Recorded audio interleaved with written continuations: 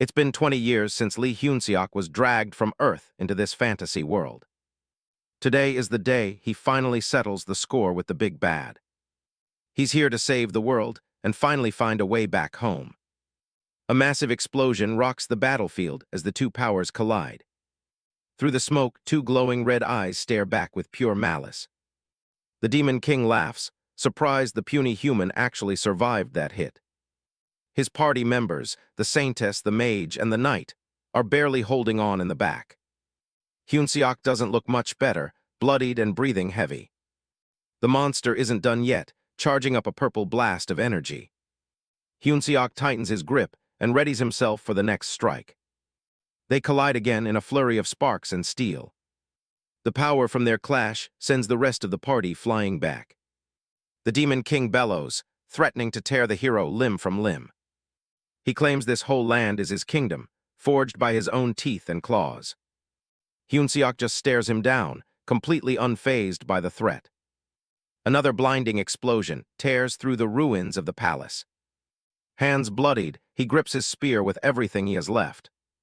He's done with the talk. It's time to end this fight once and for all. A spark ignites in the center of the chaos. He charges straight through the fire, eyes locked on his target. He delivers a strike that whites out the entire area with blinding light. He finally unleashes his trump card, the Paradox Flame. He leaps through the falling debris of the crumbling throne room. He sticks the landing as the ground shatters under the pressure. A beam of light pierces through the darkness of the battlefield. It's a pure battle of wills between the hero and the monster. The impacts carved countless massive death craters into the cliffs and deep into the earth. He and the Demon King clashed incessantly across the demon realm, the ear-splitting roars of their collision echoing through the void. With his massive claws, he tried to crush him and end the fight with nothing but pure, raw power. But Hyun-seok didn't give him a single opening, instantly parrying the strike with ease. He skids back, using his spear to steady himself against the shockwaves. The Demon King mocks him, calling his attacks soft and useless. Hyun-seok just looks at his hand and smirks. "Soft," he says. He stands tall as the monster looms over him for what he hopes is the last time. He tells the beast that he's about to cut that arrogance down to size. A sudden column of dark, intense fire erupts from the ground. A piece of the Demon King's crown falls into the dirt, broken. The black flames begin to eat away at the monster's very existence. Hyun-seok listens as the beast starts rambling about his supposed immortality. He looks the monster in the eye and drops the truth. He's not from this world at all. The Demon King keeps talking nonsense about regenerating from the land itself. But then he realizes something is horribly wrong. This fire isn't just burning his body. The Demon King is panicking, asking if he's actually being erased. Hyun-seok just looks on, noticing the monster can't regenerate anymore. He explains that this Paradox Flame isn't some ordinary fire, it's his special trump card. While normal fire needs oxygen, this black flame uses abstract concepts as its fuel. Right now, it's straight up devouring the Demon King's very existence. The beast realizes his time is up, but he tries to get one last dig in, saying Hyun-seok will never be remembered as a hero. Behind him, his so-called party members just stood there watching, while the Demon King continued his taunts. Those vultures were simply waiting for him to drop dead so they could swoop in and loot his remains. He turns around and simply says, "I know." The entire party is absolutely floored. The Saintess, his blonde party healer, tries to play dumb and tells him not to believe a monster's lies. Hyun-seok doesn't buy it. He calls her out on the seduction routine, knowing she secretly despises him for being an outsider. He knows her plan was to make him hesitate when it came time for the group to purge him. He gets right in her face and asks if he's wrong.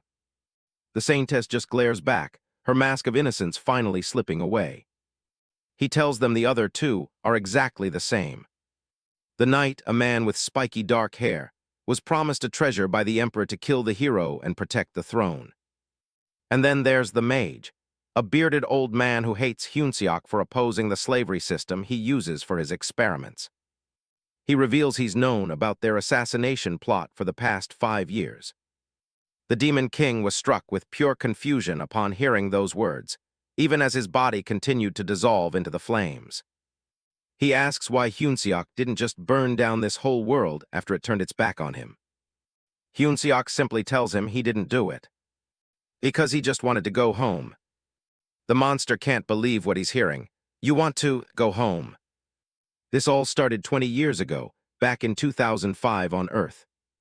He was just an ordinary office worker in his 30s, until a goddess pulled him into this world. It sounds like one of those cheesy stories about a regular guy becoming a legend in another world.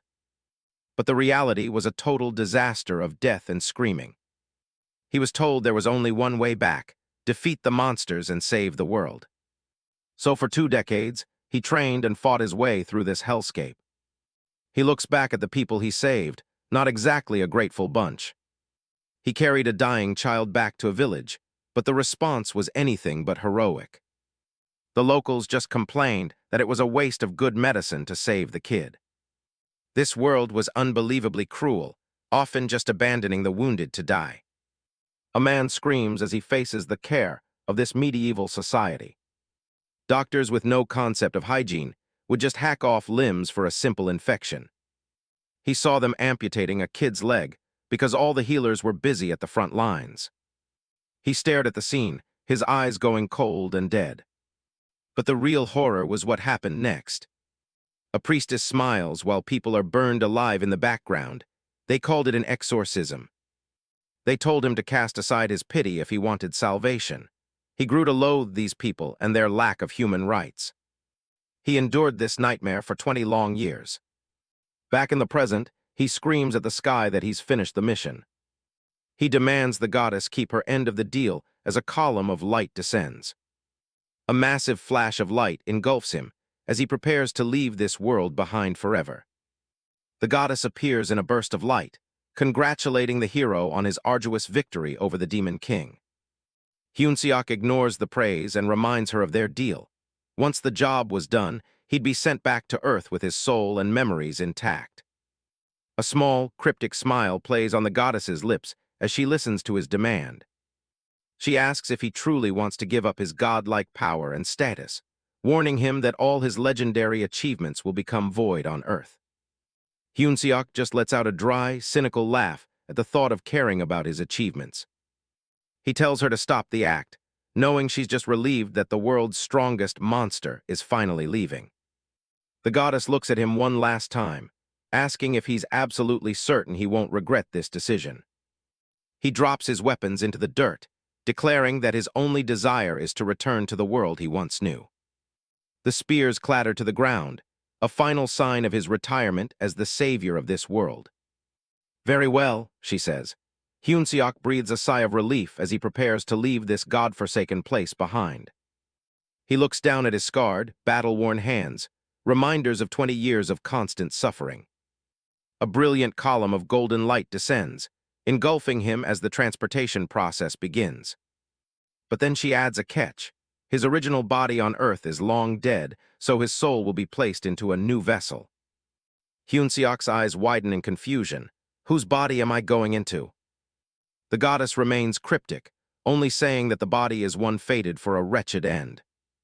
Still, she's confident that a man who survived this world will have no trouble surviving a bad fate on Earth. Hyunseok doesn't care about the risk. As long as it's Earth, he's willing to face whatever harsh fate awaits. His form begins to dissolve into the light as he makes his final resolve to leave his past behind.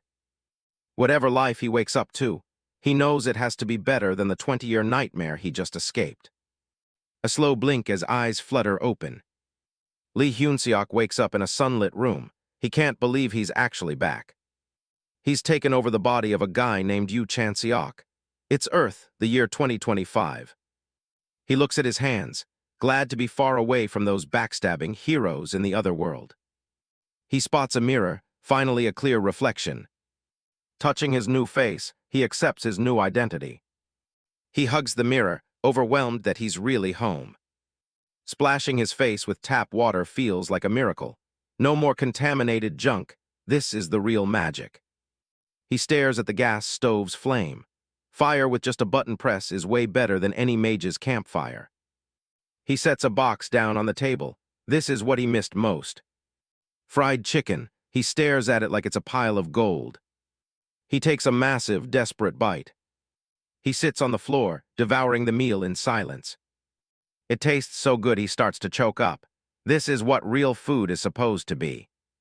Tears stream down his face as he realizes how much he's missed everything about Earth. He looks out at the city, ready to start a normal life. Seeing the date, he realizes time moved here too. It's already 2025. A red beam shoots into the sky outside, but he doesn't care. Nothing could be worse than the hell he just left. He turns on the shower. Hot water pours down instantly. He doesn't have to wait for a fire or carry buckets. He clicks on the air conditioner, savoring the immediate blast of cold air. Looking out the window, he admires the bright sky. It's a far cry from that nasty fantasy world. He wonders what to do first, maybe start with some StarCraft. Suddenly, a monster with a creepy white mask lunges at him. He reels back in shock, heart racing. An emergency broadcast blares, announcing a corrosion rift right in the apartment complex. He can't believe what he's hearing. The world he fought so hard to return to is falling apart. A monster's eye glints with hunger. Dozens of those masked, monkey-like creatures are crawling up the side of the building, laughing. A clawed hand smashes through the glass. He bolts from his apartment into the dark hallway. He runs as fast as he can, hearing the monsters right behind him. He glances back, wondering what the hell these things even are. A pack of them chases him down the stairs. He screams internally, questioning what happened to Earth. He scrambles out a window onto a different staircase to lose them. He pauses to catch his breath, hoping he's finally safe. He spots a young boy standing in the corridor. He tells the kid to get to a shelter, but the boy just asks where the monster went. The kid looks up with dead serious eyes and says he's going to kill it, even asking if Lee Hyun-seok wants to come along. Lee Hyun-seok stares at him, completely baffled. The boy drops the worst news possible. Earth has been infested with monsters for 13 years. Lee Hyun-seok couldn't just let the kid wander off alone, so he ends up tagging along. The boy seems oddly used to this terrifying reality. He explains that no one knows where these corrosion rifts come from or when they'll show up next. Lee Hyun-seok is fuming. He survived 20 years in a medieval hellhole just to return to a post-apocalyptic one. He curses the goddess for giving him such a raw deal. When the boy asks why he's so clueless, he quickly lies and says he's been living in America. The kid starts babbling about how the US president got impeached for a secret family scandal. Lee Hyun-seok tries to change the subject, asking about the kid's favorite hunter instead. The kid excitedly babbled about a top-tier hunter named Lee Si-yoon who wields a massive greatsword. And of course, this hunter is a total waifu material, absolutely stunning enough to make anyone drool. Lee Hyun-seok wonders how normal humans could possibly stand a chance against these monsters. He realizes Earth might be more like the other world than he thought. The kid tries to pull up a video, but Lee Hyun-seok shuts him up before they're discovered. He senses the enemies nearby. A pack of masked creatures is lurking further down the hallway. He counts 5 of them in plain sight, with one more hiding in the shadows. He notices his new body has some decent strength, but he's still at a disadvantage. The kid starts to tremble, his earlier bravado completely gone. Lee Hyun-seok is used to being outnumbered, but he's currently without a weapon. Then he feels it. The air is thick with mana, just like the world he escaped. If there's mana here, then he isn't completely helpless. One of the monsters lunges at them with a wide, toothy grin. Suddenly, the creature is engulfed in a strange, dark fire. His 20 years of mana might be gone, but the paradox flame is still engraved on his soul. The output is weak compared to his prime, but it still turns the monster to ash. The beast was erased in an instant, leaving only gray smoke. The kid stood there jaw-dropped, calling him a superpowered old man. The boy's eyes sparkle with wonder, calling it a unique skill. Suddenly, the kid remembers something from a YouTube channel and runs off to confirm the kill. Lee Hyun-seok stares at his hand, realizing that the flames of the paradox flame have followed him even here. Suddenly, a monster lunged forward with a twisted, manic grin, just as a command for the boy to stay put rang out. A strike connects, sending a spray of dark fluid across the room. Yoon-seong watches, frozen in fear as the fight unfolds right in front of him. Yoo Chan-seok wipes his hand, completely unfazed by the gore on his skin. He looks back and tells the kid he should probably stop watching. Then he asks to borrow the toy staff the boy is clutching. He takes the plastic staff and readies his stance. Massive shadows of more creatures loom over the pair as they close in. Chan-seok's eyes narrow with lethal intent. He delivers a powerful strike that creates a massive shockwave. The entire pack of monsters was shredded into pieces, with just a few basic moves from our MC. Yoon-seong stares in awe at the man who just saved his life. The kid asks if he's a secret hunter, but the man just sighs. Looking at the blood-soaked floor, Chan-seok's expression darkens. He fought through hell for years just to return to this same stench on Earth. It feels like this world is no different from the hellscape he escaped. People in the shelter start to stir, whispering about the sudden fight. A heavy metal door groans as it begins to slide open. Chan-seok walks alongside the kid, teasing him about being a little brat. A woman's panicked voice rings out, screaming Yoon-seong's name. His mother rushes over and hugs him, thanking Chan-seok for his help.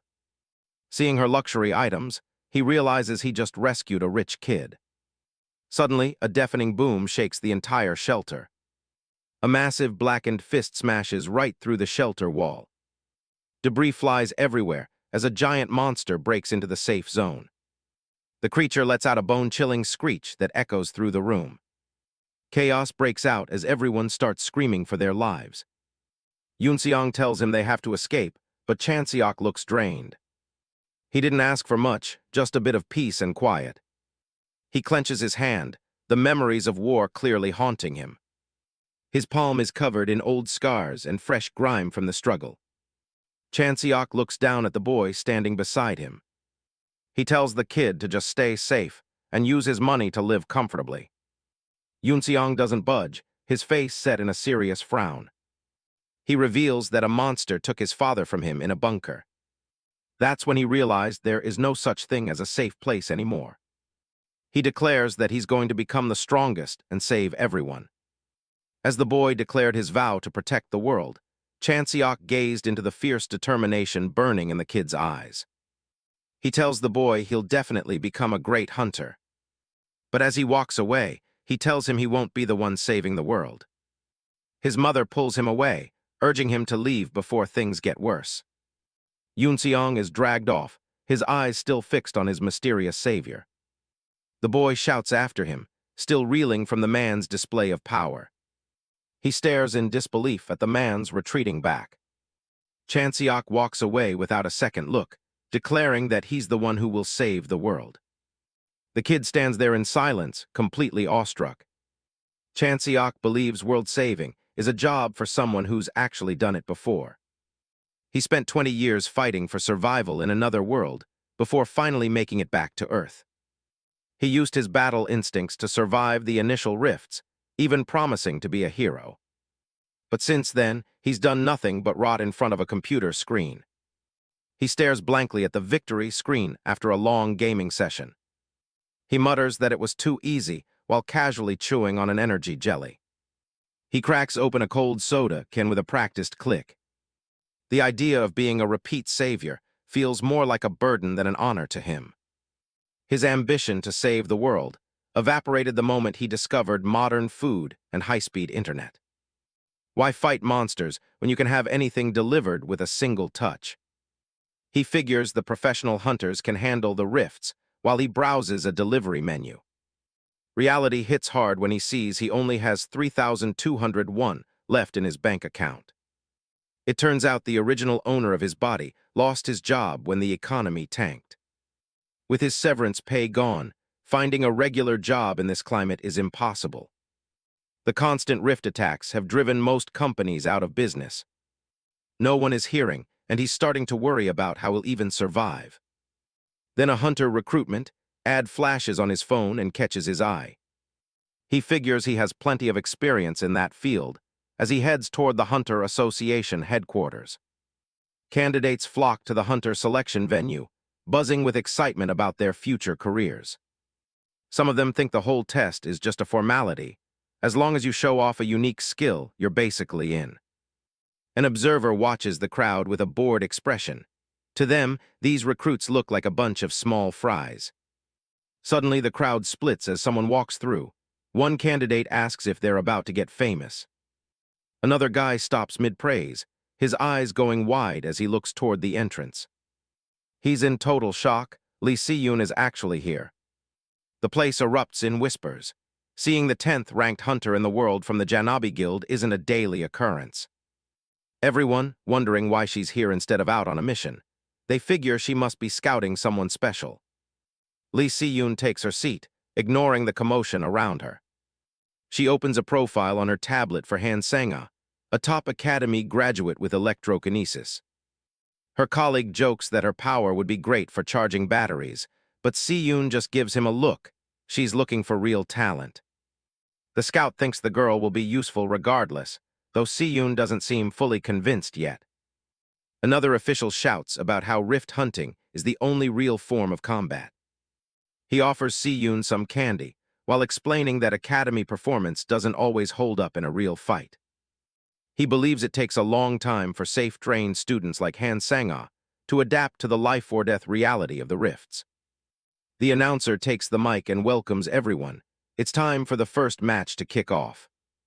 Si-yoon puts her pipe down and smiles. Hopping at least one person makes it worth her time. Up in the booth, the commentator notices a weird entry in the lineup. There's a civilian candidate on the list who doesn't even have an academy background. It's completely unprecedented for the selection test. The crowd watches as he steps into the spotlight, wondering what kind of guts this guy has. Candidate Yu Chanseok walks out, though he's still not quite used to his new name. The announcer runs through the rules. Use the provided weapons and try not to kill anyone. Chanseok looks on. He's decided that if he's going to be a hunter, he might as well save this doomed world while he's at it. His opponent, a blonde guy with a spear, just smirks. He can't believe he has to fight a nobody. Simultaneously, Chanseok reminds himself that he needs to win this if he wants to afford a decent meal. The referee signals for both candidates to take their positions. The fight starts, and the blonde guy charges in immediately. Chanseok stays perfectly still, as his opponent tells him to consider it an honor to lose. Flames burst from the spear as the guy brags about being the Academy's master of the weapon. He even mocks Chanseok for having no mana. Chanseok's eyes narrowed, closely tracking the flashy, pathetic moves unfolding before him. Without a single word, he slammed his spearhead deep into the ground. Using this weapon would definitely be overkill for these puny rookies. The blonde guy is baffled. His target just vanished into thin air. He spins around, searching for where Chanseok went. But Chanseok is already right behind him. He casually tells the kid his spear work is pretty clumsy. A punch connects with a heavy thud. Chanseok drives his fist forward, putting his full weight into the strike. Then he followed up with a brutal uppercut. The impact distorted the blonde guy's face as blood and spit sprayed everywhere. He's knocked out cold before his body even hits the ground. Chanseok stands over him, surprised the match ended so quickly. He actually used his bare hands because he thought using a weapon would probably kill the guy. He wonders if this is really the standard for modern hunters. Lee Si-yoon watches from the stands, her eyes wide with shock. This civilian rookie just did something impossible. The scouts go over Yu Chanseok's profile, nodding his previous job at a logistics company. They're baffled that he has almost no mana in his body. One of them figures he must have just been lucky so far. To generate that much power, he'd normally need to have been accumulating mana for years. He gets a candy shoved into his mouth by Lee Si-yoon as a way to tell him to pipe down. Si-yoon watches the screen, realizing that the guy isn't just low on mana. He's intentionally avoiding it. Back in the arena, Chanseok scratches his neck. He knows he needs a decisive win to really prove what he's capable of. That blonde guy somehow scrambled back to his feet, his jaw trembling as he stammered in utter disbelief. How? How is this even possible? Chanseok assures him it won't be a fatal wound, as he delivers a blindingly fast strike. The academy student is left with a look of pure terror, unable to comprehend the speed he's witnessing. The guy hits the floor hard as the announcer declares Yu Chanseok the winner of the round. The crowd is buzzing. They can't believe a civilian just walked in and dominated an academy elite. Lee Si-yoon's eyes stay fixed on the rookie. She's seen enough to know this isn't just luck. Other scouts are already losing interest in the rest of the matches, seeing the massive gap in skill. Si-yoon stands up. While everyone else is still busy evaluating his stats, she's ready to make a move to see his real potential. She heads out to find the association president, leaving her confused colleagues behind. Meanwhile, Chanseok continues to dismantle his opponents. He's starting to get bored, thinking these hunters are surprisingly weak. He finds that no matter who they throw at him, they're all around the same mediocre level. He wonders what on earth they're actually teaching at the Hunter Academy, if this is the best they can produce. He sighs, hoping there's at least one person here who can give him a decent challenge. His wish is granted when the crowd starts cheering for the next contender. The spectators are hyped. They've been waiting for the top student to finally step into the ring. The grand finale is announced. It's the Academy's star pupil, Han Sang-ah. Chanseok watches her approach. He can feel the shift in energy. Over the intercom, the MC announced that she had accumulated the most mana of the day, while he just stood there with nothing but his bare hands. She tells him his luck has run out, but Chanseok just finds her trash talk incredibly generic. She draws her sword, assuming that because he only uses his fists, he doesn't have a unique skill. Her eyes glow with power as she warns him she won't be going easy. Chanseok thinks to himself that he does have a unique skill. He just isn't using it because she'd probably get hurt. The referee gives the signal to start. Sang-ah takes a low stance, electricity crackling around her body. She grips her hilt, preparing her signature high-speed draw technique. Chanseok stays focused, his eyes tracking the surge of mana. There's a massive explosion of light as she unleashes her attack. Sang-ah is stunned when she realizes her blade hit nothing but empty air. Chanseok had jumped high into the sky, dodging the lightning strike effortlessly. She stares up in disbelief, wondering how a human could have the reaction time to dodge that. Chanseok finds the whole thing interesting.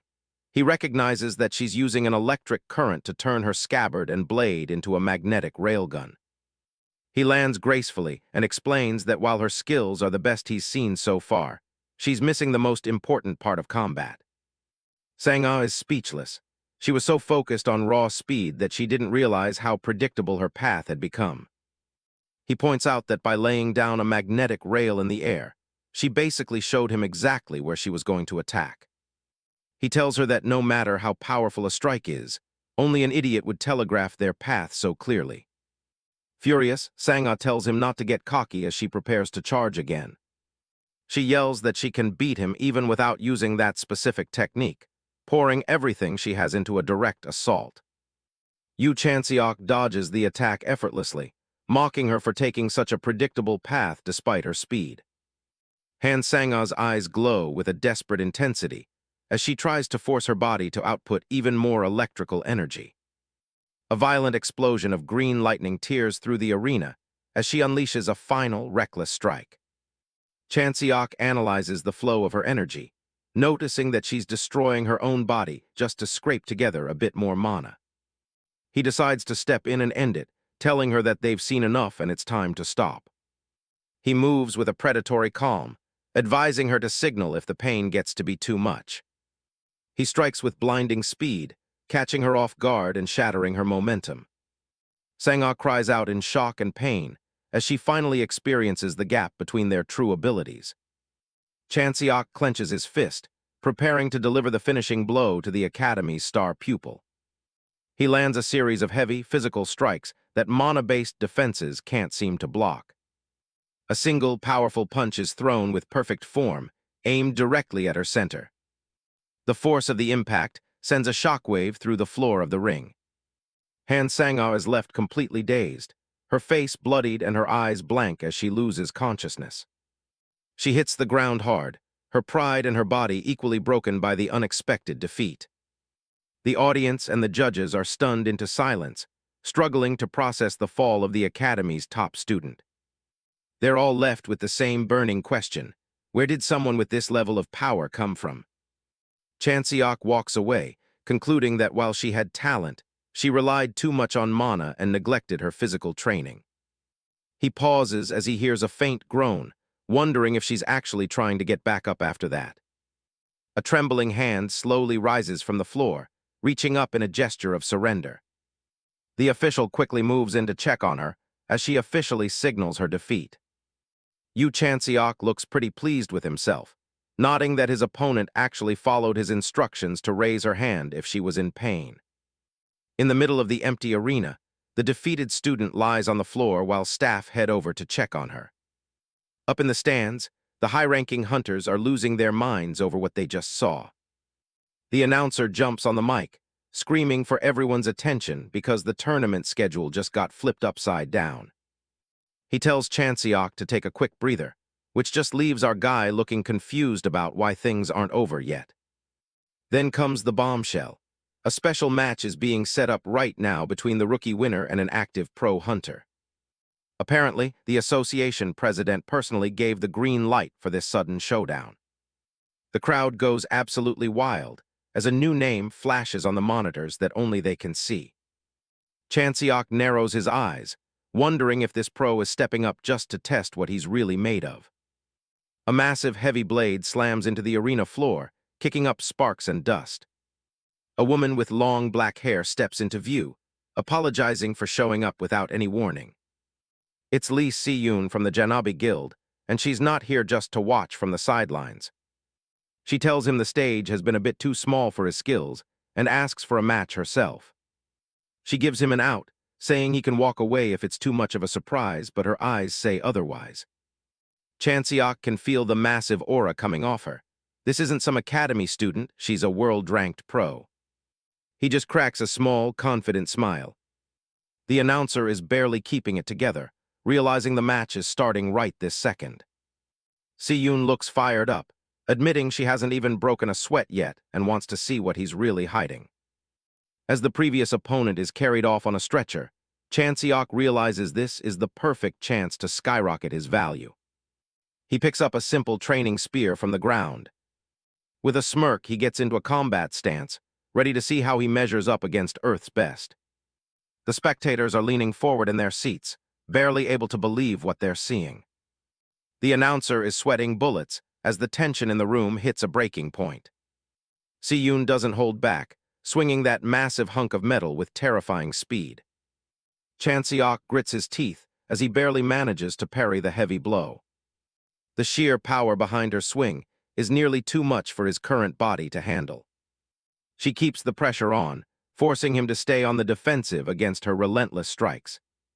With one final, powerful shove, he managed to push her back to slow down the pace of the fight. Her expression is dead serious now. She's definitely not treating this like a simple exhibition match. Chanseok is panting, realizing his mind sees the openings but his physical stats just can't keep up. After 30 minutes of clashing, she stops to praise him for holding out much longer than she expected.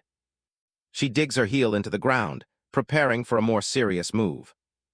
"I'll make it easy for you," she says, raising her sword high for a finishing strike.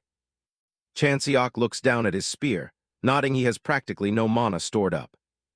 He takes a deep breath, trying to steady his heart. He didn't want to use it this early, but he realizes he doesn't have a choice anymore. His eyes sharpen as he whispers the name of a skill from his past life, Paradox Flame. Si-yoon's eyes go wide as she senses a sudden, terrifying shift in the air. She slams her sword down with everything she's got, but Chanseok is already gone, dodging the impact by a hair. Dust fills the arena as she looks back, stunned that her certain kill strike missed completely. She knows she used enough force that he shouldn't have been able to dodge it. Chanseok stands there, his clothes torn and a strange, dark blue flame beginning to flicker around his body. Paradox Flame. The dark fire begins to slowly envelop his entire body. It's the power he relied on most before returning to Earth, a specialty he trusts completely. Unlike normal fire, this black flame doesn't burn matter, which is why his clothes stay untouched. Instead, it consumes abstract concepts that he designates as fuel. With his current low output, he can't burn complex concepts like self or reason just yet.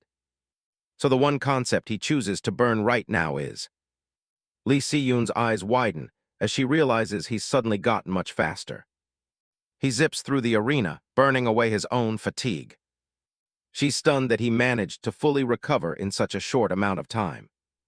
Their weapons clash with a heavy metallic ring, sending sparks flying everywhere. She can feel the mana in the air fluctuating wildly, wondering if the arena's settings have glitched.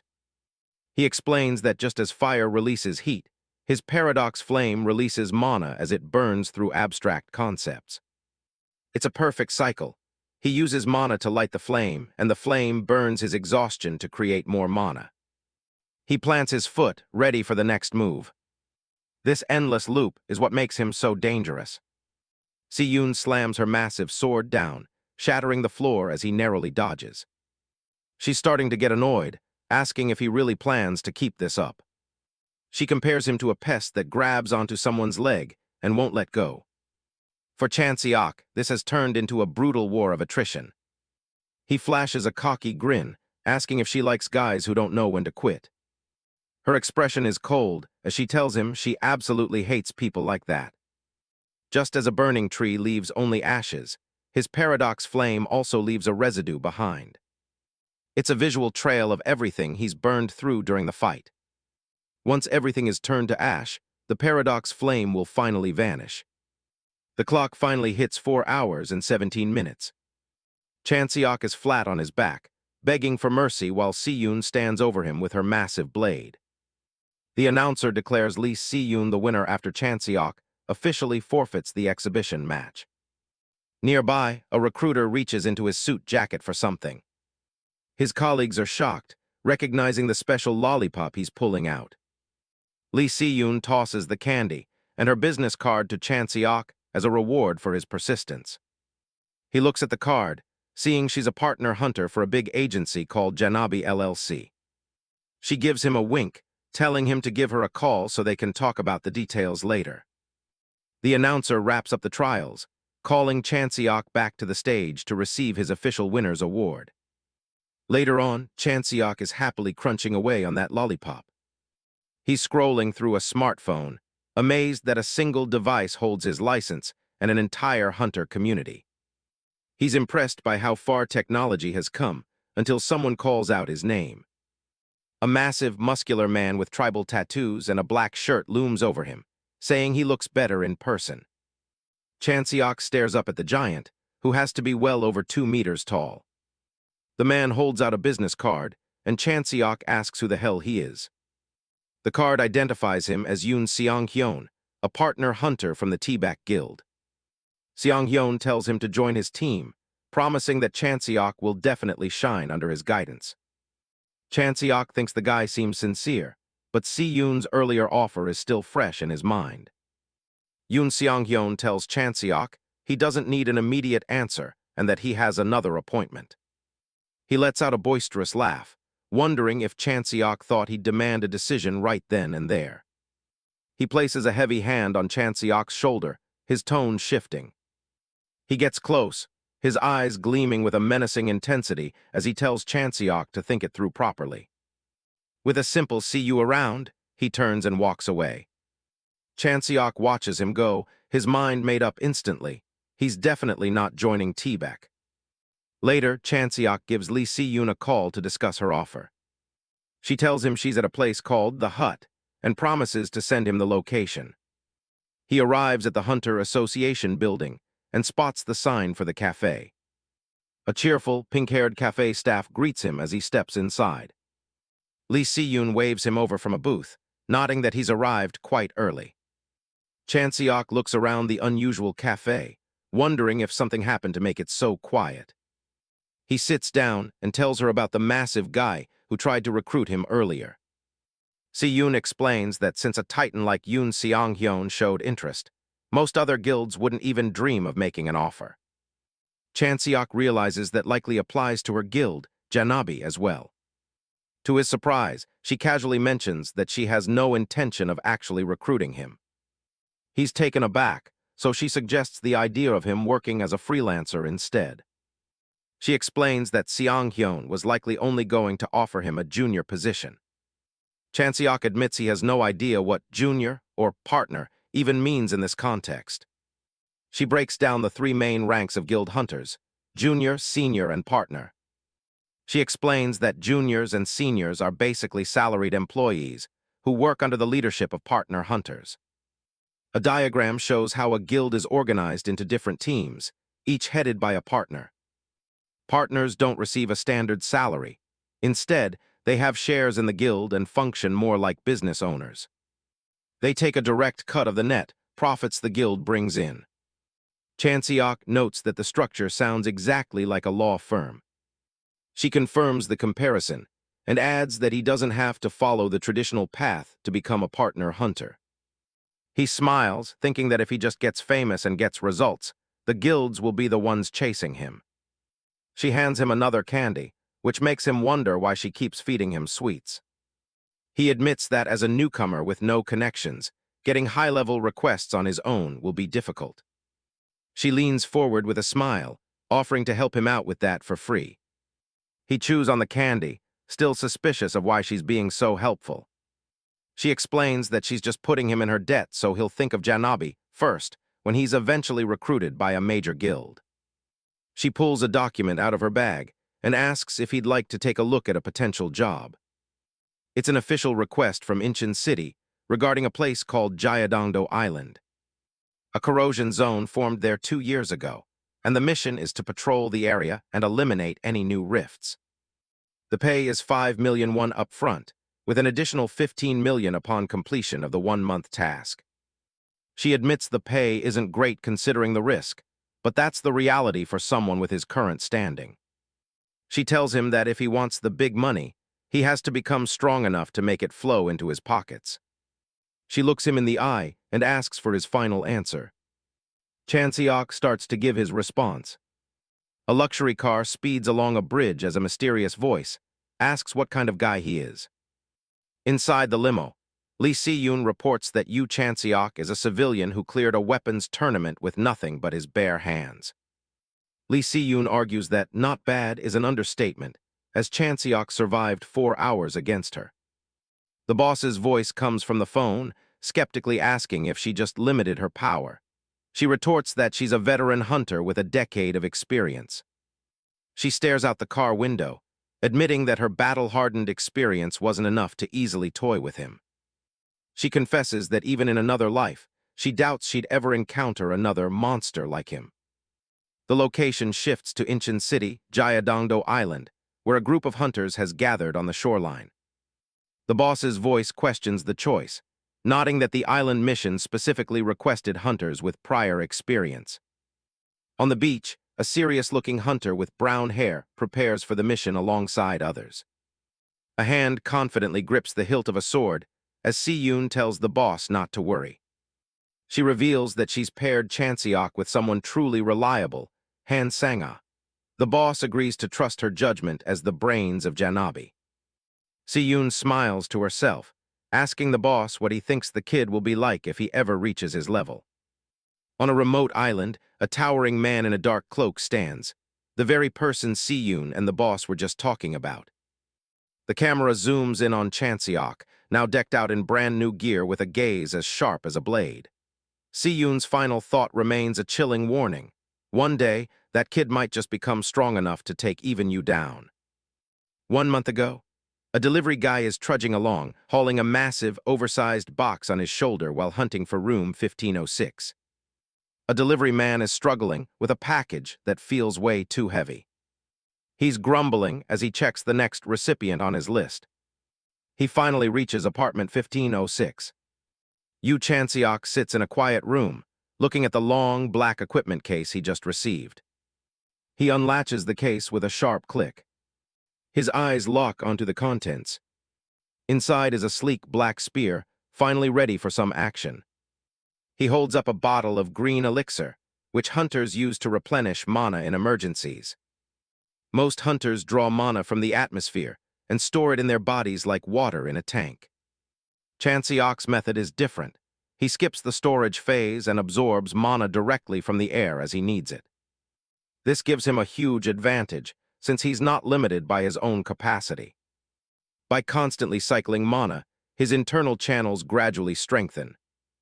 The downside is his channels are currently too small to produce a powerful output quickly. He decides to spend the next month training with the elixir to grow his potential. Flash forward to the present, Jayadongdo Island in Incheon.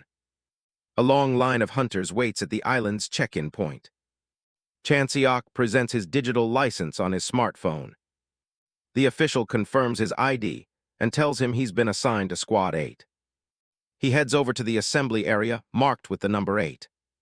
He joins his teammates, who are already grumbling about the pay or feeling nervous. A familiar face catches his eye. He notices Han Sang-a's hair has finally settled down after their last electric encounter in the tournament. She's in the same squad and wants to cooperate, but he's not exactly thrilled about it.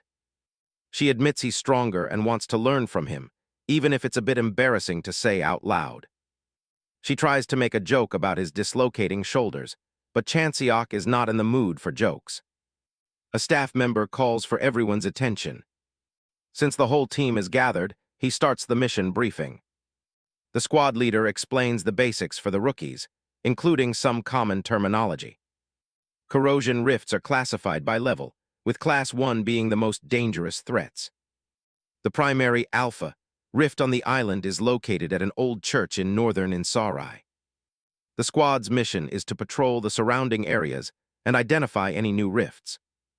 The other hunters start whispering, clearly skeptical of a rookie being sent on such a high-stakes mission. The group finally arrives at the island's dock. Chanseok can feel a chilling, sinister energy radiating from the area. He steps onto the pier, thinking the others are being a bit too dramatic about it.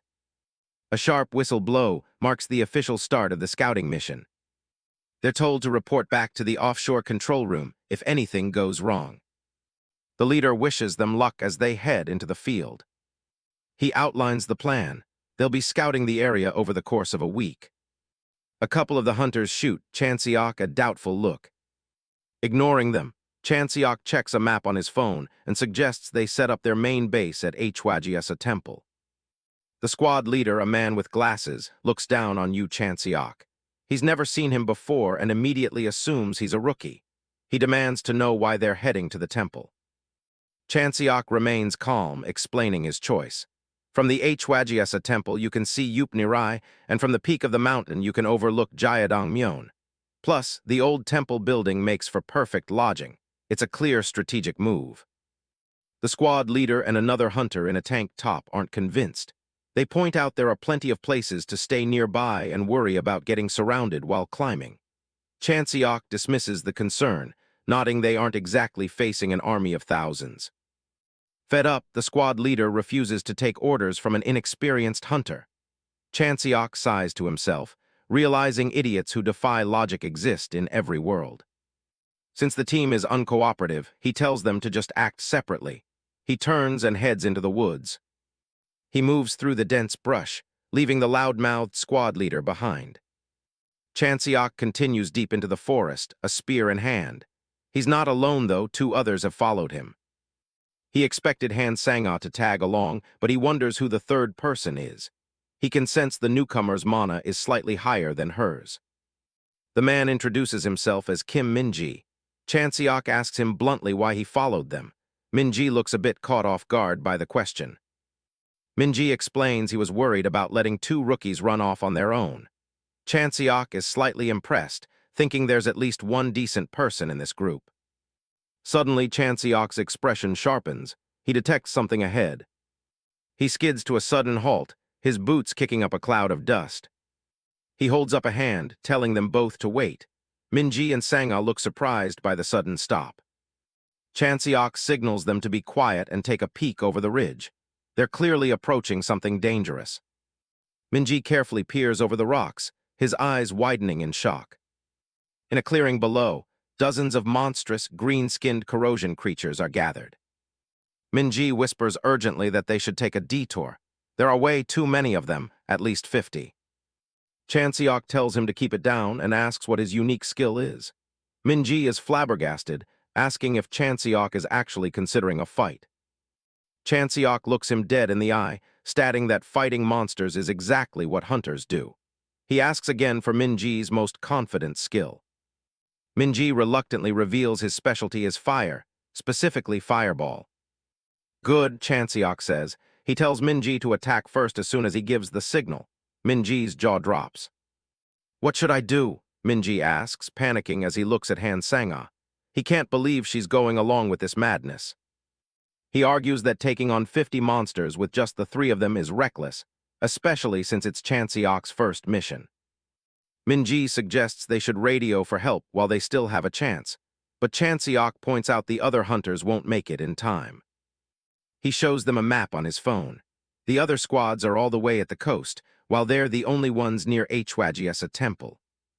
He explains that if they radio now, there's no guarantee anyone will come, and if the monsters scatter, they'll just become a bigger threat to everyone else. Minji realizes the guy is right. Even if help was near, the friction with the other squads earlier means they probably wouldn't rush to help. He thinks back to the hostile and dismissive attitude of the squad leader. They're on their own. That means we have to deal with them ourselves, Chanseok concludes. He tells them their only option in this situation is a surprise attack. Using his spear, he draws a tactical diagram in the dirt. He tells Minji to aim a fireball at the center of the pack while he handles the sides. Minji stares at him, dumbfounded by the detailed strategy. The rookie is anticipating every single possibility. He starts to wonder who this guy really is. He takes a deep breath and gets into position. Below, the corrosion creatures are rustling about, unaware of the impending strike. On Chanseok's command, Minji unleashes his power, hurling a massive fireball down into the clearing. The fireball connects with a thunderous blast, catching the monsters completely off guard. Screams fill the air as the monsters are engulfed in a roaring inferno. Chanseok prepares to dive into the fray. Minji yells that he needs a second before he can throw another fireball. Chanseok tells him to just fire when ready. Minji nods, focusing on his next attack. Chanseok leaps into action, his spear flashing in the light of the flames. He focuses intently on the battlefield. To him, efficiency is the only thing that matters in a fight. He becomes a whirlwind of steel, cutting through the monsters with ruthless precision. He knows dividing roles is the key to maximum results. One of the monstrous, bat-like creatures lunges at him with its claws extended. Chanseok is a whirlwind of action, slashing through the corrosion creatures. He thinks to himself that until Kim Minji's next fireball is ready, he must keep the monsters at bay to protect the mage's position. He knows he can't hold them all off forever, but he's doing an incredible job. He leaps and strikes with practiced ease, his movements a blur to the monsters. He grits his teeth, focused on the plan. He's a firm believer that dividing roles is the key to surviving an ambush like this, especially with an unpredictable squad. Nearby, Han Sang-ah's hand tightens around her sword's hilt. She's been waiting for her moment to strike, watching for an opening. With a sudden burst of speed, Sang-ah enters the fray. Her blade flashes under the sunlight, cutting down 3 monsters in a single, fluid stroke. She takes a sharp breath, her eyes narrowed in concentration. On her left shoulder, an intricate tattoo glows faintly, hinting at a power that goes beyond mere swordsmanship. From a higher vantage point, Kim Minji calls out, "Chanseok SSI, I'm ready." He's already surrounded by a swirling aura of intense, orange flames. Chanseok glances back with a sharp look. "I'll get out of the way, shoot," he yells, diving to the side to clear the path. Minji doesn't hesitate. He leaps into the air and slams his hands together, focusing all his remaining mana into one final, massive projectile. A titanic fireball slams into the center of the monster pack, erupting in a blinding, earth-shaking explosion that consumes everything in its path. As the smoke begins to billow, Chanseok grips his spear tightly, ready to deal with any monsters that might have survived the blast. Suddenly, an intense, golden light flickers in his eyes as a chilling command rings out through the clearing. Kill them both! The atmosphere shifts instantly from hard-won victory to a new, unexpected danger. A final explosion rocks the clearing, sending debris and dust flying everywhere, obscuring the battlefield once more. The battle seems to be over. A spear is thrust deep into the scorched earth amidst the remains of the monsters, the silence of the forest slowly returning. Chanseok stands tall in the center of the clearing, his back to his teammates. He looks over the devastation, satisfied that the immediate threat has been neutralized. Staring out over the battlefield, a wave of relief washes over him. "Everyone did a great job," he begins, ready to praise the team's performance. But the words die in his throat. Kim Min-ji is pointing a handgun directly at him, his face pale and sweating with nervousness. "Kim Min-ji SSI?" Chanseok asks, his voice turning cold as he realizes the magnitude of the betrayal. Kim Min-ji celebrates their victory after clearing out the group of monsters. Suddenly, he reaches for his waist and pulls out what looks like a gun, scaring the life out of Chanseok. It turns out he's just grabbing a tagging device and asks him to move. Chanseok realizes he's being a bit too paranoid. He preps the tool with a loud click. Min-ji explains that he's implanting microchips, so junk dealers can find the bodies and collect the loot later. Trying to haul around heavy monster parts by yourself is just a waste of energy. Once the mission is over, specialized crews come in with trucks to handle the messy work. They scavenge the battlefield for anything that might be worth something. The dealer sells it all off and splits the profit with the hunter after taking a small commission. Chanseok wonders if these dealers can actually be trusted, but his teammate says it's all about the contract. Han Sang-ah is still impressed they managed to take down 50 enemies when a massive thud interrupts them. A giant bat-like monster crashes into the clearing, throwing up a cloud of debris. The impact knocks them back, and Chanseok quickly asks if everyone is still in one piece. Min-ji scrambles to find his footing as the dust settles around them. The beast glares at them, showing off rows of razor-sharp teeth. The protagonist narrows his eyes, focusing on the new threat. This thing is a mid-boss, and its roar echoes through the entire forest. He isn't exactly happy to see another fight starting so soon. The creature growls, its glowing eyes fixed on the trio. Sensing its mana is on a whole different level, Chanseok tells his team to stay out of it. He knows if they try to help, they'll just get in the way and end up dead. Min-ji tries to argue for a group attack and a retreat to report back. Chanseok snaps at him to shut up and get back unless he wants to go home in a body bag. The intensity in his voice leaves them both completely stunned. He pulls his spear, knowing he can only use his paradox flame if he's fighting solo. He gives the monster a taunting look and tells it to come and get him. The creature lunges forward with incredible speed. Watching from the sidelines, Sang-ah looks incredibly anxious, while Min-ji insists they should jump in and give him a hand. Sang-ah tells him to just wait, sensing that Chanseok is still very much in control of the situation. She notices the guy is moving like a shadow, letting the monster swing while never taking a hit. Sang-ah watches the battle unfold with total focus. She realizes he's dodging and striking at the same time, maintaining perfect flow. Every time the spear connects, a burst of black flames follows. The monster starts to slow down as the fire takes its toll on its body. Sang-ah can't believe it. What looked like a struggle at first is now Chanseok just toying with the beast. The girl is left speechless, wondering how a rookie could possibly pull this off. He lands a powerful blow that forces the monster back. He slides across the dirt, setting himself up for the finishing move. He tightens his grip on the shaft of his weapon. Instead of a thrust, he hurls the spear straight up into the air. Sang-ah is completely confused by the weird move. The spear carves a perfect arc through the sky, hovering momentarily before descending steadily into the heart of the clash between the beast and the hunter. Min-ji can only stare in disbelief at this incomprehensible move. He screams a desperate warning for Chanseok to run, just as the monster lunges within inches of the hunter. Face to face with the beast, Chanseok doesn't even flinch. He stares the creature down with a face as cold as stone, completely devoid of emotion. In that split second, blood suddenly sprays from the beast as it collapses, leaving his two teammates in absolute shock. The spear has pinned the massive beast firmly to the ground, stopping it in its tracks. Even after being skewered to the ground by the spear, the monster continues to writhe in a pathetic struggle. The protagonist narrows his eyes, deciding he needs to put this thing out of its misery for good. His teammates can only gape at the scene, completely floored by what they just witnessed. Minji is losing his mind internally, wondering how a guy who looked like he was losing just absolutely dominated the fight. Chanseok calls out to the orange-haired hunter to snap him out of his trance.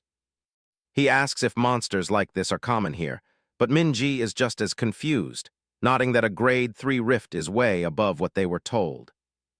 He remembers the briefing said this place was unclassified, but the 4-tier system makes it clear they're in way over their heads. Based on the monster they just fought, Chanseok concludes that the rift has definitely upgraded itself to a grade 3. Han Sang-ah tries to protest based on the official briefing, but the guy tells her to be rational about the evidence. Minji starts panicking, knowing that a grade 3 rift means almost certain death for everyone on the island.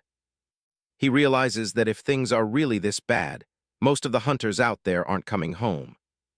Desperate, he begs Chanseok to go save the others, convinced that the rookie's hidden skills are their only hope. But he gets a cold rejection instead, with the spearman pointing out that he can't save everyone alone and has his own limits.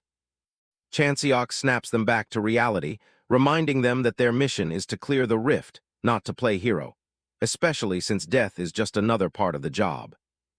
Sang-ah then asks him what he'd do if he was the one in trouble, wondering if he'd expect a savior.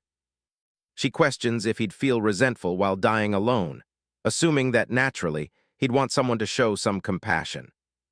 The protagonist stays calm, explaining that he isn't heartless, he's just focused on the cold, hard reality of the outcome.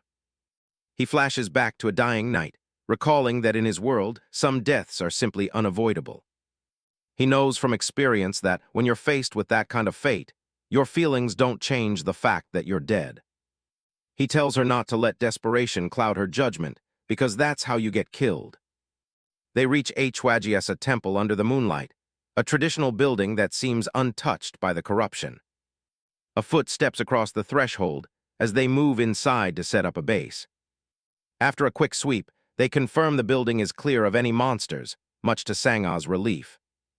Chanseok asks if they can spot anything outside, but it's too dark for them to see much of anything. However, the distant flash of lights gives away the positions of the other hunter squads scattered across the island.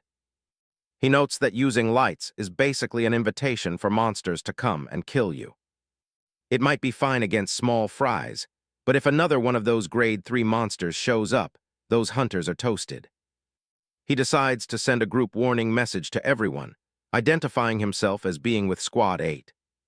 He warns them that the rift is likely grade 3 and tells them to kill the lights if they want to live. Later, they draw a simple map in the dirt to plan their next move. Sang-ah confirms that destroying the core of the rift will make the corruption and the monsters disappear. Chanseok thinks it over, realizing that the solution to their problem is actually pretty straightforward. If they want to end this nightmare, they just have to take out the source of the rift itself. Sang-ah sits quietly, her expression softened as she reflects on the gravity of their situation. Minji eventually drifts off to sleep, exhausted from the day's near-death experiences. A hand carefully places a small sensor device on the floor to keep watch. Chanseok keeps his eyes on the entrance, remembering the guy's claim that it would sound an alarm if anything gets close. Chanseok looks out over the dark mountain range, figuring he can leave his teammates to rest while he takes care of business. He speeds through the dense woods, glad he memorized the location of the Alpha Rift so he could end this quickly. Suddenly, something catches his attention, and his eyes widen in surprise as his senses go on high alert. A massive clawed paw slams into the ground right in front of him, cracking the earth beneath it. The protagonist realizes his internal monologue about things going smoothly was a huge mistake. A deep growl rumbles from the shadows as a towering beast corners him, and he mutters in annoyance as he charges his powers. Despite the overwhelming presence of the new threat, he remains composed and ready for a fight. He narrows his gaze, carefully analyzing the creature that just blocked his path. Standing before him is a giant purple monster with glowing white eyes, a monster he has never encountered in any of his previous clashes. Back at the Situation Room on Jiadong Island, things are going south fast. Signals from the hunters are dropping like flies, and they're already presuming some of them are dead. The reports coming in aren't any better. The monsters are moving like an actual army. They've already confirmed a casualty from Team 3. It's a full-blown emergency. They're scrambling to get reinforcements and hitting up every hunter in the area for help. Suddenly, one of the techs spots something on the map. Someone is actually heading straight for the Alpha Erosion Core. The boss is losing it, demanding to know who's crazy enough to be running into the fire instead of away from it. He wants them stopped immediately. It's Yu Chanseok. Turns out he's the one who first reported the core was actually upgrading its rank. The boss orders them to connect to his terminal immediately. He needs to know if this guy is even still alive. In all this chaos, Chanseok is the only one who might actually have some answers. They manage to get a link, but all they hear is Chanseok swearing about how this is definitely some C-rank level mess. On the ground, Chanseok is busy trying not to get flattened. These things are moving way faster than he anticipated. He's taking shots at the association over the radio, calling them out for sending people in without a proper investigation. Barely dodging these things is proof enough. He's so fed up, he threatens to shove an erosion core up their faces when he gets back. The techs are just sitting there wondering if they should just hit the mute button. Despite the attitude, at least they've confirmed he's still breathing. Chanseok realizes his paradoxical phantasm flame has a bit of a quirk. It's not great at straight-up killing individual targets on its own. He has to use the flames to slowly chip away at the big guy's health before finishing them off with his spear. But this massive purple beast isn't making it easy. It's taking the hits and just keeps coming. Fighting that giant bat earlier really drained his mana reserves. His power is a lot weaker than it should be right now. He can't just leave the island, so he needs to find a spot where he can draw some fresh mana. He spots something out of the corner of his eye. Found it. He spots a glowing blue energy source sitting right in the middle of the woods. He lunges forward just as lightning crackles through the air, with the monster right on his heels. He moves with a burst of speed, leaving nothing but a blur behind. He taunts the beast, telling it it's going to have to do better if it wants to keep up. With a wicked smirk, he decides it's time to check something out. Back at HQ, the signal cuts out again. They've completely lost his GPS. The operator realizes Chanseok has officially entered the Alpha Erosion Core. All they can do now is hope for the best. Inside the core, Chanseok is actually surprised. It's a lot cleaner than he thought it would be. He starts wondering how big the rank 1 and 2 cores must be if this is what a rank 3 looks like. Heavy claws dig into the dirt behind him. He isn't alone in here. The core has already pushed past its original boundaries. A hulking, purple-skinned beast looms over him. Chanseok isn't exactly the obsessive type, so he's ready to just end this. The monster lets out a massive roar, showing off a mouth full of jagged teeth. He tightens his grip on his spear. Using the paradoxical phantasm flame comes with one huge risk. Once he lets it loose, it spreads to every single living thing in the vicinity except for him. That includes his own allies if they're too close to the blast. If the flames get to a level where he can't control them, everyone's in trouble. It's a massive drawback to his power, but he decides to stop holding back and lets the energy surge. The purple flames erupt, engulfing the monster in a searing light. Since he's fighting solo, that whole friendly fire problem doesn't even matter. Now that he's powered up, the real fight is finally starting. The mana he drained from the beast surges through his body. It flows deep into his chest, glowing through his ribs as it integrates. He can feel it widening and toughening his meridians with every second. He exhales a mist of pure energy. The absorption is way more efficient than he actually expected. Across from him, the monster is still upright, but it's looking pretty rough. It lets out a pained scream that echoes through the rift. A massive shockwave ripples through the dark sky above. Chanseok just smirks. He's finally figured out the creature's game. He stands his ground as the wind picks up. Suddenly, the monster's backup arrives, surrounding him in the dark. But it's too bad for them that they showed up now. Against him, overwhelming numbers don't mean a thing anymore. The ground caves in, forming a massive crater under the sheer pressure of his power. With just a single swing, he wipes out the entire swarm of small fries. He feels a lot stronger than before, but he knows he's still nowhere near his peak from the other world. He remembers Kim Minji mentioning this thing is the toughest enemy around here. As the flames are slowly drawn back and begin to fade, a piercing, ear-splitting sound suddenly cuts through the air. He realizes the monster has already lunged right above his head. Its blade is poised to strike, ready to end his life. He whips his head around, his gaze already locking onto its movement. A massive blast of energy tears through the area. The ground is carved with a long trench, as the sheer recoil of the impact sends both weapons flying apart. He calls out the monster's bluff, asking if it really thinks it won just because his paradoxical phantasm flame ran out, thinking it could just jump in and feast on him like a piece of cake. He emphasizes that the core of this power is on a completely different level, while the monster can do nothing but declare that he's a dead man. Chanseok doesn't look worried. He's just calculating if he can land a 4-hit combo. He dances through a rain of debris, dodging the monster's opening strike. He brings his spear up in a blur to meet the monster's blade. Their weapons collide in a shower of sparks and blue light. The monster pushes back, its glowing eyes fixed on him. The clash of steel and mana is deafening as they fight for control.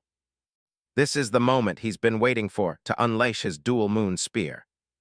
He spins his weapon, creating a massive, glowing blue vortex of strikes.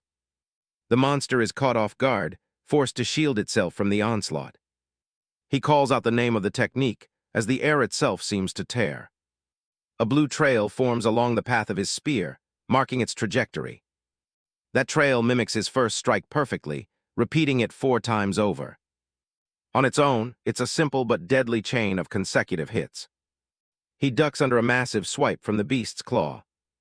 But the real trick is when those blue trails delay their attacks by a single beat. It turns the battle into a double spear dance that's almost impossible to read. The monster realizes too late that it can't parry what it can't see coming. Under the relentless assault of the delayed combo, the beast finally slips up. A massive explosion of mana rocks the battlefield as his strikes connect. Yu Chanseok stares down his opponent, knowing the end is finally near. With a single, fluid motion, he unleashes the full force of his final strike. The monster is bombarded by a relentless rain of glowing blue energy shards. A thunderous crash echoes through the area as the blow connects with devastating power. The beast's mask falls to the earth, consumed by the lingering blue flames of the attack. As the monster dissipates, Chanseok notices a strange, glowing blue cube left in its place. He reaches down and picks up the mysterious reward, inspecting it closely. Suddenly, a realization hits him as he looks toward the horizon and senses a change. Meanwhile, the Situation Room on Jiadong Island has descended into absolute chaos. Reports of monster interference and failed reinforcements flood the communication channels. The unnamed section chief looks on in despair, fearing the total loss of his teams. He feels completely helpless as he prepares for the worst possible outcome. Suddenly, a technician screams out that they've received a priority message from Yu Chanseok. The main screen flickers to life, broadcasting a miraculous notification to all channels. The message confirms that the Alpha Erosion Core has been successfully cleared and the threat eliminated. The section chief can hardly believe his eyes. The miracle he prayed for has actually happened. He is left speechless, wondering how a single hunter could have possibly pulled this off. Far from the noise, Yu Chanseok sits peacefully under the stars, finally enjoying a breath of fresh air. Lightning cracks through the air as the battlefield descends into total chaos. Han Sang-ah swings her blade with everything she has, desperately trying to keep the monsters at bay. Her hands are shaking from the strain, but she forces herself to grip the sword even tighter. She's already bleeding and completely exhausted. Without Yu Chanseok there, the pressure is becoming too much to handle. Kim Minji looks over at her, clearly just as drained as she is. They're trapped. A massive swarm of monsters is closing in from all sides, leaving them with no way out. Minji is reaching his absolute breaking point. Sangha looks down at her wounded leg, wondering if they're actually going to die here. A bat-like monster screeches right in her face, ready to lunge for the kill. She tries to stand her ground for one last stand. But her legs finally give out beneath her. She freezes in place as the monsters swarm in to deliver the finishing blow. Minji yells out for her, but he's far too away to do anything. The beast lunges forward with its jaws wide open. He watches in terror as the monster closes in on her. Suddenly, a massive shockwave rocks the entire area. Sangha squeezes his eyes shut, bracing for the impact. When nothing happens, she opens his eyes in total confusion. Every single monster is turning into black smoke and vanishing into thin air. The following morning, the survivors gather at the Jayadongdo Island assembly point to recover. Yu Chanseok walks through the camp, noticing just how many people got mangled while he was away. The other hunters look up in shock when they realize it's him. Word is already spreading about how he took down a grade 3 rift all by himself. Minji spots him and calls him over to where they're resting. He shows Chanseok the message he received and asks how he could even think of doing something that crazy alone. Chanseok decides to play the hero for now, figuring that managing his public image is a skill in itself. He tells them he would have come sooner if he'd known things were this bad. That's when a man named Byung-jiangti approaches the group. He's a branch manager for the operating corporation, and he wants a word with the man who cleared the rift. Apparently, the mayor wants to see him personally. Walking through the rain, Chanseok grumbles to himself about how old folks love bossing people around. But he figures since he's already going, he might as well negotiate a fat bonus for the job. He reaches the designated meeting spot, umbrella in hand. He's met by Lee Pilyi, the liaison officer for the city. They head inside and start walking through the massive building. Pilyi tells him the mayor canceled his whole morning schedule just for this meeting. He can't stop praising Chanseok, saying no rookie has soloed a rift like this since the great Pioneer. Chanseok just thinks that Pioneer guy must have been a real monster. They reach the office door, and Pilyi announces that Hunter Yu Chanseok has arrived. The nameplate on the desk says it all, there in the presence of the mayor. Mayor Park Jin greets him warmly, apologizing for the terrible weather. He offers Chanseok a seat and asks Pilyi to grab them some coffee so they can talk business. Coffee is served as the meeting with the mayor officially gets underway. Mayor Park Jin explains that managing the rift on Jayadongdo Island has been a massive headache for the city. Yu Chanseok takes a sip of his coffee while the mayor mentions they couldn't hire an expensive guild due to their tight budget. Park Jin suddenly stands up, practically bursting with pride over how well Chanseok performed. Chanseok just stares at him, wondering where all this sudden energy is coming from. The mayor starts rambling about the world-class infrastructure of Incheon Airport and the local projects. He moves on to boasting about his international cities, clearly proud of the investment they attract. He's glowing as he talks about the massive flow of money and goods passing through his region. Chanseok listens quietly, already sensing that the mayor is building up to a big favor. Later, during a rainy car ride after the meeting, the driver, Lee Pilyi, asks a serious question. He wants to know what Chanseok's true purpose is for choosing the life of a hunter. Chanseok gives him a blunt answer. If the world is a clogged toilet, someone has to be the one to dive into the filth and fix it. Pilyi grips the wheel, absorbing the young man's cynical but pragmatic outlook. As the car speeds through the rain, he warns that skilled hunters usually end up becoming popular celebrities. Chanseok just smirks in the back seat, already anticipating the fame and commercials that come with the territory. Pilyi explains that it's only natural for people to lose sight of their duty once they become famous. He worries that even Korea, the last sanctuary, is being swayed by the power of big capital. He looks into the rearview mirror, truly wishing for Chanseok to stay a real symbol of hope for those in need. He looks in the rearview mirror, hoping Chanseok won't just be another tool for the elite. Looking out at the rain, Chanseok reflects on how predictable the mayor was. He knows exactly what they want, but he's not the type to be easily manipulated by their offers of fame. He thinks back to his former life as a warrior and the endless hardships he's already endured. Flashback to the office, where Chanseok cut through the mayor's fluff and asked what he wanted in return for his support. Park Jin finally dropped the act, admitting he needs help getting re-elected now that his approval ratings are tanking. The mayor is impressed that he's so well-informed, but Chanseok just credits the internet on his phone. He points out that the mayor's term is ending soon, and that most people think re-election will be impossible. Park Jin breaks into a nervous sweat, realizing the young hunter has completely read the situation. Chanseok knows the mayor needs his permission to frame him as a talent discovered by Incheon. He realizes the guy just wants to ride his coattails to save his political career.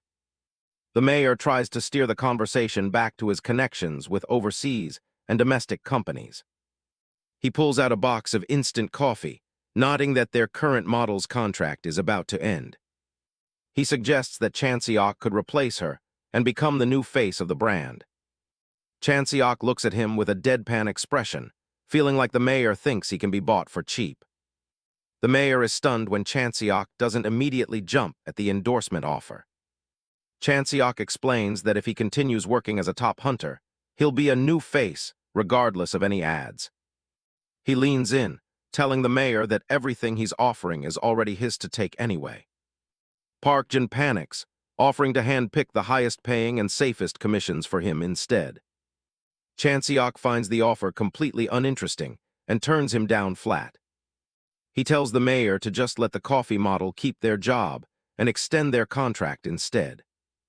Far away from the office, the rain continues to pour over a dark construction site. A mysterious figure in a hoodie stands in the shadows, while another man kneels before him in the rain. The hooded figure reports into his phone that the Jeodongdo Island test was a complete failure. The subordinate looks up with a nervous expression, telling his superior that while the failure was unfortunate, there is some good news to report. He shows the hooded figure a video clip on a smartphone, piquing the mysterious man's curiosity. The video shows Yu Chanseok during his hunter certification exam, where his overwhelming strength left the spectators in total awe. A sinister grin spreads across the hooded figure's face as he watches the footage, acknowledging that the young hunter is truly exceptional. It's the first of the month, the one moment the whole country waits for. The September 2025 hunter rankings are finally about to drop. Kids are yelling for their moms to come look at the screen, as people on the street glue their eyes to their phones. Some guys are already debating who's going to take the top spot this month. Usually these rankings don't change much and just act as entertainment, but things are different this time. In a hospital room, a guy with a broken arm is hyped for the reveal. Association President Moon Jeongtae is presented with the official World Hunter Ranking report. Out in the snowy mountains, Lee Si-yoon wonders if that guy actually made the list. Even with all the flashy hype surrounding the event, Yu Chanseok looks pretty bored while checking his phone. For everyone watching, the only thing that really matters is the top 10. Lee Si-yoon lands the 10th spot while her team finishes setting up camp. Coming in at 5th place is Kim Ki-hyun. Choi Yo-ryum takes the 3rd spot, engulfed in a pillar of fire. 2nd place goes to Jang Tae-seok. And the number 1 spot, the top hunter this month, is Yu Chanseok. A staff member calls Chanseok out to face the crowd, apologizing for the wait. He's officially listed as a newly registered hunter for 2025. He just pulled off the fastest rank entry in the history of the association. If a 5-year veteran had cleared a grade 3 zone solo, people might have ignored it as a mundane feat. But for a rookie to do that on his first mission, that changes everything. He steps up to a podium facing a massive crowd of reporters, all screaming questions about how he did it without backup. Chanseok feels like a kid on one of those Finding Geniuses TV shows and tells them he's only taking one last question. One reporter desperately asks about his mindset as a hunter or if he has a resolution to share. He isn't interested in giving them some cliché, scripted nonsense. He just tells them he'll let his results do the talking. Later, he's in a helicopter looking down at a massive crater where a city used to be. Moon Jiangti explains that when these erosion zones appeared, most nations lost all their administrative capabilities. Korea was different. They became a powerhouse by turning mana into high-end technology. Chanseok asks if this devastation is what happened to the countries that couldn't handle the zones. The president confirms it, nodding that many capitals vanished instantly, and asks if he wants a closer look. That hole is Gonsalok, one of the Great Eight, the 8 most dangerous erosion zones in the world. It appeared suddenly 13 years ago and just kept widening from the city's center. The disaster hit without any warning or omen. A few people managed to survive the initial event. But once a space transforms into an erosion zone, most people are swept away before they can even run.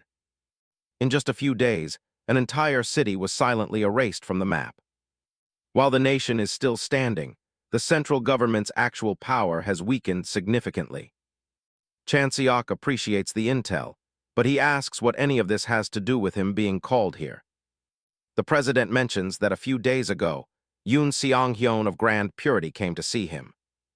Chanseok thinks back to that Hulk, who had warned him that he needed to be extremely careful with every decision regarding his future. Apparently, that Hulk, Yoon Seong-hyun, immediately demanded to know exactly where Chanseok lives. Grand Purity lives by a survival of the fittest ideology, and they might try to force him into submission. Chanseok realizes he's in a tough spot. He knows he can't take on Yoon Seong-hyun with just brute force right now. He admits he prefers working alone rather than being tied down to a guild. Moon Jiangti suggests he needs to increase his own influence, perhaps by taking on major missions directly from the association president. Chanseok knows there's always a catch and asks what the old man wants in return for his help. The president's gaze sharpens as he says he just wants Chanseok to remember who helped him out. He figures it's a fair trade. Working for the chairman will definitely boost his reputation. The job is simple, escorting a cargo ship from Busan to Nanning because transporting daily necessities in this era is a nightmare. But looking at the list, Rolexes, luxury cars, and high-end tea, Chanseok wonders if the definition of necessities changed while he was away. The president insists that for some people, these things are absolutely essential. Chanseok doesn't buy it, questioning why such junk is needed when central governments are failing. Moon Jiangti explains that even while nations crumble under the erosion zones, international politics are still very much alive. Chanseok sees it for what it really is, a bribe to grease some political wheels, and he flatly declines. The president is stunned as Chanseok starts unbuckling his seatbelt mid-flight. He tells the old man that his mind is made up. Getting dragged into a political game is a fool's errand. Moon Jiangti tries to reason with him, reminding him that he's still just a rookie who only just debuted. He sighs, thinking that the sudden attention has already gone to the young hunter's head. Chanseok doesn't care and dumps the mission documents right out of the helicopter door. He offers a casual thanks for the ride before stepping out into the open air. He tells the shocked president he'll find his own way back to Seoul. With a final push off the ledge, he lets go. He plummets toward the ocean below, completely unfazed by the fall. Moon Jiangti can only watch in disbelief, gripping the side of the chopper. A massive splash erupts as Chanseok hits the water far below. The president can only shake his head, the absolute audacity of kids these days. Down at Incheon Port, the sun is beginning to set over the rows of shipping containers. A port worker taking a coffee break hears something splashing near the docks. He looks over the railing to see bubbles rising from the murky water. Suddenly, a hand grabs the edge of the pier, and Chanseok hauls himself out of the sea. He gasps for air, muttering about how crazy it is for someone to threaten him like that. The confused worker offers him a hand, telling him he looks like he's been through a lot. As he dries off, Chanseok realizes that what he needs right now is to build his own power base. His new strategy is to take on the messiest, lowest-tier requests that no one else is willing to touch. That way, he can become a big enough deal that no one will ever be able to push him around again. He checks his phone for available missions, looking for something that fits his new criteria. He finds a request from a victims association regarding a kidnapping on Tsushima Island and hits accept. It's an estimated grade 2 erosion zone, the perfect place to start. He sits alone at the edge of the pier, taking a moment to breathe as the sky turns a deep orange. He stares out at the horizon, knowing he's going to be very busy for a while. On September 3rd, fishermen headed out for peak prawn season. But things weren't right at sea. Erosion entities showed up and started snatching the fishermen like they were hunting prey. A survivor who barely made it out says the hostages are actually still alive. The mission is straightforward: go to Tsushima, rescue the guys, and wipe out the entities. Yu Chanseok looks over the mission brief. 55 million won is the prize for taking out a second-class threat. If he handles this solo, he doesn't have to split the cash. Plus, he'd get a heroic story and a massive boost in fame. It's a tempting challenge, but there's a catch. Erosion entities are on a completely different level depending on their rank. A third class has the destructive power of a tank. A second class, that's basically a walking natural disaster. And a first class requires the entire country to mobilize just to fight one of them. Chanseok handled third classes easily, but he's not sure if he can withstand a second class alone. He needs someone useful to minimize the risks. Top-tier hunters wouldn't even look at a private request like this. He wonders if there's actually anyone available. Then he remembers her. Later, Chanseok stands on the deck of a boat, fully geared up. He looks back as someone calls his name. Han Sang-a is on board, asking how much longer until they hit the island. Chanseok estimates about an hour while checking his phone. He tells her to rest up, because this fight is going to be way harder than the last one.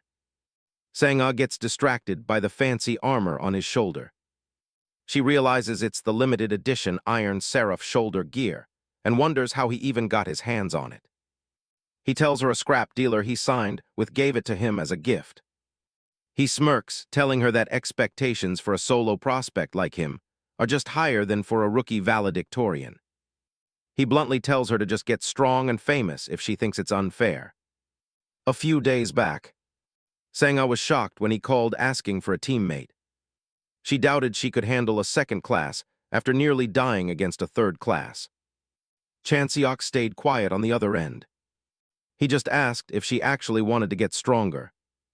He reminded her of when she begged to learn from him because he was the stronger one. If she's still game, he guarantees he can make her several times stronger. During her training, she looked determined to prove herself. She asked if he was serious about his offer. She showed him the massive burn scar on her shoulder, the reason she needed to get stronger. Chanseok looks at her, remembering that moment. She's ready to dive into hell itself if it gets her the power she needs. Suddenly, the boat's alarm starts blaring. They've got unidentified objects dead ahead. Ghostly ships emerge from the fog. Chanseok counts 5 ships in the distance through the mist. They need to get over there without being spotted, since civilians are involved. Han Sang-a asks Chanseok if he has a plan to get them both across. Our guy seems pretty surprised that she's even asking him that. He mocks her, asking if a top student really doesn't have a single trick for this. Looking at his reaction, Sang-a realizes this guy has zero plans for this trip. She speaks up. Actually, there is a way. Rarely getting a chance to hold the upper hand over this arrogant Chanseok, she flashes a smug grin and slowly mocks him. You can't fly, can you? A barrage of teasing follows, making the cold-faced guy's expression darken instantly. Actually, this is a piece of cake, she laughs. All you have to do is admit you're useless at this, and I'll take over, bahahaha. Water explodes as they suddenly launch forward. In the end, Sanga is the one carrying Chanseok as she skates across the ocean. He complains about the water splashing him, but she just tells him she's still working on her water-running form. Something catches his attention. He tells Sanga to head for the nearest ship, but she asks why. He senses a massive amount of mana coming from the back ship. It's the real threat. She acknowledges and prepares for the boarding. She locks her eyes on the target. As they get closer, she spots a silhouette on deck and thinks it might be a survivor. Chanseok tells her to look closer. That definitely isn't a human. A skeletal erosion entity lets out a screech as it patrols the deck. Sanga leaps and lands firmly on the ship's railing. Chanseok lands right behind her, warning her that landing that hard is gonna wreck her knees. He tells her she's just going to draw more attention as a whole mob of skeletons appears. One moment he's lecturing her on how she needs to improve, but the next he slams his foot down, shattering a whole section of the deck. His eyes shift into a deadly serious mode. Instantly, a barrage of dual moon spears fires off, sending dozens of these minions straight to their graves. Chanseok analyzes the enemies. They're just the lowest tier of second class, nothing they can't handle. He keeps a close eye on her performance. Lightning crackles as she tears through the enemy's front line, sending a massive shockwave toward Chanseok that leaves even him stunned. He tells her to dial it back, since she's using way too much power for these weaklings. He reminds her of his promise. He'll teach her to be several times stronger than she is now. But right now, she's still over-outputting and wasting too much energy. She doesn't even bother to reply, only muttering a low "damn it" under her breath. She blasts another group with a massive surge. He shouts that she's still using too much mana. She keeps going, and he keeps nagging her to reduce the output further. She stays focused, determined to get it right. She knows the life of the weak is just a dark, short tragedy. Thinking back to her childhood, she swore she'd never be that weak again. Back in the fight, Chanseok tells her to keep her head in the game and look ahead. She channels her power, and a skeleton's face starts to crumble under the pressure. A massive bolt of lightning strikes the deck, completely vaporizing the enemies. With glowing eyes and a cold resolve, she knows she dive into hell just to get the strength she needs. Chapter 10. After a brief struggle, another skeleton monster bites the dust. Han Sang-ah stands over the wreckage, catching her breath after the skirmish. Yu Chanseok checks in to see if she's finally finished clearing the area. He gives a quick thumbs up, nodding he's already handled the monsters on the other boats. She looks down, sheathing her blade and admitting her stubbornness was a bit of a mistake. She actually thanks him for the advice, though Chanseok brushes it off, saying most people never learn even when it's handed to them. She mentions this is the first time anyone's bothered to give her pointers, which surprises him since the academy is literally for learning. His mouth is busy talking, but his hands are in full grind mode, spamming that chip shooter to rake in the cash. She explains that she learned everything way too fast for her teachers to keep up. Playing along, Chanseok teases that if that's the case, she really might surpass him one day. She looks him dead in the eye and claims there isn't a single teacher she hasn't already surpassed. Chanseok just stares at her with a completely deadpan expression. He starts walking away, telling her that's not happening here. He's making sure she's looking up to him for the rest of her life. With that settled, they start making their way off the docks. The local officers give them a crisp salute as they prepare to move out on the next leg of the mission. They're heading for Jeoje Island next, and the crew wishes them luck. Chanseok goes over the intel, nodding that, according to the survivors, the hostages are being held at a shrine. Sanga points out there are 2 shrines on the island, Gaijin and Atazumi. He figures Gaijin is the best first stop, since it's only a couple of hours away on foot. But he knows getting there is the easy part. Getting 15 hostages back alive is the real challenge. Carrying that many people, especially if they're wounded, is going to be a nightmare if they have to run. Plus, there's a nasty mana signature in the fog, and every monster on the island will be on their tail. He realizes they're gonna need a vehicle if they want to get everyone out in one piece. He finds an old van and asks if she's a decent driver. She gives him a very confident, of course. Cut to the van screaming down the road, tires screeching as she pushes it to the limit.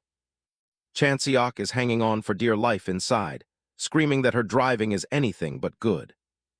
They plow straight through a horde of monsters, and he asks if she even knows what a brake pedal is for. She leans out the window with a wild grin, telling him he's welcome to drive if he doesn't like her style. He grips the side of the seat and decides it's better to just shut up and hold on. He climbs onto the roof with his spear, admitting her crazy driving is still better than his 20-year-old license. He yells back, claiming his combat skills are still leagues above hers, so her only job is to stay focused and handle the wheel like a professional. He glances back, realizing a massive swarm of undead monsters is hot on their tail. In a flash, he hurls his spear toward the oncoming zombies. Any monster that manages to get close gets its head smashed in. He tightens his grip on a rope, readying his next move. He gives the rope a powerful tug to pull his spear back. As he snaps the spear back into his hand, he remarks that this game is actually pretty fun. Suddenly, his eyes widen as he spots a fresh wave of enemies closing in. A pack of monsters leaps out from the trees, and he warns Sangha they're coming in hot from the left. She doesn't even flinch, just telling him to leave it to her as she cranks the wheel hard. Chanseok realizes too late what she's about to do and braces himself. She drifts the van sideways, using the entire side of the vehicle as a massive battering ram to send the monsters flying. She laughs like a total maniac, telling the creatures to enjoy their new life as roadkill. Chanseok just stares in disbelief, seriously regretting his decision to let her drive. A peaceful view of the hills, but things aren't going to stay quiet for long. Deep in the woods, stone steps lead the way up to Gaijin Shrine. Han Sangha pushes the van to the limit, plowing up the stairs with a massive horde of monsters right on her bumper. They hit the gate, and Yu Chanseok shouts for her to get inside while he handles the tail. She stays focused on the wheel, trusting him to keep the monsters off their back. He leaps off the roof, deciding it's time to clear out the obstacles trailing behind. Chanseok channels his mana, summoning his signature purple flames. These creatures just won't quit, so he's going to make the terrain work for them instead. The dark flames flare up, ready to bend reality in a way only he can. Paradox Flame. He floods the entire staircase with surging purple energy. He isn't trying to burn the monsters, he's burning the friction right off the stone steps. With the path now engulfed in the relentless Paradox Flame, not a single zombie stands a chance of catching up to them. Inside the shrine, Sangha discovers a survivor tied to a pillar, his face ghostly pale from sheer terror. Sangha steps up and asks if the man is okay. He just stares blankly at her with terror-stricken eyes, unable to utter a single word. Sangha tries to reassure him, introducing herself as a member of the Hunter Association. But the survivor is barely conscious, drooling as he looks right through her. Suddenly, he starts screaming at the top of his lungs in pure agony. She thinks he's afraid of her, so she quickly tries to explain she's actually there to save him. But he isn't screaming at her, he's yelling for them to run for their lives. Sangha freezes, finally realizing the real threat is looming right behind her. A massive samurai corrosion creature towers over her, crackling with lightning and ready to strike. It swings its massive sword down, but Chanseok intercepts it with his spear just in time. He tells her to get the survivors into the van, while he settles things with the big guy. Yu Chanseok stands ready as the samurai boss closes in. The monster raises its blade, its mask twisted into a grimace. It looms over Chanseok, bringing its massive weapon down with crushing force. Chanseok keeps his eyes locked on his opponent, waiting for the perfect moment. The heavy blade smashes into the ground right where he stood. Smoke and debris erupt from the impact as the samurai continues its assault. From the sidelines, Han Sangha screams out in a panic. A massive shockwave tears through the area. When the dust settles, the monster's helmet lies abandoned on the ground while Chanseok stands over the remains. Chanseok coldly informs Sangha that she's officially banned from touching the wheel on the way back, but she doesn't hesitate to tell him to just get inside. She ignores him and checks on the van, confirming all the hostages are safely inside. Suddenly, her expression shifts as she notices something further down the road. Chanseok stays focused, telling her to keep her eyes on what's ahead. A thick fog of dark mana appears, filled with dozens of glowing red eyes. A horde of zombie-like creatures shrieks as they block the path. Chanseok realizes these things are still kicking, even after being mowed down by the van. He turns to Sangha and asks to borrow her sword for a second. She's offended, saying it's a huge insult to ask a swordsman to hand over their blade. Chanseok doesn't have time for a lecture and asks her which is more important, her pride or their lives. She doesn't argue further and tosses her katana over to him. He catches it midair and takes a combat stance. Chanseok looks at the glowing device on his wrist, wishing he didn't have to use it so early. He thinks back to Jiadong Island, where he'd scavenged a strange, glowing cube. Back in the present, he prepares to activate the hidden power. This piece of equipment is actually a special set of tactical gloves. As he pulls the glove tight, he knows these are anything but ordinary. A blue light pulses from the wristband as it begins drawing mana from the air. To most, this mana battery is just a basic support item for low-level hunters. But in Chanseok's hands, its potential is on another level. He checks the gauge. It has enough juice for a 5-minute burst. With this stored mana, he can temporarily reach the power level of a top-tier hunter like Lee Si-yoon. He launches himself forward, sword ready. The battery on his wrist hums with intense energy. The blue light flares up as he channels the mana into his strike. Standing firm atop the van, he unleashes a flurry of energy blades, carving through the entire horde in a single, complex sequence. Sangha watches from the van, completely stunned by the display. The road is littered with the shredded remains of the monsters. Chanseok calmly sheathes the sword as the extra mana begins to dissipate. He leaps back into the cabin and orders her to drive straight for the harbor. They speed down the empty coastal road toward Hatakatsu Harbor. Sangha is relieved, thinking they finally cleared the biggest obstacle. Her relief is short-lived, as another massive group of monsters starts swarming out of the shadows behind them. Sangha worries the car won't hold out much longer, but Chanseok just tells her to floor it.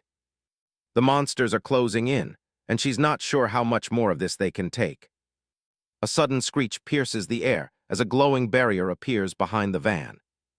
The monsters slam into the energy wall, unable to push through. Sangha's eyes widen as she realizes they're safe for the moment. The van finally gives up the ghost, sputtering and coughing before coming to a dead halt, but it did its job, leaving the frustrated, roaring horde far behind.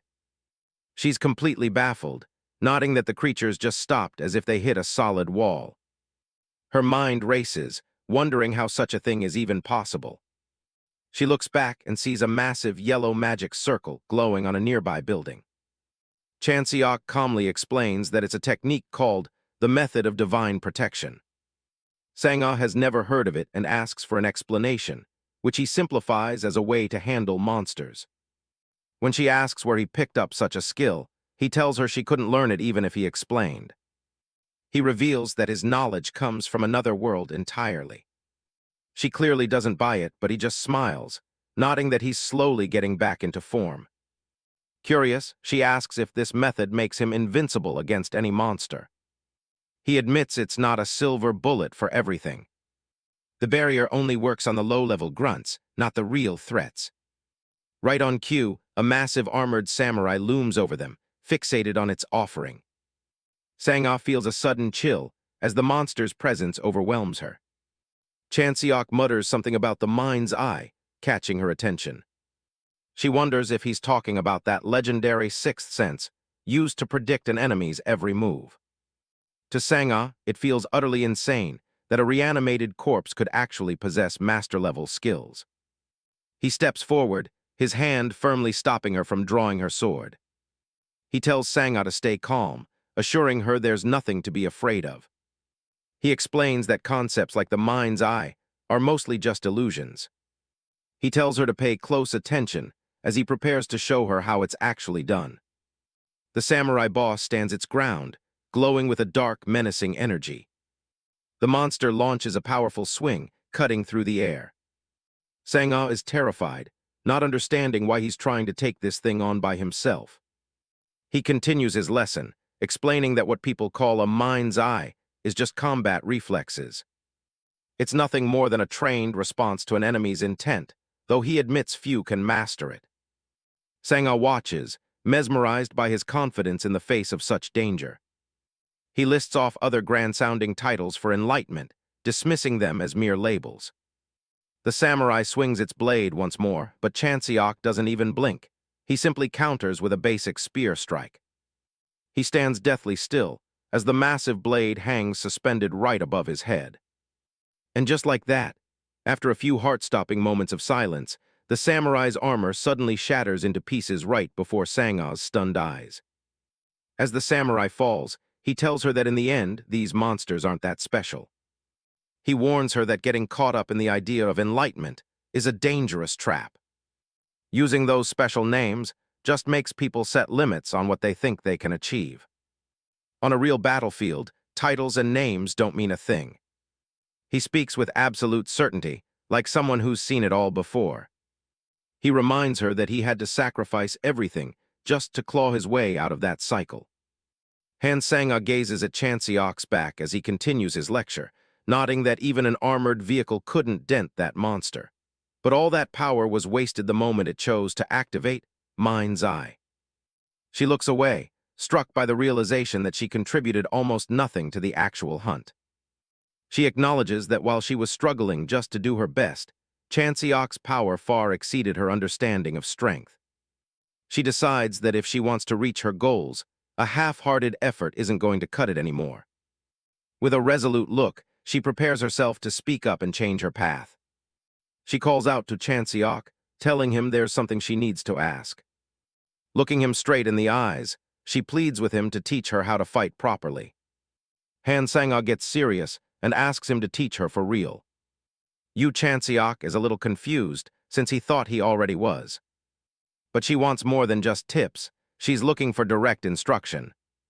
She knows she's weak compared to him and feels like she's running out of time. He just asks her why she's in such a rush. Her expression hardens as she says she wants to destroy Club Shadai with her own hands. Club Shadai is one of the Great Eight, the deadliest erosion zones in the world. It's infamous for swallowing the entire Himalayan mountain range in a single breath. Yu Chanseok thinks revenge is a pretty massive goal for her to be chasing. She confirms it's all about getting back at those who hurt her family. She's not asking for a handout, though. She pulls out a card to show she can pay. Turns out she's part of the KY Group, a conglomerate worth trillions that her family owns.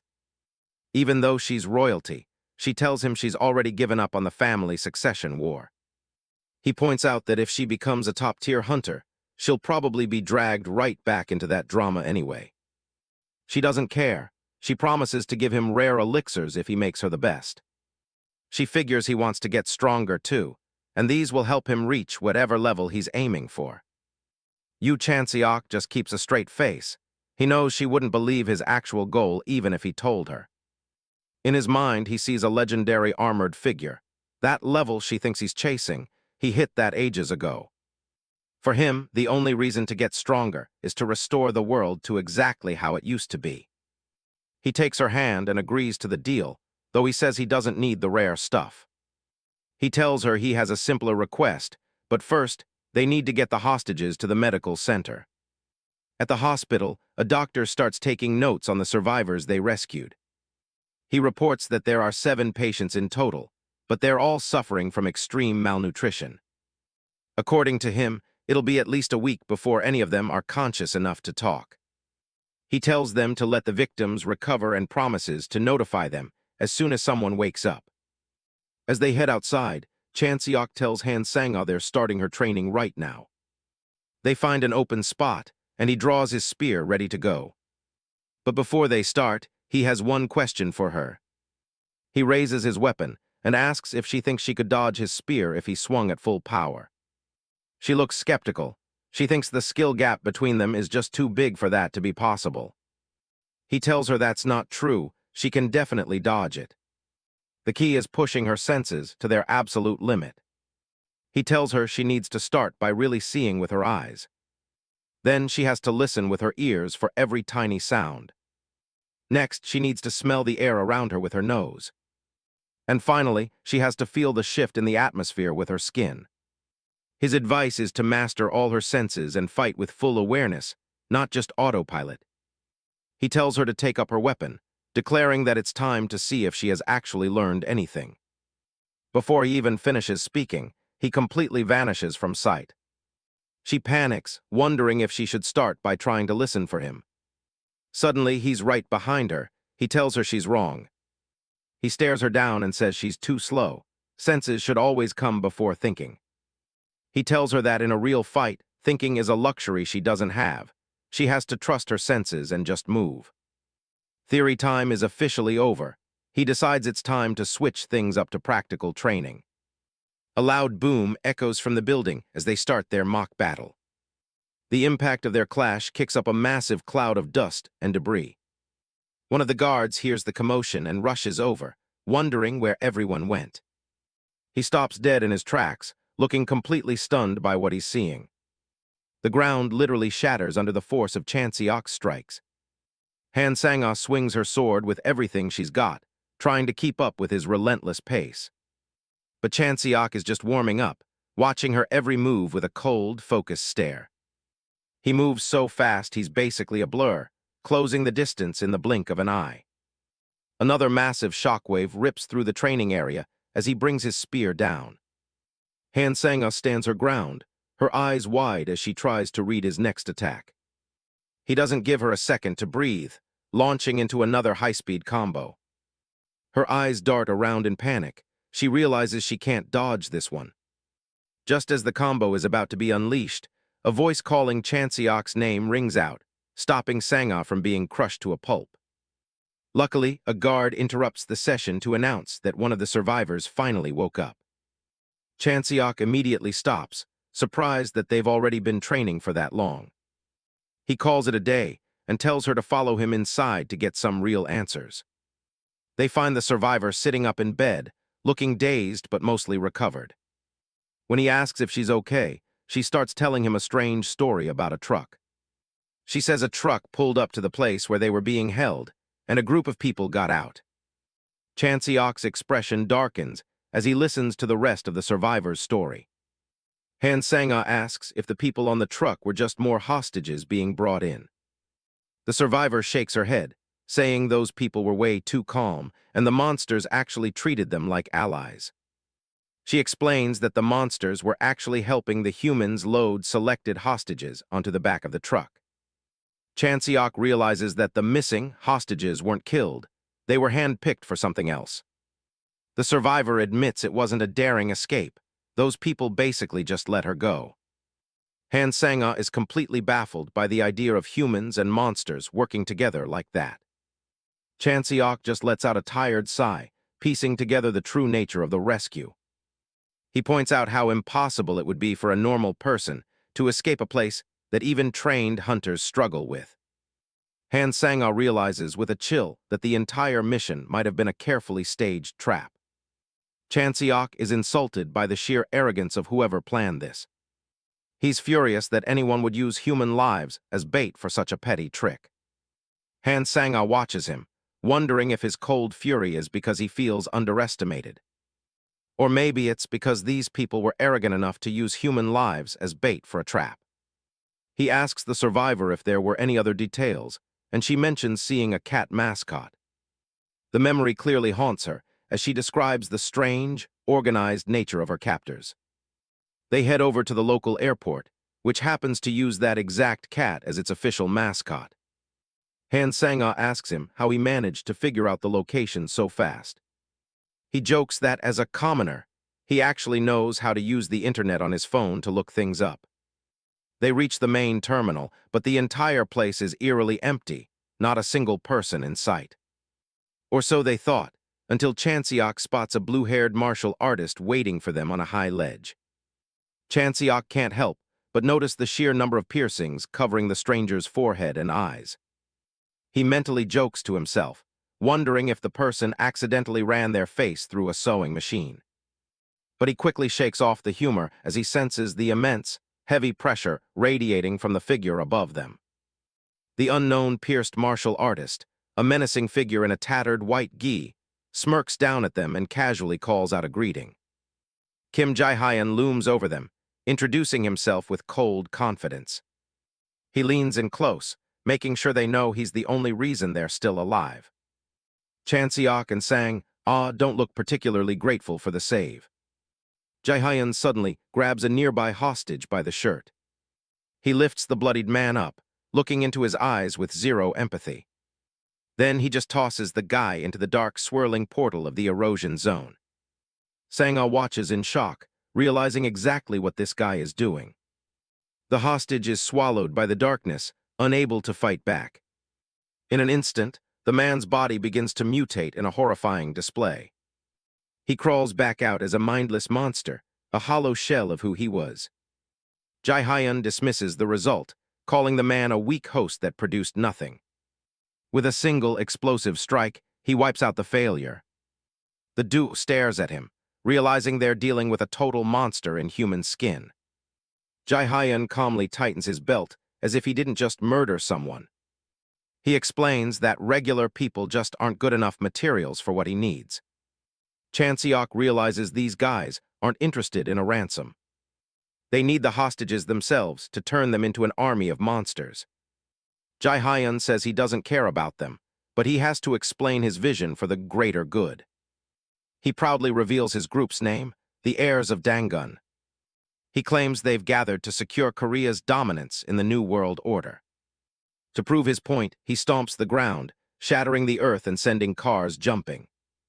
He sports a twisted smile, talking about building a truly powerful nation. He blurs into a streak of motion, moving with incredible speed. He kicks a car like it's a pebble, sending it flying straight into the air. Close up, the massive impact reduces the car to scrap metal as it hurtles straight toward Chan Seok and Sang-ah. Chan Seok is completely unimpressed by the nationalist rant. He looks at the destruction, his expression remains deadpan. With a single spear strike, he cleaves the car in two. He then bluntly points out that the nation is already a major power, shattering the villain's twisted logic. That sets Jae-hyun off, and he rushes in, screaming that it's not enough. Chan Seok readies his spear, eyes locked on the charging martial artist. Jae-hyun goes for a high-flying kick, putting his full weight into the strike. He rants about the history of the peninsula as he fights. He brings up old stories of paying tribute, fueled by a deep-seated grudge. He points to the time their sovereignty was stolen as his ultimate motivation. Chan Seok blocks the blow, nodding that this black belt is faster than he expected. The force of the kick rings out with a deafening crack, sending both of them flying backward. Chan Seok skids back, nodding that while the guy is fast, his logic about Korea's position actually makes sense. But it's all just empty theory as Chan Seok begins to piece everything together while the two of them square off. He tells him straight up that he has no intention of saving the world. He reminds him of the lives at stake, but the villain just sneers, claiming that Chan Seok is the one who truly doesn't understand how the world works. Then he drops a bombshell. They've found a way to control the erosion zones. Chan Seok's eyes widen as he realizes the catastrophic implications of that power. Chan Seok contemplates the stakes. If they really can control the erosion zones, the era of risking lives would finally be over. He suddenly shifts gears, offering to hand over Sang-ah if Jae-hyun shares the secret of that control. Heh! The highborn waifu immediately snaps at Chan Seok for the bizarre condition he just breathed out. Jae-hyun isn't buying it that easily, questioning why he should reveal anything to a stranger. He claims they've already achieved sufficient control, but Chan Seok immediately calls him out for it not being full. Chan Seok doubles down, labeling the whole group as frauds who talk big without any real proof. That touches a nerve, and Jae-hyun tells him to shut up before launching a devastating high kick. The impact is massive, shattering the ground and sending a shockwave through the area. Chan Seok skids back through the debris, cursing himself for maybe overdoing the provocation.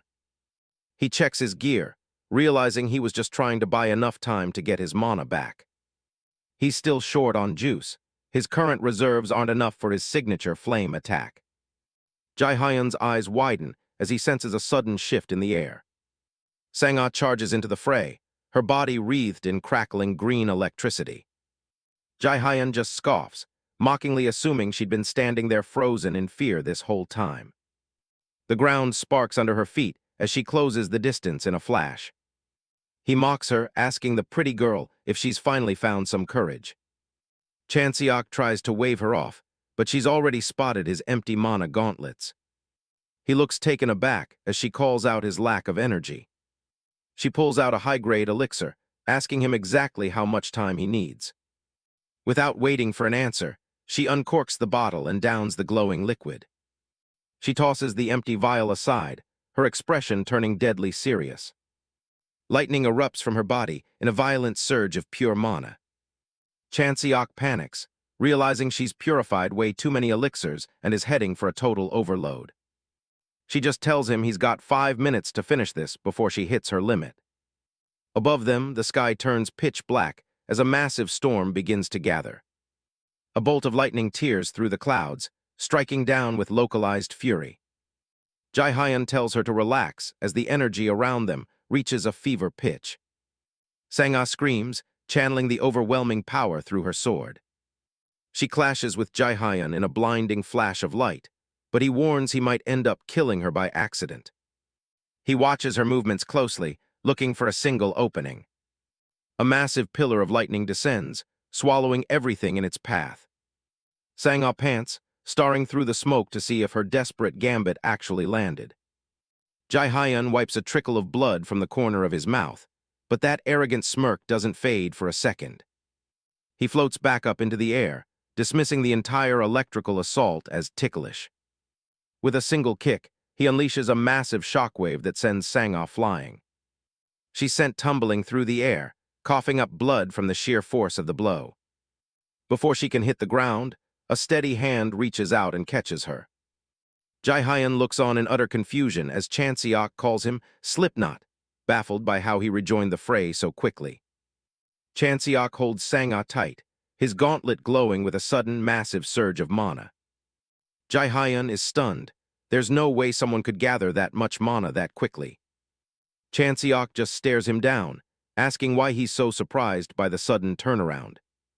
He points out that the principle is exactly the same as the piercings on Jae-hyun's face. He tightens his grip on his weapon, telling the villain he'd have to be a fool not to notice the leakage. Chanseok explains that because Jae-hyun has pushed himself past his limits, the air around them is saturated with his leaking mana. He stands tall, his body crackling with energy, as he reveals he's used that leakage to fully restore his own mana for a final strike. Jae-hyun is visibly shaken, sweating as he tries to deny the possibility of someone absorbing wasted mana so easily. Chanseok doesn't bother with further explanations, telling the villain it doesn't matter since his life ends here. With a sudden burst of speed, he triggers a high-level skill called Blue Trajectory, leaving a brilliant blue trail in his wake. He descends on Jae-hyun like a storm, unleashing a devastating 16-hit chain of attacks that blurs into a whirlwind of light. Kim Jae-hyun is on the ground, struggling to even draw a breath as the internal damage sets in. Everything goes dark. He can't even feel his own heart beating anymore. He's barely staying upright, forced to use mana just to keep his body from collapsing completely. Yu Chanseok stands there, watching the light fade from his opponent's eyes. With his last bit of strength, Jae-hyun begs the captain for help. Suddenly, a blinding light erupts from the void, tearing through the surrounding space.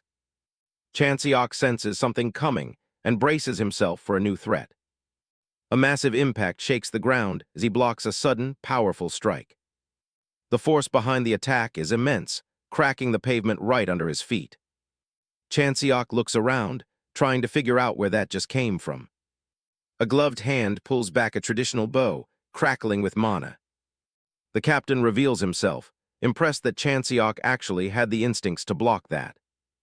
Chanseok recognizes the style, traditional Korean archery.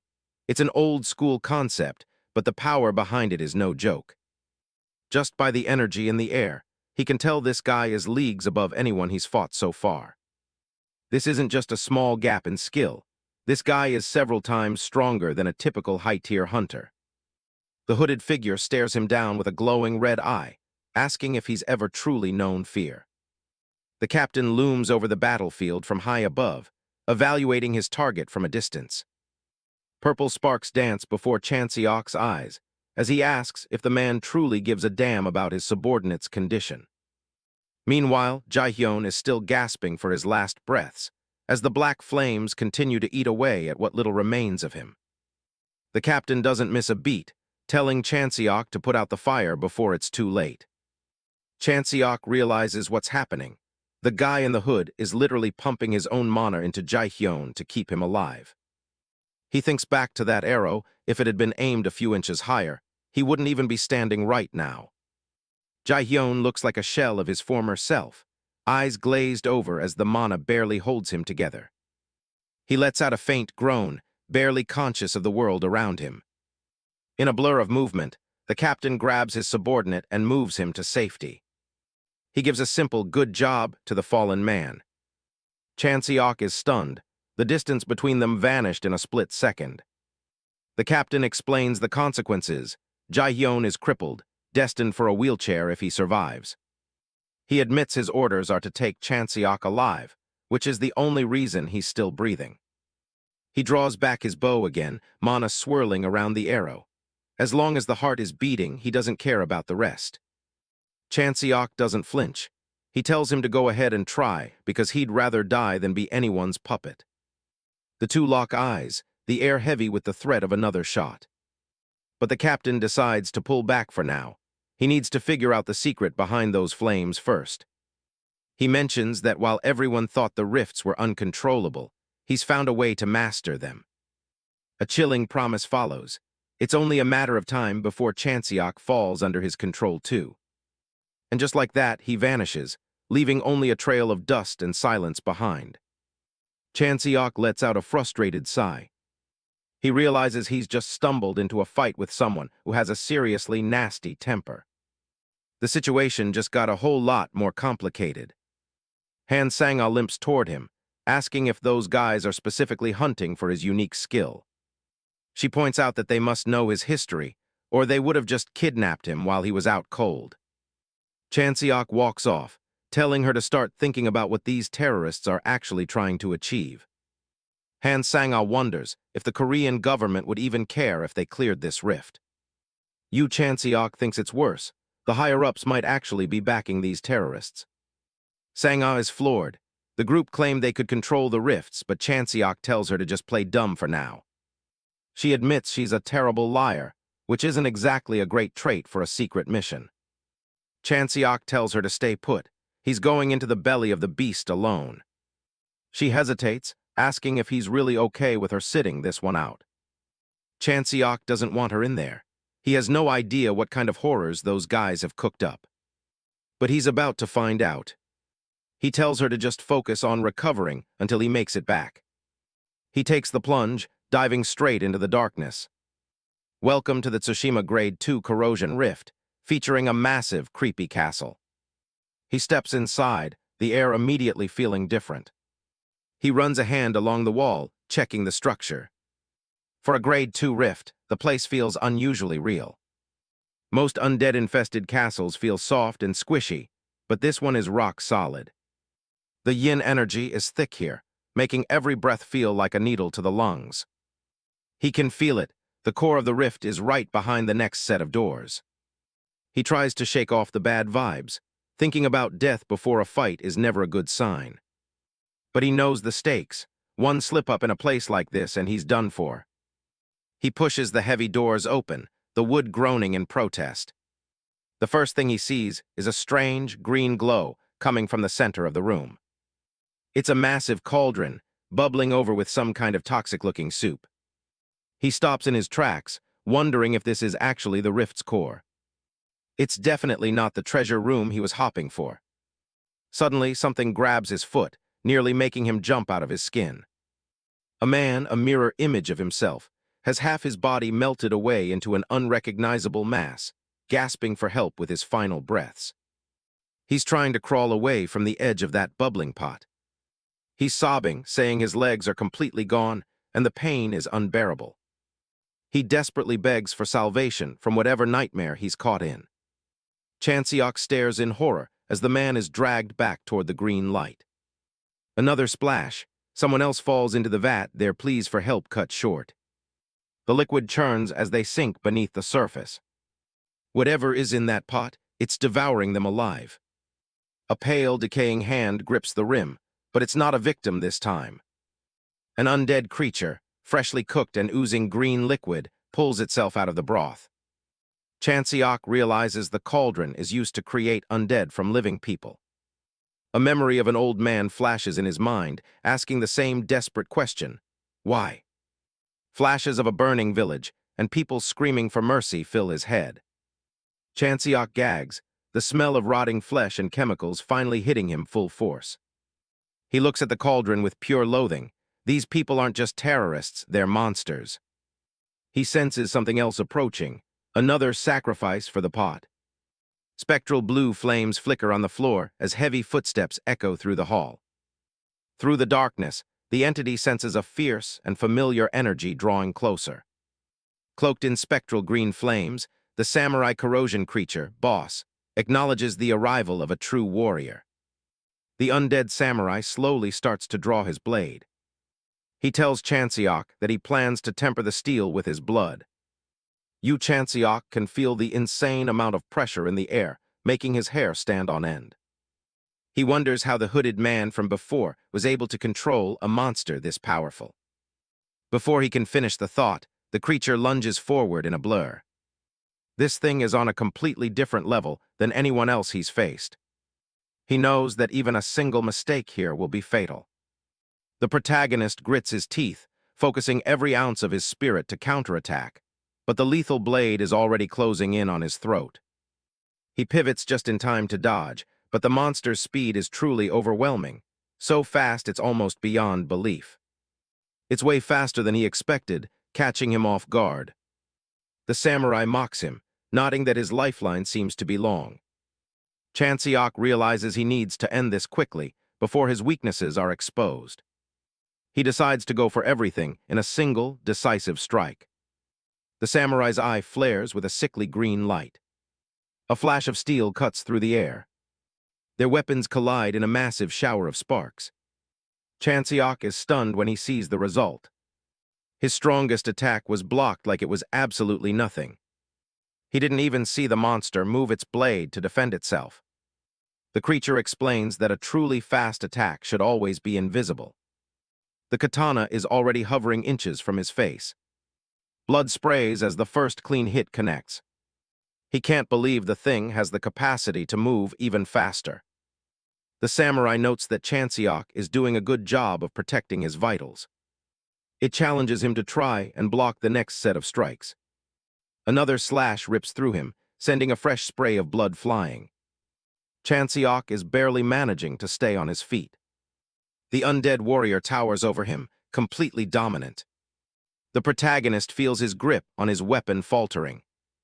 He looks up at his opponent, refusing to give in yet. Dark energy begins to swirl around his body. He's forced to tap into the paradox flame, even though it won't work as an attack against this target. He stands his ground as the situation continues to spiral out of control. The monster is curious to see exactly what it'll take to finally break him. It tightens its grip on the katana hilt. A sudden flurry of slashes tears right through Chanseok's body. He realizes that every single muscle in his frame has just been shredded. His body starts to fail as he slumps forward. The samurai prepares to finish the job once and for all. But Chanseok suddenly manages to swing back with everything he has. He almost blacked out, but he noticed that the creature intentionally missed his head and neck. He uses the paradox flame to jumpstart his recovery and manages to slip behind the monster. Chanseok thinks he finally sees an opening as he slips into the boss's blind spot. But the creature isn't finished talking yet. Before the protagonist can land a blow, the monster tells him he's way too slow. Blood splatters across the room as the samurai counters in an instant. A single drop hits the floor, then another as Chanseok struggles to stay conscious. The boss stands over him, looking down at his broken opponent. Chanseok can barely breathe, gasping for any air he can get. His face is a complete mess of blood and sweat. He forces himself to break free from the monster's grip and locks eyes with the beast once again. The samurai notes how lucky he is that the last strike didn't kill him. But Chanseok isn't buying it, calling the thing out for holding back on purpose just to keep him alive.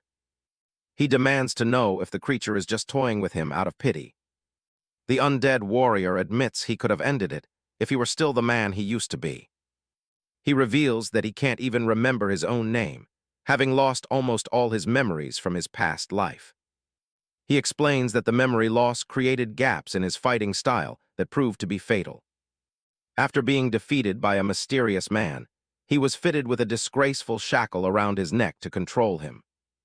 Chanseok realizes this guy is in the exact opposite situation as him, being a puppet for the group he's hunting. The samurai touches his collar, lamenting that he's lost far too much. Not just his name, but his entire identity has been wiped clean. Even the very reason he ever picked up a sword in the first place has vanished. Now the only thing left inside him is a deep, sorrowful resentment. The ground begins to shake as the energy in the room shifts. Chanseok can feel the pressure mounting and wonders what's coming next. The creature asks if its current state seems truly pitiful. A dark aura begins to form around his core. It reveals a terrifying new form, with eyes covering its entire cloak as it leans into its resentment. Chanseok can sense the malice thickening, but he also notices something else. Even though the power is growing, the samurai has lost most of the technique and experience that made him so dangerous.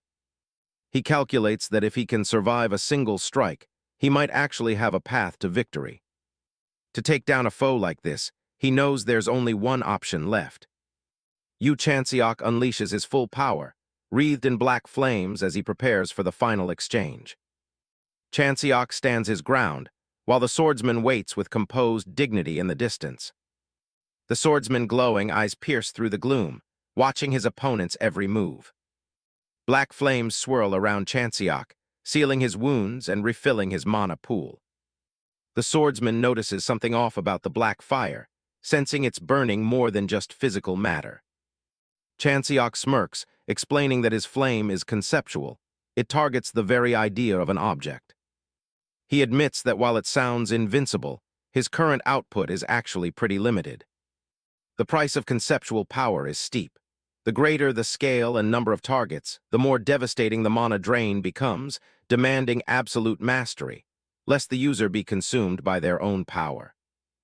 Using it on such a massive scale is nearly impossible to control and carries a high risk of backlash. He recalls having to hold back against Kim Jae-hyun, making sure he didn't accidentally incinerate the guy entirely. Chanseok compares his past strength to a greatsword, while his current state is nothing more than a fruit knife. As he reflects, the image of the old knight, a burly man with a thick, massive beard, flashes through his mind. He's been playing it safe so far, but he realizes it's time to stop holding back. Chanseok decides to target the durability of the temple itself. The swordsman just stares at him, clearly having no idea what he's talking about. Chanseok decides he's done with the explanations and gets ready to move. The swordsman's glowing pupils track every movement, his expression unchanging. The two clash with an earth-shattering explosion. In his new state, Chanseok's strike is so fast and powerful that it shreds the swordsman's body and the stone walls alike as the battle truly erupts. The swordsman grunts in pain as a chunk of his body is torn away, while the ground beneath his feet suddenly loses its form and crumbles like paper. Chanseok tells him to try and wrap his head around it while he's being pummeled. In an instant, the opponent's body is fully restored. Chanseok finds himself curious to see the limits of what his current self can achieve against such a formidable foe. The swordsman's eyes flare with a cold green light as he prepares for the next exchange. "Let's take this elsewhere," he suggests, ready to change the pace of the fight. The heavy architecture of the temple looms above them as the battle escalates and shifts. The entire floor shatters into pieces, sending debris flying in every direction as they move outside. A massive burst of energy explodes from the center of their duel, lighting up the sky. Both warriors launch into the air, their weapons clashing amidst falling rubble. Streaks of mana cut through the air as they trade high-speed blows across the horizon. A blinding white light erupts as their powers collide once again in a massive shockwave. Slashes of orange energy fill the sky like a web of destruction, cutting through everything in their path. The swordsman swings his katana with terrifying speed and precision. Chanseok parries the blow, his spear catching the blade in a shower of sparks. They're locked in a power struggle, their eyes fixed on each other in a moment of intense focus. The katana's blade grinds against the steel shaft of the spear, as both warriors pour every ounce of their strength into seizing the upper hand. The katana slices right through the protagonist's spear, as the swordsman's movements grow increasingly aggressive and unpredictable. Chanseok keeps a close eye on his opponent, waiting for the split second to strike. A terrifying, pitch-black silhouette looms as the swordsman prepares his ultimate strike, his bloodlust radiating so intensely it feels like the very air is freezing. The mountainside stands silent for a split second before that devastating blow. Then a clean slash cuts straight through the landscape and the clouds above. Huge fragments of rock begin to float, drifting through the air like leaves in the wind. A flash of energy suddenly ignites in the center of the flying boulder, making it glow intensely for a split second before shattering into a million pieces. It turns out Chanseok was lunging from that direction, spear-tip first, aiming directly at the target above. A massive pillar of dust and energy shoots up from the point of impact on the ground. Suspended in midair, the swordsman looks down in shock as Chanseok rockets up from the ground, the sheer momentum of his charge catching him completely off guard. His glowing blue eyes widen in sheer terror, completely overwhelmed by the destructive power Chanseok is unleashing upon him. Chanseok lunges forward, his weapon crackling with power as he closes the distance. The two warriors collide in midair, Chanseok's blinding speed followed by a barrage of energy spear tips. The spears of light shred the swordsman's body into 100 pieces. Despite taking such a fatal blow, the swordsman's body doesn't vanish. Instead, it constantly regenerates. The swordsman lands on a crumbling ledge, staring in disbelief at the destruction around him. He realizes that the energy from Chanseok's attack is relentlessly slowing down his regeneration. This power is unlike anything he has ever encountered, even on legendary battlefields. Standing amidst the ruins, the swordsman demands to know who, or what, his opponent truly is. He stands frozen as a terrifying truth suddenly flashes before his eyes. High above, a glowing cross-shaped sigil appears in the sky, marking the end of the line. Chanseok points his spear at the distant figure, his focus absolute as he prepares the next move. A grid of glowing light manifests instantly, slicing through space itself. The swordsman is caught in the crosshairs, his form silhouetted against the blinding geometric slashes. Sharp energy blades relentlessly tear through the swordsman's body with surgical precision. Pushed to his absolute limit, the swordsman undergoes a horrific transformation as the erosion sets in. He lets out a bone-chilling roar as his body warps into a massive shadow beast covered in glowing eyes. Chanseok doesn't back down, diving headfirst toward the newly transformed monster. He grits his teeth, his expression hardening as he prepares for the final collision. The monstrous shadow of the swordsman leaps upward, meeting the descending hero with feral rage. Their clash shatters the silence, sending waves of energy rippling through the battlefield. Chanseok strains against the beast's raw power, the force of the strike nearly blowing him back. That entity is being ripped to shreds as well, yet its form remains a turbulent void of writhing darkness and a sea of luminous eyes that refuse to stay destroyed. Ignoring their own mangled bodies, both warriors grit their teeth and continue to ramp up the intensity of the battle. Their gazes lock in a final, high-tension stare-down as the energy around them reaches a breaking point. A violent surge of purple flames erupts from the ground, engulfing the rocky terrain. The conceptual fire roars through the area, turning everything into a landscape of violent destruction. In the heat of battle, a flicker of memory from his combat days flashes through Chanseok's mind. He recalls posing a profound question about the very nature of combat. His fellow knight had once asked how he would handle a warrior whose strength matched his own. The memory takes him back to a desolate, wind-swept cliffside under a setting sun. The veteran knight looked up at the sky, pondering for a moment before slowly echoing the hypothesis. What if a warrior truly appeared whom even I could not defeat, someone whose strength was perfectly equal to my own? The young knight waited intently, his gaze fixed on him in absolute focus. The veteran warrior explained that in a clash between equals, there can only ever be one absolute outcome. Returning to the present, Chanseok has completely relaxed, proving the very words he spoke in the past. The swordsman's grotesque face is now almost entirely decomposing. A final, earth-shaking impact signals the end of their struggle. Chanseok smirks as the dust settles, reaffirming the only truth that matters. As expected, I am the strongest. Chanseok gazes back at the ruins where the boss had just fallen. Standing amidst the ruins, he examines his sword and the final fragments of the boss's body as they decompose. His hard work finally pays off as a blue reward chest materializes right before his eyes. He's relieved to see the loot mechanics work exactly like they did in his old world. Inside the chest, a strange golden artifact is glowing.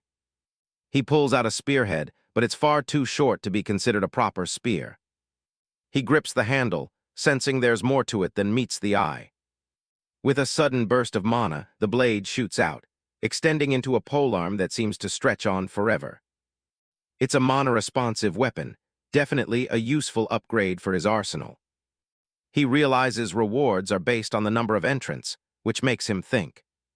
He should have brought Han Sang-a along just to park her somewhere safe while he cleared the place. He wonders if her own sword even survived that crazy battle. Later that night at the shelter, things have finally quieted down. Han Sang-a is out cold, finally getting some much-needed rest. She stirs slightly as someone enters the room.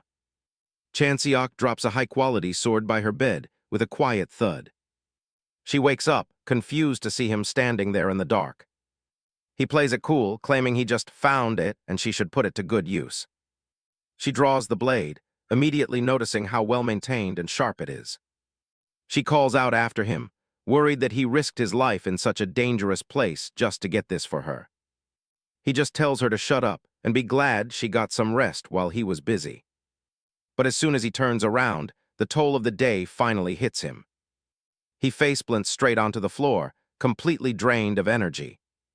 Han Sang-a can only watch in shock as the guy who just cleared a rift collapses like a sack of potatoes. Word of what he did spreads like wildfire, because the gap between Grade 3 and Grade 2 rifts is massive. A solo clear of a Grade 2 source is basically unheard of for a rookie. On the streets, people are glued to their phones, arguing over whether the rumors are even real. Chanseok's face is plastered all over the city's giant screens as the latest viral sensation. Back at the hospital, his phone is blowing up with so many messages it's basically unusable. He looks out the window at the media circus outside and realizes his days of flying under the radar are over. There's a knock at the door, pulling him away from the window. A woman introduces herself as Jasujiang, representing a group called Embargo Tower. She's been footing his medical bills, but Chanseok admits he's never even heard of her organization. She tries to play the polite host, asking if he needs anything for his stay. But he knows those expensive hospital bills come with a price tag. He cuts the small talk and tells her to get straight to whatever she actually wants. She just smiles and asks if he likes cake before diving into business. She shows him a prototype for a mana-powered shield generator designed to protect the masses. As they sit down over some strawberry cake, she starts laying out the job. She wants him to escort this world-changing tech across the continent. It's a mission to bring protection to areas hunters can't reach, potentially saving humanity. Chanseok listens intently, weighing the risks of such a massive request. Chanseok sits across from Jasujiang in the hospital room, realizing the massive scope of what she's asking. She mentions they're already gathering a team of high-level hunters for the job. He checks over the mission details, surprised to hear that even big names like Janabi are on board. This isn't just a simple transport job, it's a global event. Jasujiang lays out the logistics. They'll be taking the shield generator across the continent by train, starting from Vladivostok all the way to the Netherlands. A map shows the massive route they'll be covering, stretching across Russia and into Europe before reaching the final stop in Dover, UK. When Chanseok asks why they're going that far, she explains the geopolitical nightmare. A powerful warlord group called Ristorante controls a massive chunk of territory from Italy to North Africa. She points out that the UK is one of the few places left with any stability, mostly thanks to being an island nation protected by the sea. But the rest of Europe is pure chaos.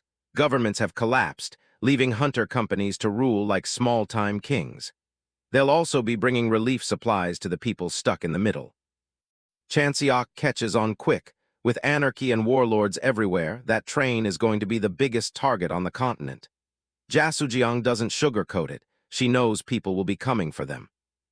She asks if he's ever left the country before, and he admits this is his first time heading to Europe. She warns him that things over there are way more horrific than he can imagine. Jasujiang explains that Embargo Tower is handling the data for the mission, and she'll be personally joining the transport team. Chanseok keeps eating his cake, thinking it'll be good to have a familiar face around, even if she basically decided his participation for him. He finally gives his answer, but with one major condition. Han Sang-ah has to come with them as his partner. He explains that she's the only one he truly trusts after everything they went through on Tsushima Island. Jasujiang is more than happy to agree, figuring a hunter he trusts is better for everyone's safety. Chanseok leans back, thinking this deal actually works out pretty well for his own plans, too. He stands up and offers a handshake, officially joining the high-stakes mission. Behind the smile, he's already calculating how this move will help him grow his influence faster than anyone expects. Soon after, a helicopter touches down on the rooftop, the sound of the blades drowning out everything else. As they board, Chanseok realizes how much his life has changed. The association is mobilizing a whole helicopter just for a meeting because he cleared that Grade 2 Rift solo. The association president meets them, an elderly man with a sharp gaze who looks impressed by Chanseok's performance. He tells him that expectations are now a certainty. He promises the full support of the Hunter Association, which Chanseok knows will make his future moves a whole lot easier. Chanseok looks at the old man and wonders just how much he actually knows about the entities behind the scenes. He watches the association president carefully, questioning if the man wants to fix this broken world, or if he's perfectly happy with the way things are now. He steps into the cabin of the helicopter, ready to meet the rest of the crew. Waiting inside is Lee Si-yoon, a top-ranked hunter looking sharp in a black suit. She greets him like an old acquaintance. She mentions that his reputation has already reached the furthest corners of the country, and Chanseok just jokes that he's getting used to being famous. As the city fades away below them, Chanseok asks where they're heading, and Si-yoon reveals that their next stop is a military base. The news catches Chanseok off guard, but Si-yoon explains that the South Korean military is officially backing the Embargo Tower mission. Chanseok realizes the political stakes. If this shield generator works, countries won't have to rely so heavily on independent hunters for defense anymore. He taps his fingers on the table, privately noting that not everyone is thrilled about this new technology. Then he speaks up, asking Si-yoon if she's heard of a group called the Heirs of Dangun. Answering his doubt, Lee Si-yoon labels them as a pack of radical nationalist terrorists who truly believe they're doing the right thing. Chanseok then recounts his past clash with them back on the island. She explains that they're a hardcore Korean-only group that loves to swoop in and disrupt rift-clearing missions whenever they get the chance. A vision of a past enemy flashes through Chanseok's mind. He knows exactly why they're so bitter about the current system. Lee Si-yoon stares him down, her eyes unreadable as the conversation gets heavy. Suddenly, she tosses something small into his hands. It was a piece of pumpkin taffy. Chanseok was just confused as to why she kept trying to stuff him with sweets, completely unaware that this was the top hunter's signature way of shutting people up. She ignores the question and asks him again if he's really never been out of the country.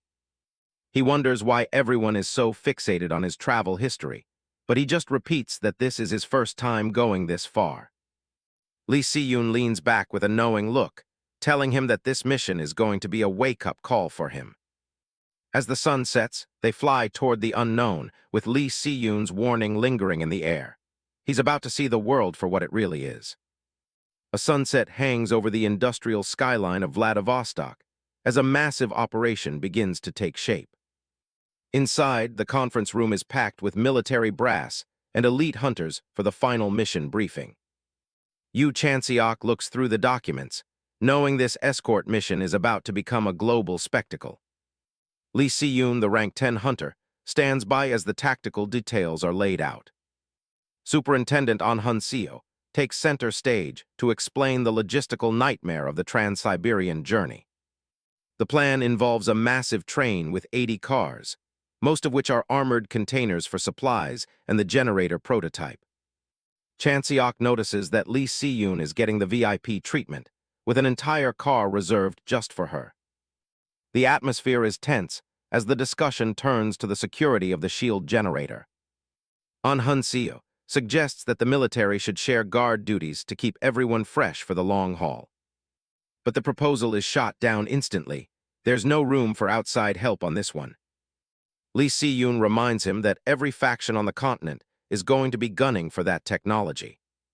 The superintendent can only frown as his offer for military support is firmly rejected. The rules are strict. Only members of the designated guild are allowed near the cargo. The military officials look frustrated, realizing they're being kept at arm's length by the hunters. Lee Si-yoon shuts her eyes, signalizing that the discussion is over. A map outlines the grueling route from Vladivostok all the way to the UK, crossing through some of the most dangerous corrosion zones. As soon as she heard the plan to transport by train through these godforsaken lands, Si-yoon immediately compared the mission and the threat of bandits to a cliché, old-school Western movie. The situation is even worse than they thought, with 5 European warlords already marked as hostile threats. The soldiers in the room are visibly shaken, wondering how they're supposed to survive 2 weeks of constant attacks. Most of them are convinced that pulling this off is actually impossible. Lee Si-yoon remains calm, watching the room descend into a minor panic. She breaks the tension by promising that the train will reach its destination, no matter who stands in their way. Operation D-Day begins as the massive train prepares to pull out of the frozen station in Russia. The platform is a sea of people, as crews and guards scramble to board before the departure. Chanseok walks along the tracks, the bitter cold already biting at the air. He realizes the train is even longer than he imagined, stretching over a kilometer into the snowy mist. Suddenly, a familiar voice calls out to him, stopping him in his tracks. Han Sang-ah is already geared up and waiting for the mission to start. She teases him about his luxury first-class ticket, while she's been stuck with the commoners in second class. But Chanseok immediately uses Lee Si-yoon's private carriage as a shield against the teasing, reflecting on the massive gap between his own rank and the true elite. Ja Soo-jeong arrives at the platform to see the team off. She greets Chanseok, nodding that he's remarkably early for the departure. Chanseok is impressed by how much effort Embargo Tower has put into the security of this transport. The train cars are literally built like tanks, designed to withstand the worst the wasteland can throw at them. Ja Soo-jeong explains that the entire train is clad in depleted uranium armor for maximum defense. Despite the heavy plating, Chanseok knows the real defense is having a powerhouse like Lee Si-yoon on board. With everything in place, it feels like nothing could possibly go wrong. But less than 10 minutes into the trip, a swarm of flying eye monsters descends on the train. One of the hunters, face bloodied and screaming, calls for immediate backup at car 57. Chanseok doesn't wait for orders and leaps onto the roof of the moving train. The attack came way sooner than anyone expected, throwing the defense into immediate chaos. He swings his weapon to clear the sky, but the swarm seems endless as more creatures dive in from the blizzard. Chanseok struggles against the swarm, wishing the mission's heavy hitter Lee Si-yoon was out here fighting with him. The mission is a logistical nightmare. Because the railway is trashed, the train can only move as fast as the repair crews can fix the tracks. These workers are sitting ducks for corrosion creatures, so a high-rank hunter like Lee Si-yoon is forced to stay behind and guard them. Chanseok is frustrated that their best fighter is being wasted on guard duty instead of clearing the path ahead. Another winged monster dives in. He barely manages to swat it away. Looking at the endless swarm, he realizes this is going to be a very long day of babysitting the tracks. The scene shifts to Khabarovsk, Russia, where the landscape is painted with fresh blood in the snow. A massive, shark-like monster is dragged across the tundra like it's nothing more than a fresh catch. The man responsible is a mountain of muscle in heavy armor, his face set in a cold, indifferent stare. A man in traditional Korean robes, Lee Ha-yun, approaches through the blizzard. He finds the Russian warlord facing a toothy monster that is lunging forward to attack him. But he pays no mind, turning instead to watch the city's ruins looming in the distance, a silent testament to the lawlessness of this region. The warlord doesn't appreciate the intrusion and unleashes a powerful strike that shatters the air. The impact leaves a crater in the snow, but Ha-yun doesn't even flinch. He simply smiles, nodding that it's been a long time since they last met. Ha-yun wastes no time and gets straight to the point. He has a job for the man known as the ruler of Khabarovsk. The warlord, Nikolai Baranov, looks down at the intruder with sheer contempt. He's annoyed that the visitor's arrival woke up the monster he was planning to have for dinner. Nikolai isn't interested in a payday, claiming he already has everything he needs. Ha-yun is unfazed, knowing exactly how to bait someone with a thirst for a real challenge. He mentions the special train that just departed from Vladivostok, scheduled to cross through this territory soon. Nikolai laughs it off as a joke, knowing the tracks have been broken for years. Ha-yun explains that the train is moving in real time, using mana-awakened crews to repair the path as they go. This revelation catches Nikolai's attention. He asks what could possibly be valuable enough to warrant such an insane effort. Ha-yun tells him the cargo isn't his concern, but the person guarding it definitely should be. Nikolai's eyes widen when he hears the name of his target. Ha-yun confirms it. The Candy Lady of Janabi LLC is the one holding the line. The prospect of fighting the rank 10 hunter, Lee Si-yoon, finally brings a bloodthirsty grin to Nikolai's face. He assumes it's a simple robbery and suggests just blowing up the entire train. Ha-yun quickly corrects him. He has much more specific plans for the cargo than just destruction while silently cursing the man's simple mind. He produces a small electronic terminal, explaining that Nikolai needs to break into the main car and connect it to the equipment inside. Ha-yun adds that once the data is secured, Nikolai is free to do whatever he wants with the remaining cargo. Nikolai lets out a roar of laughter, officially accepting the contract. For him, the tech is just an excuse. He's more interested in the slaughter that follows. He can't wait to turn the Siberian tracks into a graveyard, right in front of the legendary Lee Si-yoon. Yu Chanseok stands amidst the carnage, his spear resting on his shoulder after single-handedly wiping out a massive wave of monsters. The other hunters are in total shock. They can't wrap their heads around how a rookie could slaughter hundreds of enemies all by himself. Chanseok slams the butt of his spear into the frozen ground, the impact ringing out through the snowy silence. To the exhausted hunters watching him, Chanseok seems like more of a monster than the things they were just fighting. He glances back at the group slumped over and gasping for air. Seeing them so battered after a short skirmish makes him realize they're pretty much useless. He closes his eyes for a moment, deciding right then that he'll have to treat this mission like he's fighting alone. Han Sang-ah barks at the others to get up, reminding them that the mission isn't over and they can't let their guard down. Chanseok smirks over at Han Sang-ah. In his mind, she's the only one in this entire group who's actually worth anything. Suddenly, his expression shifts. He senses something off in the distance. Up ahead, a massive obstacle has been placed directly on the tracks. It's a deliberate blockade, and the train is heading straight for it. Chanseok wonders if it was just a natural avalanche, but the timing is far too perfect. Static crackles in his earpiece as the control room reports the obstacle, but says they're proceeding as normal for now. The channel is suddenly hijacked by a sharp, authoritative voice.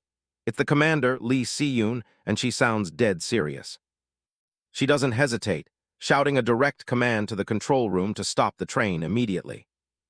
The train screeches to a halt, snow spraying everywhere. Si-yoon knows this isn't a natural disaster, it's an ambush.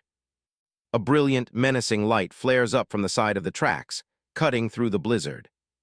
Something strikes the side of the train with immense force, the metal groaning under the heavy impact.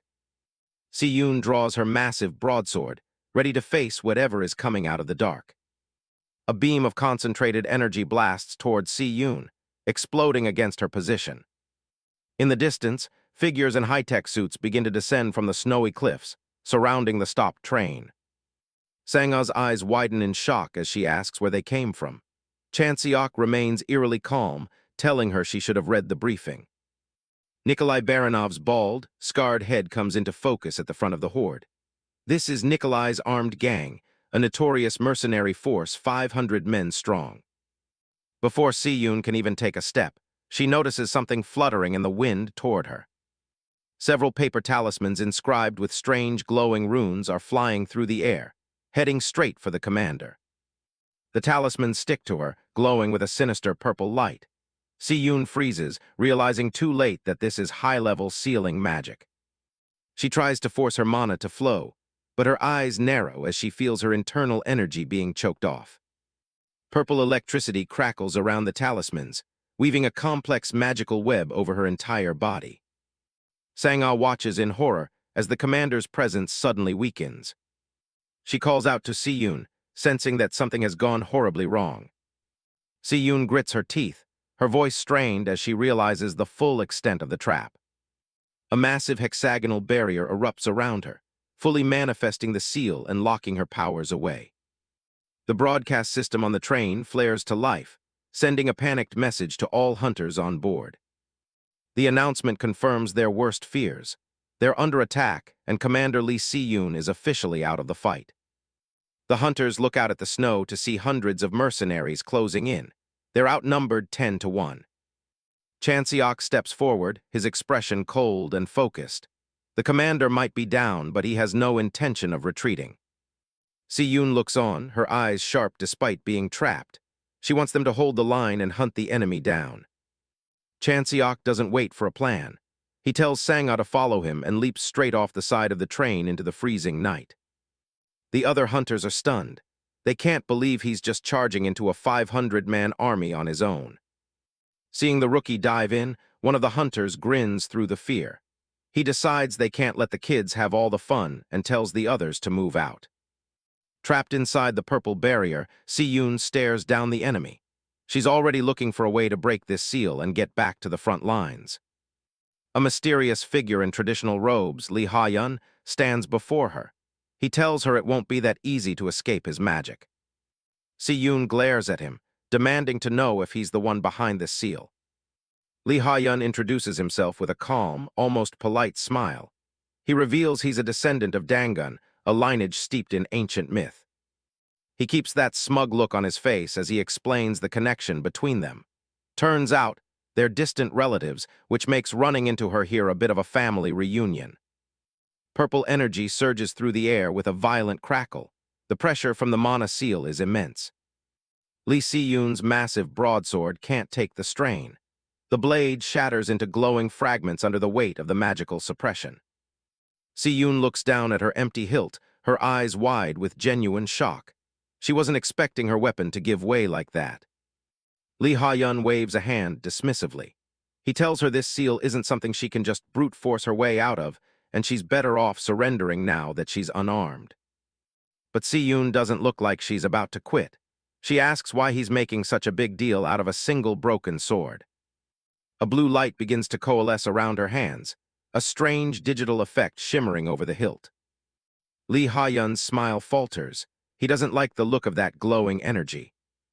In an instant, a brand new blade manifests in her grip. It's a perfect copy of the one that just shattered, manifesting right within the purple hexagonal barriers. This is the power of the mirror ring, a grade 1 artifact Seiyun obtained after clearing a high-level erosion core. It's a specialized piece of gear that lets her register one weapon. The moment that item breaks, a duplicate is instantly placed back into her hand. Seiyun mocks him right back, looking completely unfazed. She asks if he really planned on just smashing her sword until the seal broke. She tightens her grip on the new hilt, ready to show him exactly what a brutish fighter can do. With a fierce look in her eyes, she calls him out, saying his rude attitude is exactly why he'll never be popular with the ladies. Out in the snowy wasteland, the battle is just beginning. The mercenaries are closing in on all sides. A sudden burst of laughter echoes across the battlefield, catching the defenders off guard. High above the snow, Nikolai Baranov hovers in the air, his high-tech suit glowing with power. He looks down at the handful of hunters, mocking their pitiful numbers. Nikolai's face is a mask of arrogance. He tells them he's the one who decides who lives and who dies tonight, offering them one last chance to surrender. Chanseok and Han Sang-ah look up at the flying giant. Chanseok immediately notices something strange. He can't sense a single drop of mana from the guy, despite the fact that he's flying. He recognizes the technology. It's a suit from the Predator Project, a 10-year-old initiative designed to let ordinary people fight without needing mana. The suit hums with mechanical energy. It even comes with a built-in translation function, so Nikolai can talk trash in any language. Chanseok's eyes narrow. He wonders how a top-secret South Korean military prototype ended up in the hands of a Russian gang leader. Beside him, Sang-ah is trembling. The reality of the situation is starting to sink in. This isn't just about hunting monsters anymore. They have to kill people. Chanseok notices her hesitation. He coldly tells her that if she can't handle the idea of fighting humans, she should just stay back. He reminds her that these people are trying to kill them regardless of her moral dilemma. Sang-ah tries to harden her heart. She watches a mercenary charge and tells herself that these guys are no different from the mindless monsters they usually face. She takes a deep breath, focusing on the target ahead. She moves in a blur, her blade finding its mark. The snow is sprayed with blood as she takes her first human life. Chanseok watches her, his gaze intense. He warns her to just do what she has to and not let the guilt consume her. His expression is devoid of any remorse. He tells her the feeling will eventually fade, whether it takes a few days or a month. The silence of the snowy night is shattered by the sounds of a massacre. Gang members scream as their lines are torn apart. It's a violent whirlwind of blood and steel, a chaotic mess where nobody is safe. In the middle of all this gore, Chanseok walks through the battlefield like he's just taking a stroll. He doesn't look bothered at all. His eyes are dead calm while weapons clash all around him. His team is getting pushed back hard. Even though they've got the skill, they're just completely outnumbered by these thugs. Chanseok knows there's only one way to end this quickly. He needs to take out their leader. Right on cue, Nikolai Baranov makes his entrance. He's already got his hands on one of the defenders. The bald giant recognizes the kid. Word about the rookie from Korea has apparently traveled pretty fast. Chanseok's a bit surprised that even Russian thugs are keeping tabs on him these days. Nikolai doesn't waste time talking. He lunges forward with a glowing blade. The mercenary mocks the lack of talent in Korea after seeing the kid's initial reaction. Chanseok has to admit, this guy is fast and heavy-handed. Not only is he quick, but that power suit looks like it can take a serious beating without a scratch. The protagonist realizes this won't be an easy win. This guy is a lot trickier than the average monster. But Nikolai has no idea who he's dealing with. Chanseok's been through much worse than a high-tech suit. They clash in a flash of sparks. Neither side is giving an inch. Nikolai is getting pissed. He expected to squash this kid in seconds. The giant fires up his thrusters, screaming that he's going to finish this right now. Chanseok notices something weird. For someone claiming to be going all out, the guy is definitely holding back. He deduces that the mercenary is worried about damaging the cargo. They need that shield generator intact. Nikolai keeps up the pressure, swinging with mechanical force. Everything about this ambush feels too organized. It's like these guys knew exactly who was on the train. A Russian boss in a Korean military suit and a SEAL master showing up at the perfect time. That's not a coincidence. Chanseok realizes there are too many red flags to ignore. There's definitely a mole in the operation. Nikolai looks down and sees something that finally makes him nervous. A black flame is eating through his armor. Chanseok decides he's done playing around. He's going to burn through his weapon's durability to end this instantly. He swings, his blade glowing with intense blue energy. The mercenary's face goes pale. He realizes too late that he's completely outmatched. Nikolai tries to curse him out, but Chanseok is already moving faster than the suit can track. He activates blue trajectory. The air around him starts to warp from the sheer speed. It's a 16-hit combo. The final blow cannon sends a shockwave through Nikolai's entire frame. The giant freezes. He can hear the expensive metal of his suit finally starting to snap. There's a massive crack right down the middle. Nikolai panics, realizing he needs to retreat and find cover. He tries to strike a deal, offering to help break the seal on the candy lady if the kid stops attacking. But Chanseok isn't interested in bargaining with a corpse. He drives the final strike home. A single strike cleaves the Russian butcher in two. The power suit explodes into fragments. The invincible commander is officially done for. Chanseok just sighs. Dealing with these guys was more of a chore than anything else. He stands over the wreck, telling the dying man that he doesn't need any help. Suddenly, a familiar purple energy starts sparking nearby. The ground shakes with a new power. The remaining mercenaries stop in their tracks. They can feel the atmosphere changing. Confidence turns into pure terror. They realize they've just lost their leader and something else is waking up. On the other hand, the hunters' faces begin to light up with joy. Chanseok glances back at the train with a smirk. He knew she could handle it on her own. Lee Si-yoon finally breaks through the seal, her eyes glowing as her mana floods back into the battlefield. The Trans-Siberian train sits stalled in the frozen wasteland. Bodies of the mercenaries are scattered across the snow, marking the end of the ambush. The hunters gather around, finally catching their breath after the massacre. Lee Si-yoon is all smiles, handing Chanseok a shard of the broken seal as a reward.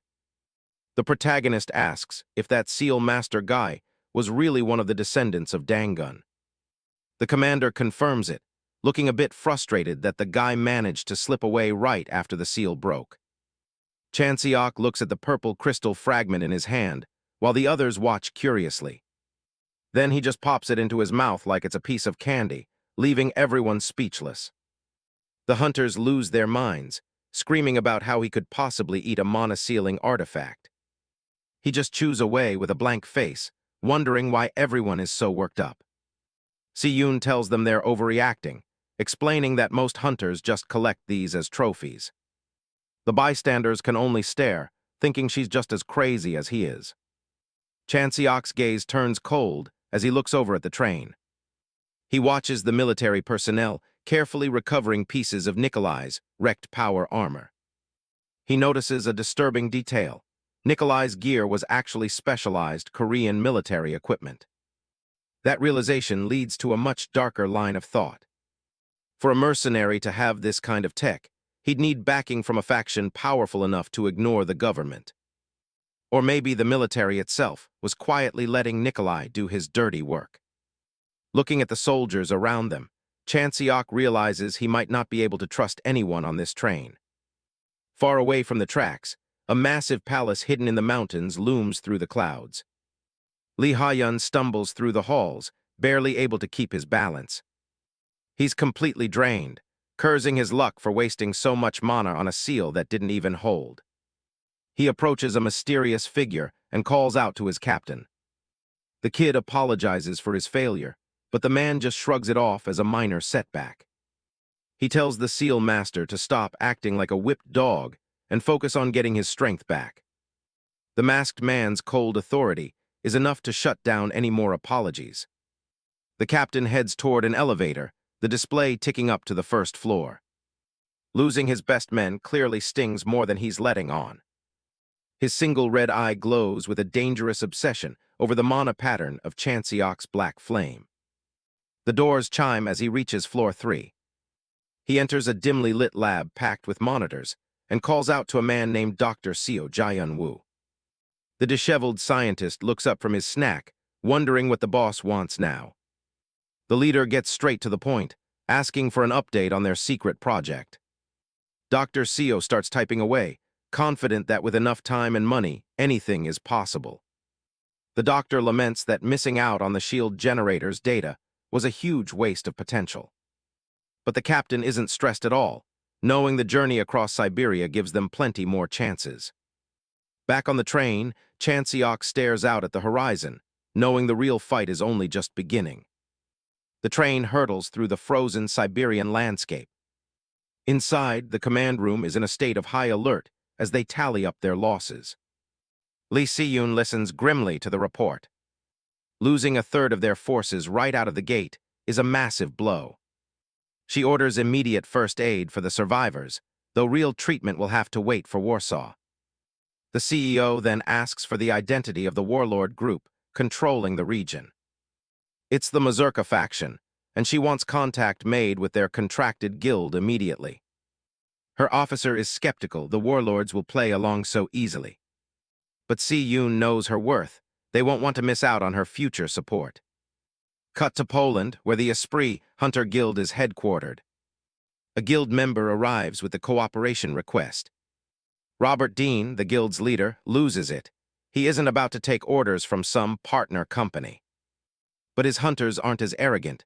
They know she's cleared top-tier cores on her own. To them, this isn't just any request. It's from Korea's legendary Candy Lady. Robert scoffs, asking if they'd jump into a furnace just because she told them to. One of them answers without a second of hesitation. He'd do exactly that. Robert explodes, calling his men idiots for respecting a hunter who just does commissions for a living. That's when the entire room gathers around him, dead silent. The leader looks around, suddenly realizing his authority is on thin ice. A female hunter makes it clear. If he refuses this request, she's leaving the guild today. Robert's face twitches as he tries to keep his temper in check. He can't believe they're siding with a stranger over their own leader. But another hunter steps forward, explaining that the Candy Lady is just different. He tells a story of how her foundation helped his mother get a life-saving surgery. Others join in, recalling how she saved them from certain death when they were injured in cores. The guild member warns Robert that the company will collapse if everyone walks out at once. He's forced to bite his tongue and comply, his arrogance completely shattered. Back on the train, Lee Si-yoon is deep in thought. She's worried about the injured. Their condition is even worse than reported. They've still got 5 more days of travel ahead of them. All she can do is hope they don't run into any more delays. Of course, that's exactly when the proximity alarm starts blaring. Something is chasing the train. A massive slime is closing the distance fast. The hunters on board scramble, their hearts sinking at the news. Si-yoon grabs her weapon, realizing things are about to get ugly. Yu Chanseok looks on, asking the obvious question, what exactly is a slime? She explains it's a high-grade entity from a frozen core, nicknamed the Refrigerator. Chanseok is surprised. That place is hundreds of kilometers away from their current position. The erosion zone must have expanded while they were traveling. They head to the roof to face it, and Chanseok asks if these things are really that dangerous. Si-yoon warns him to be careful. Their bodies are so cold they'll shatter any equipment that touches them. Hunters on the roof aim their bows at the approaching monsters. On command, they let fly a barrage of arrows into the snowy sky. The arrows find their mark, but they just sink harmlessly into the slimes. The creature's magic resistance makes standard attacks completely useless. Chanseok watches the failed volley with a calm, analytical gaze. Without a way to break through that barrier, they're essentially defenseless. Panic starts to spread among the ranks as the slimes keep closing in. Si-yoon stares ahead, the reality of a failed mission weighing on her. If the train is overrun before they clear the zone, none of them are making it out. Chanseok steps forward, the only one not losing his cool. He casually offers to take a turn, catching the hunters off guard. He borrowed that hunter's bow right then and there, deciding to ignore proper form and just wing it. Si-yoon watches him, wondering if he can actually do something she can't. Purple energy begins to spiral around his arrow, crackling with intense mana. His plan is simple. If there's resistance, he'll just burn it all away. He releases the shot, and it streaks toward the lead slime like a bolt of lightning. The moment it hits, dark flames explode, eating away at the creature's defenses. The purple fire consumes everything it touches, leaving the monster vulnerable. The hunters are stunned. The slime's legendary resistance has been completely dispelled. Chanseok doesn't even break a sweat, already looking toward the next move. He tells the others to resume their attack once the flames die down. One of the hunters asks him how such a thing is even possible. Si-yoon looks at him, the pieces of the puzzle starting to fall into place. She wonders if his unique ability is the power to erase anything that lacks a physical form. To her, the man is becoming a complete enigma. She doesn't waste any more time and leaps into the fray. With a powerful swing, she cleaves right through the heart of a slime. Seeing her success, the rest of the hunters join in, finally pushing the monsters back. But just as they think they're winning, a lookout yells about one final, massive slime. Si-yoon's eyes widen as she looks up at the sky. A giant slime orb leaps over the train, aiming to crush the entire team. She knows she could cut it, but the impact would shatter her equipment instantly. If she misses this chance, everyone on the train is as good as dead. She desperately looks for a way to save her people. Chanseok reaches for the hilt of his sword, his movements precise. Normally, a monster that massive and cold would be impossible to bring down. But Chanseok has a much more direct approach in mind. He springs into the air, reducing the giant beast to a harmless mist in one strike. Si-yoon can only stare in awe as the impossible happens right in front of her. Han Sang-ah and the other hunters are left speechless by the sheer scale of his power. A shower of frozen droplets falls onto the roof. They're nothing more than harmless slush now. Chanseok sheathes his blade, casually mentioning that the monster actually tastes like cola. Chanseok adds with a playful glint in his eye that he always did prefer cola-flavored candies, leaving the others to wonder if this man might truly be the one destined to save their broken world. The armored train rumbles through the frozen Siberian landscape, its heavy wheels churning through the deep snow. It pushes forward with a steady rhythm, cutting a path through the white wasteland. The massive vehicle continues its journey, leaving a trail of gray smoke against the backdrop of snowy mountain peaks. It's a lonely trek across the desolate terrain toward its next destination. Inside the cabin, Lee Si-yoon briefs the team on their schedule. They're planning a 3-day stop in Warsaw to treat the wounded and distribute the relief supplies allocated to the area. She explains that the local Mazurka warlord and their contracted hunter company have already promised to cooperate. She looks slightly relieved that this part of the logistics is handled for now. Lee Si-yoon turns to her subordinate to ask about transportation cooperation from the other factions. She wants to know if there's been any word from the warlords besides Mazurka. The officer reports that the other warlords are still staying silent. Si-yoon crosses her arms, realizing they'll just have to keep trying to establish contact. The train finally pulls into Warsaw Central Station, a cavernous terminal in the heart of Poland. The platform is crowded with soldiers and staff waiting for the cargo. Yu Chanseok steps out and takes in the surroundings. He'd heard Poland was doing better than most, but the reality of the station tells a different story. The station floor is a grim sight, filled with people huddled in blankets and looking completely drained. It looks more like a morgue than a transit hub. Despair is everywhere, with bodies lying motionless among the trash and debris scattered across the terminal. The air feels heavy with the scent of decay. Chanseok narrows his eyes as he scans the area.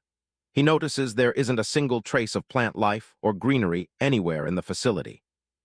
Broken concrete and yellow keep out, tape mark off sections of the ruins. He wonders if the survivors burned everything edible or flammable just to stay alive through the winter. He notices that Lee Si-yoon and the other hunters are completely unfazed by the sight. It seems this level of misery is just the standard reality they're used to seeing.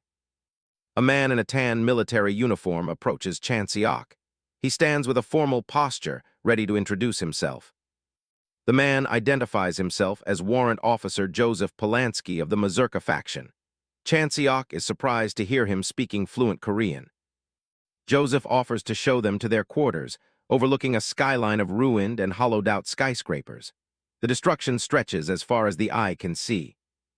A sleek black luxury car speeds down the empty highway toward the city's residential district. It's a sharp contrast to the wreckage lining the streets. Chan Seok watches the city pass by from the back seat. He realizes that everyone is being moved separately, and it looks like his accommodations will be different from the rest of the team. Joseph breaks the silence, confirming that Chan Seok is a freelance hunter. He seems to be sizing up his guest's potential. The officer gets right to the point, suggesting that since Chan Seok has no strong ties to Korea, he should consider a long-term position in Poland. He leans forward, trying to sell the idea. He admits that the city's buildings aren't up to Korean standards. However, he claims that here, Chan Seok would have far more power than he'd ever find back home. Chan Seok looks at the expensive champagne sitting on the console. He wonders if this corrupt power is really what the officer is bragging about. Joseph continues his pitch, knowing that powerful hunters in Korea often feel stifled by public image concerns and legal restrictions. He thinks he knows exactly what a man like Chan Seok wants. He drops all pretense and offers a darker kind of freedom. Anything from women to victims he can just beat to death for amusement. He says they can provide whatever he desires. Chan Seok stares back, his expression cold and unimpressed. He's already thinking about how much he'd like to punch this guy in the face. The sun sets over the bleak city buildings, casting a long, orange shadow over the urban decay. The city feels silent and forgotten. Chan Seok finally arrives at his room and shuts the door behind him, taking in the small space. He drops his gear and exhales, ready to finally rest. He expected something decent, but the place is on the level of a cheap neighborhood motel. He scans the room, finding it lacking in every way. He checks the bathroom next. At least it's clean and functional, which is a rare luxury in a city like this. His dinner is even more disappointing, a few cups of Korean instant noodles sitting on the counter. He wonders if this is really the best they could do. A knock at the door interrupts his thoughts just as he's picking up a cup of noodles. He looks over to find Soo-jeong waiting outside. She stands there looking a bit sheepish, leaning against the doorframe with her hair in braids. She gives him a quiet greeting. She looks him in the eye, clearly having something on her mind as she starts to explain why she's there. Her expression is awkward but determined. A moment later, the sound of a hot shower fills the room. Steam begins to rise from behind the bathroom door. Soo-jeong relaxes under the warm water, finally able to wash off the stress of the long trip. She closes her eyes, enjoying the simple comfort. Chan Seok sits on the couch outside, listening as she apologizes from the other side of the door. Her own quarters only have a communal bathroom with rusty water. He tells her it's fine and that they're friends, so she shouldn't feel bad about it. He sips his drink, trying to make the situation feel less awkward. However, he decides to use the opportunity to ask her a question in exchange. He looks toward the bathroom door, waiting for her to listen. He wants to know why all the provisions and supplies they've been given are from Korea. Soo-jeong pauses mid-wash to consider the question. She goes quiet for a second, her face partially obscured by the steam. She thinks about how to explain the messed-up reality of global trade.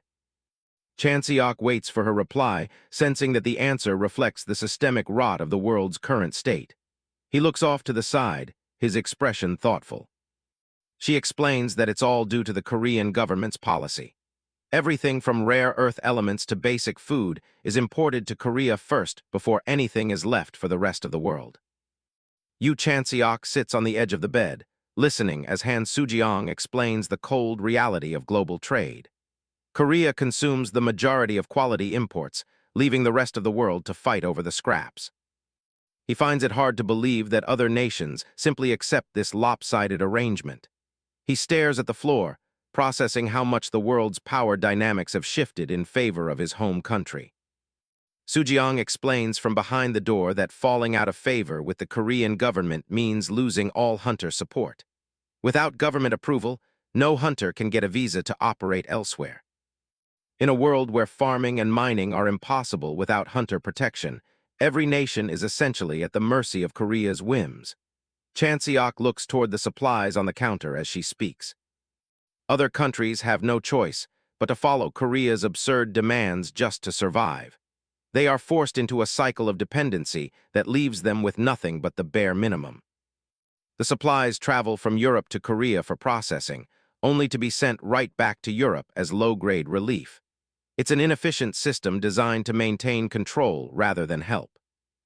They end up receiving spoiled grains, sprouted potatoes, and canned food that's years past its prime. It's the leftovers that even the Korean domestic market wouldn't touch. Chanseok listens intently, his expression hardening. He asks about the actual state of the relief supplies they're transporting. He wonders if they're really just carrying crates of sprouted potatoes across the continent. The thought of such a meager payoff for the danger they've faced is unsettling. Sujiang steps out of the bathroom, her feet still damp from the shower. She's ready to deliver the even grimmer truth about the cargo. She reveals that the reprocessed blended powder number 65 is actually made from industrial food waste. It's a sludge-like substance meant for survival, not nutrition. The waste is dried at extreme temperatures and pulverized into a fine powder.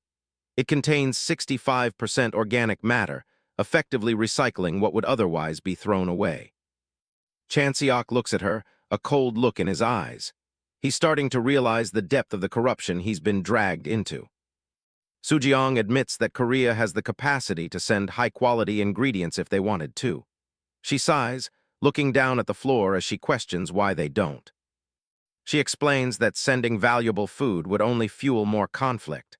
Warlords would seize the goods immediately, and the people who actually need help would never see a single bite. Chanseok looks down at the instant noodle cup in his hand. He realizes the system is designed to provide food so worthless that the warlords won't even bother stealing it. If real food is provided, it goes straight to the warlords who either hoard it or sell it to buy more weapons. Relief aid, in its ideal form, often ends up feeding the very wars it's trying to survive. The image of a decorated military leader flashes in his mind, the kind of man who profits from the suffering around him. These are the real monsters ruling the world. Chanseok stares at his scarred hand, realizing that the world he came back to is more rotten than the one he saved. The cycle of greed and power is inescapable. He finally understands Lee Si-yoon's earlier warning. She knew that once he saw the state of things overseas, he would see the world for what it truly is. He admits to himself that he was being too naive. The human rot on Earth is far more pervasive than the monsters he faced in the other world. He realizes there's an organization actively maintaining the erosion cores to ensure this chaotic state of the world continues forever. It's a profitable arrangement for those at the top. Chanseok crushes the empty noodle cup in his fist, a cold determination taking hold. He's figured out exactly what stance he needs to take from now on. He stands up and approaches Sujiang, calling her by her name. He looks ready to act, no longer content with being a passive observer. His eyes glow with a faint, amber light as he asks her for a piece of information. He's done playing by the rules of this broken world. He wants to know the location of the closest warlord faction that hasn't cooperated with their mission. He's going to pay them a visit personally.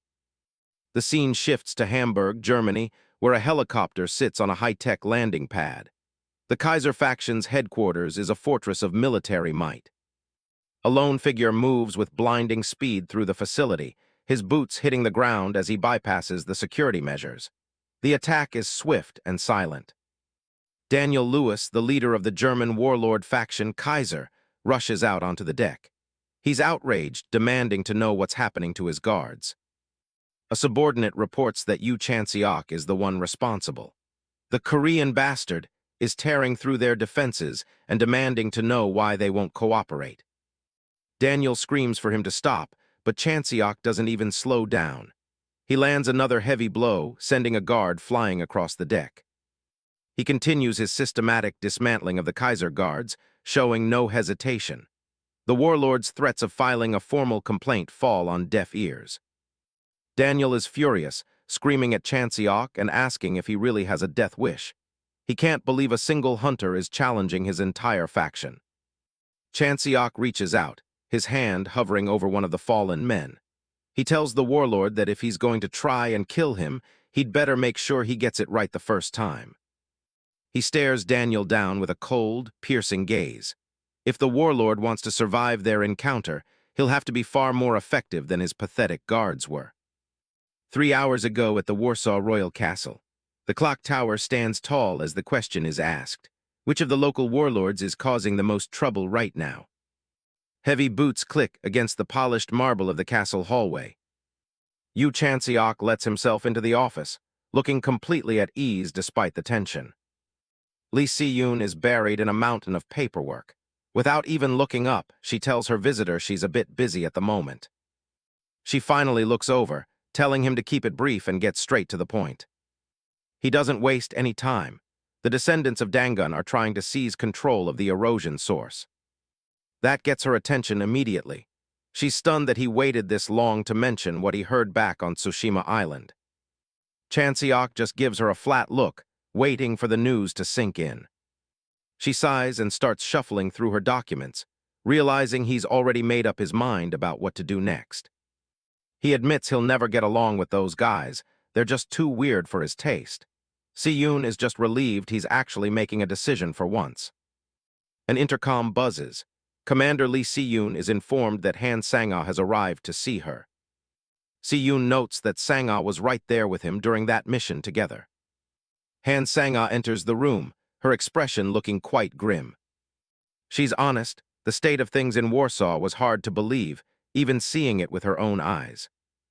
Si-yoon asks if Korea is really that oblivious to what's happening in other countries, especially her, the lady of Jumyang Group. Sang-ah looks down. If she weren't a hunter, she would have spent her whole life in the dark. She asks if there's anything they can do to help. Si-yoon's answer is cold. Nothing. It's a tragedy, but it's simply not their mission right now. Chanseok listens as she tells them to focus on the task at hand. They're drowning in work and have no backup to spare. He raises a hand to cut in. He's got something to say about the plan. He tells them he's going to handle the negotiations with the German warlords himself. He'll do it his way. He thinks they should just skip the talk and crush those warlord bastards with pure force. Si-yoon knows that's not an option for her position. Diplomacy is a nightmare, but she has a public image to maintain. That's why he's going in as an unaffiliated hunter. He'll be the one to hold the whip this time. Si-yoon stares him down, weighing the risks of staying in Poland while he takes care of things. She realizes that despite how extreme it sounds, there really is no other way to get things moving. She asks if he'll be okay on his own as he starts to walk away. He promises to have it settled before the relief supplies are even finished being distributed.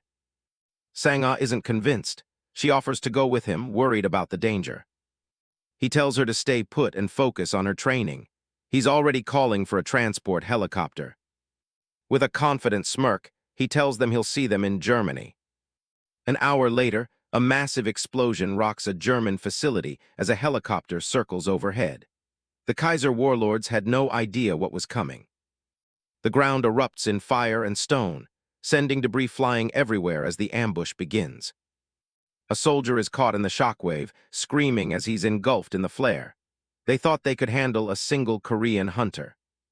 The warlords figured they could drain any hunter's mana until they were helpless. It was a logical plan, but it didn't account for someone like him. Chanseok drops into the middle of their base like a bomb, scattering the ranks. Their math only works on ordinary hunters. He gives them one final command: make a choice. He stands over a defeated guard, looking down at the group's leader standing in the distance. He asks if they'll settle this with words or fight to the end. Daniel Lewis, the leader of the Kaiser warlords, is in complete shock. He can't believe the guy is still moving. He panics and screams at his men, wondering what they're all doing just standing there. The soldiers snap to attention. chambering rounds and aiming their rifles on his command. Daniel roars for them to fire, his face twisted in desperation. But before a trigger can be pulled, Chansiok is already there, lunging through the line. He grabs Daniel from behind, locking him in a chokehold. He tells the leader one last time, make a choice. Daniel Lewis looks like he's about to have a heart attack. He asks how Chansiok plans on handling the consequences of this raid. The hunter just gives him a cold stare, clearly not bothered by the threat. The warlord is sweating through his uniform, realizing he's completely out of his league here. Yu Chansiok doesn't even blink as he gives his answer. He doesn't care about the fallout. One look from him is enough to make anyone second-guess their entire life.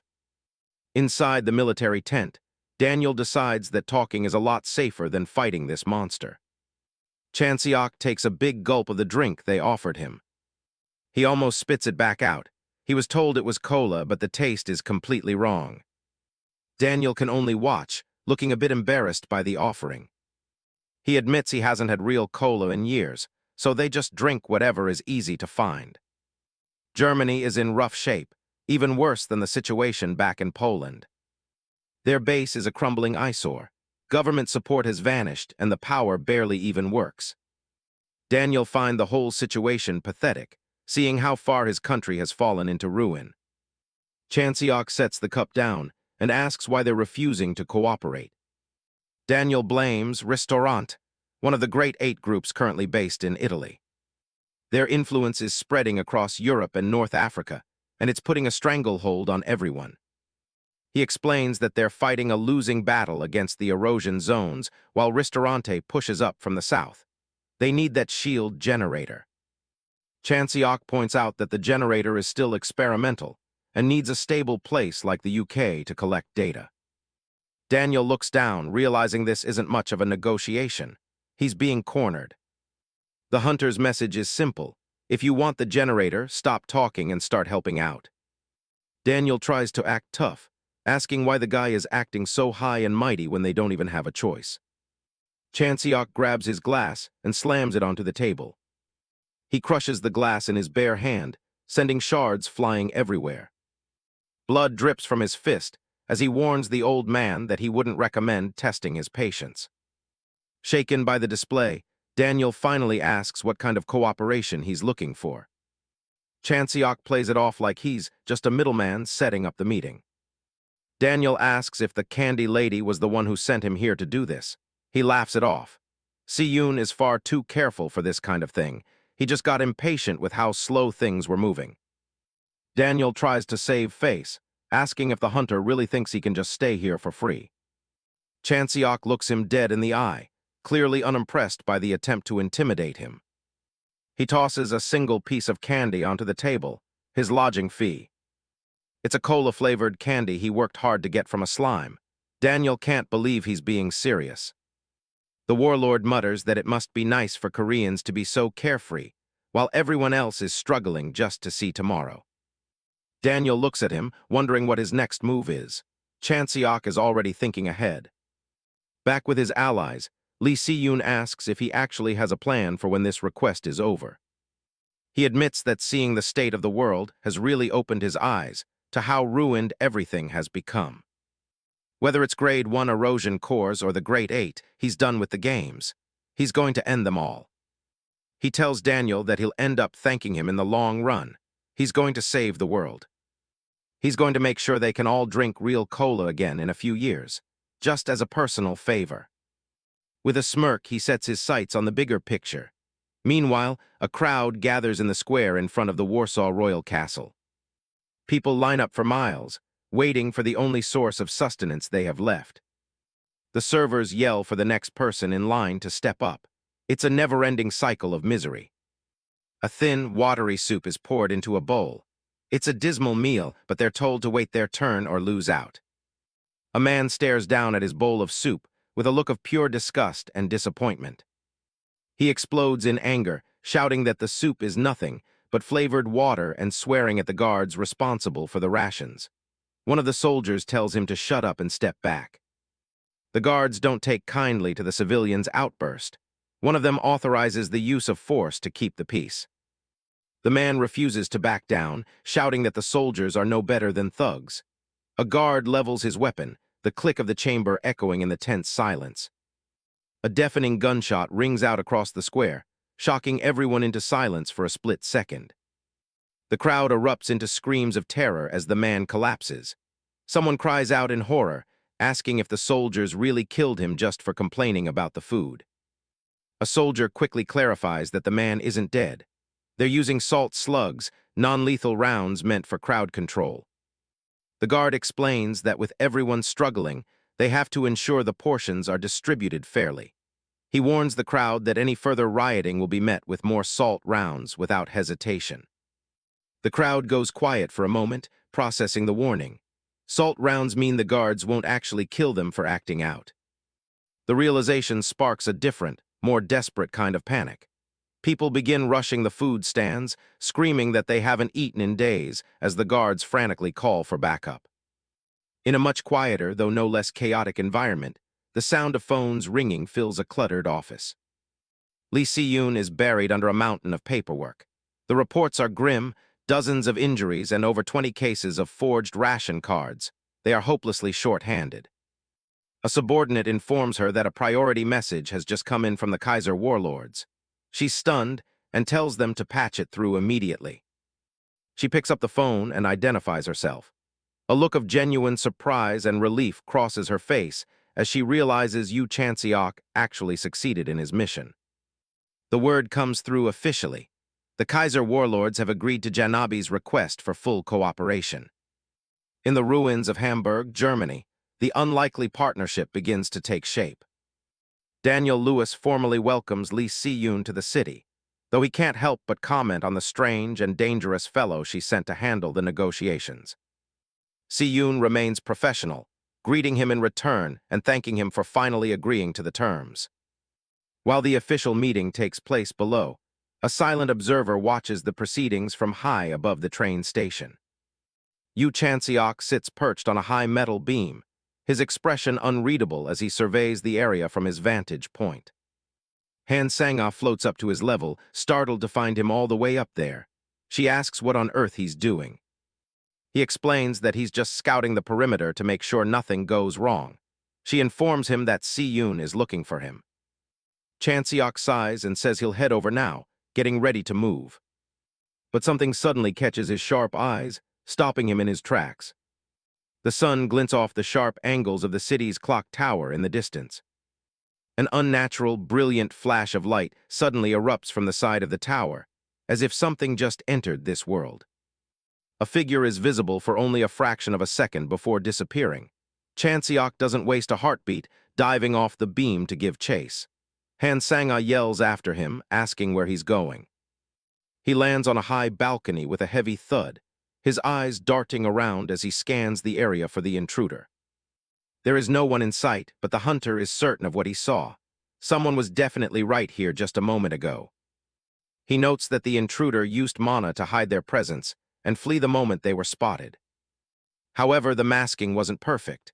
He can still detect a faint, glowing trail of mana lingering in the air. By following the trail, he's confident he can track the stranger down. He focuses his senses, narrowing down the target's location.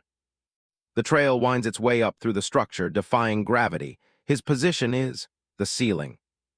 He barely has a second to process the realization before a figure drops down directly above him. A massive blast of blue energy erupts as the attacker strikes, the sheer force of it rattling the entire building.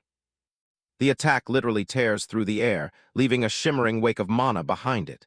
This is no ordinary skill. Chanseok manages to dodge the strike, impressed by the technique. Tearing through space itself is a high-level feat. The attacker, hidden beneath a wide straw hat, is equally impressed.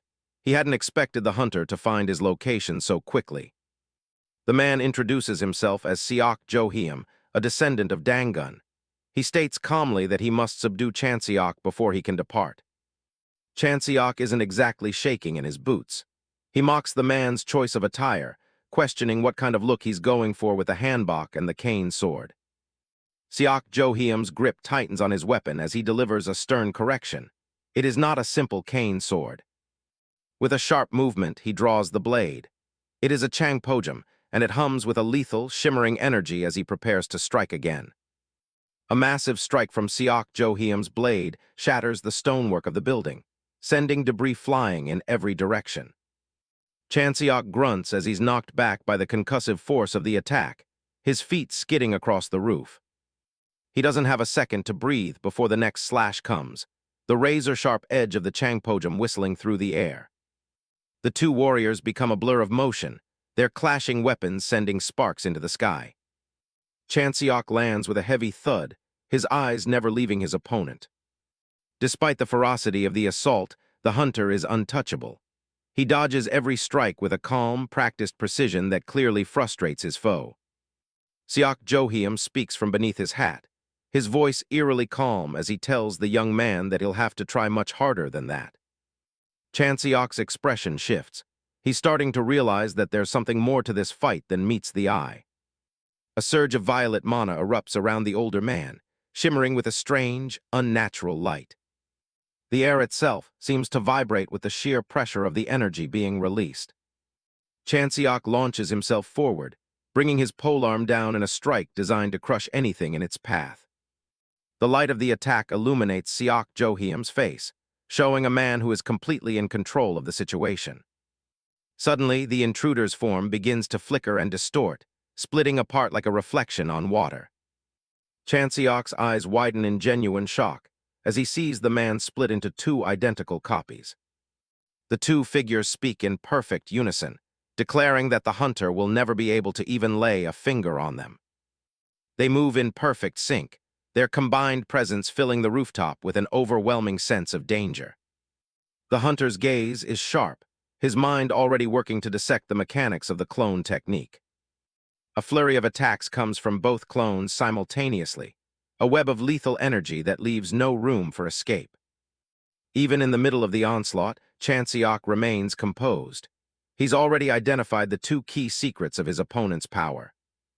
First, the use of physical clones to create openings and confuse the target. And second, the fact that when these clones merge, the man's speed and power are temporarily amplified to extreme levels. Seok Jo-hyum boastfully claims that there is nothing Chan Seok can do to stop him. The hunter's only thought is that the man couldn't be more wrong. Chan Seok watches as the swordsman's clones merge back into a single body. The speed boost from the merge is immediate. Chan Seok figures it's some kind of innate ability. But the real headache is that phasing technique. Any physical strike just passes through him like he's a ghost. Seok Jo-hyum is feeling pretty confident, promising that his next strike will be the last. Chan Seok can tell this guy has never had his little trick countered before. Unfortunately for him, he's up against a guy with 20 years of experience dealing with displacement magic. He's seen this exact skill in another world before.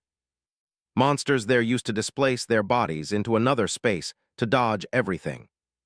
It made them nearly impossible to put down. Other hunters would panic, unable to land a single hit. Swords and spears would just slice through empty air.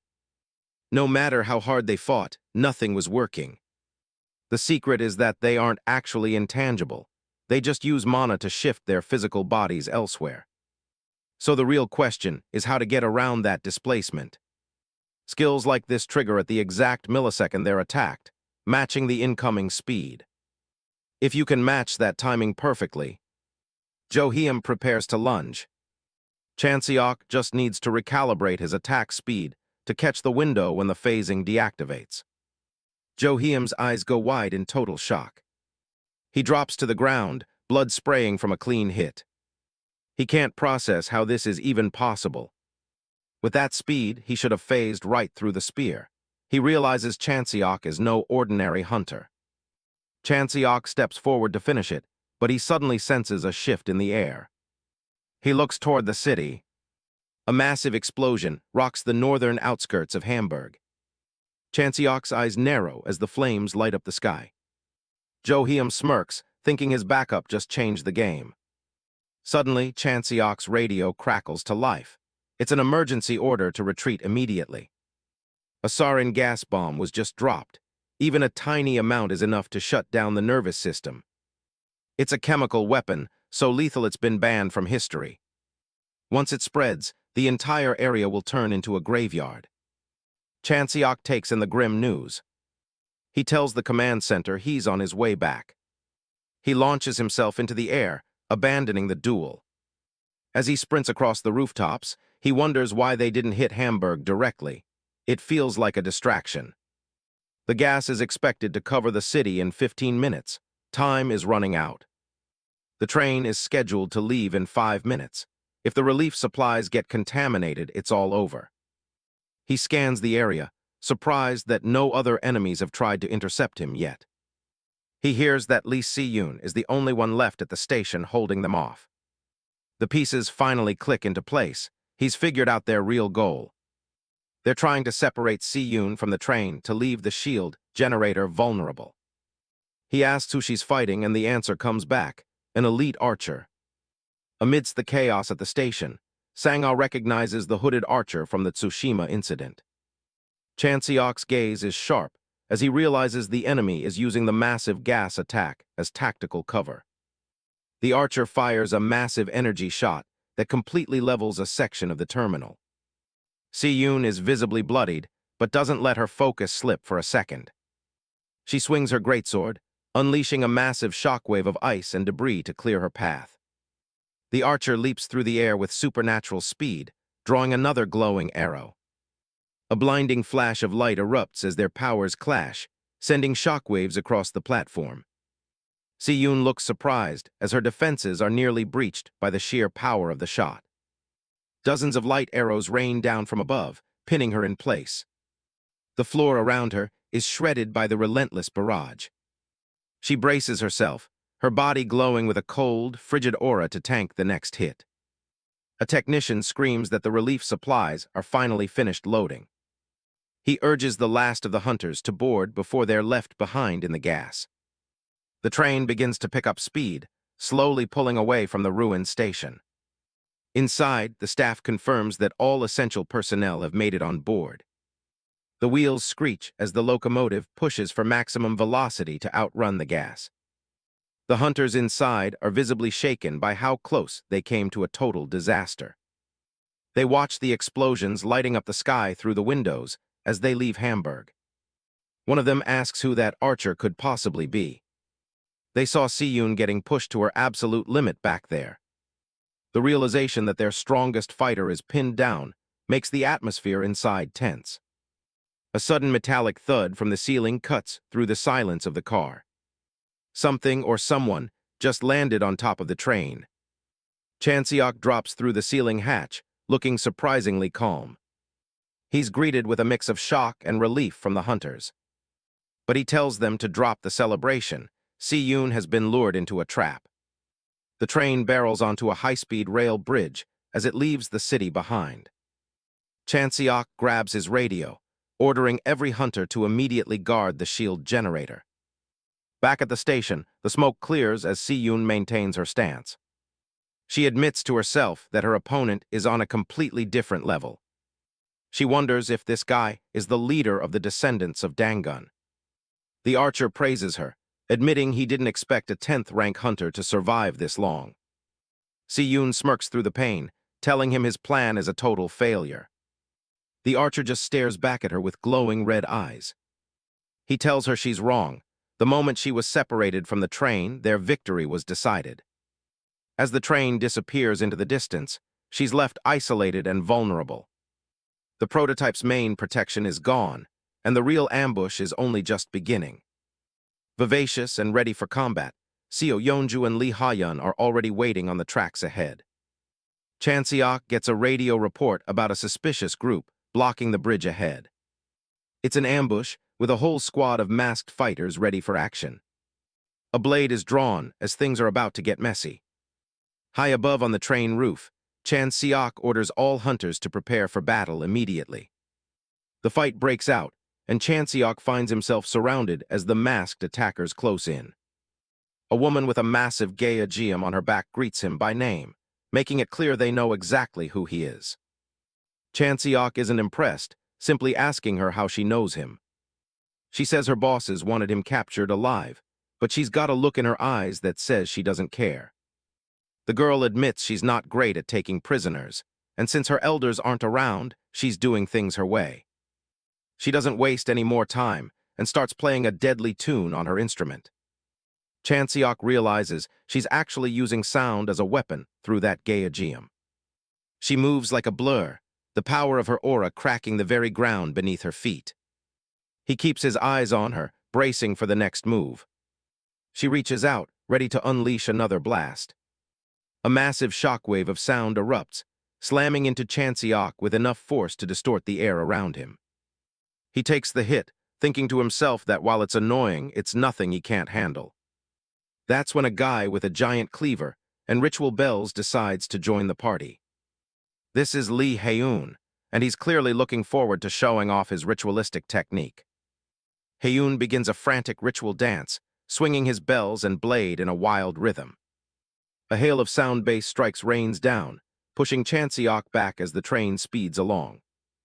Yeonju keeps up the pressure from a distance, hitting another chord on her instrument. Chanseok realizes that Hae-un's dance was actually more than just a ritual. It was a buff skill, amping up their power as they continue their assault.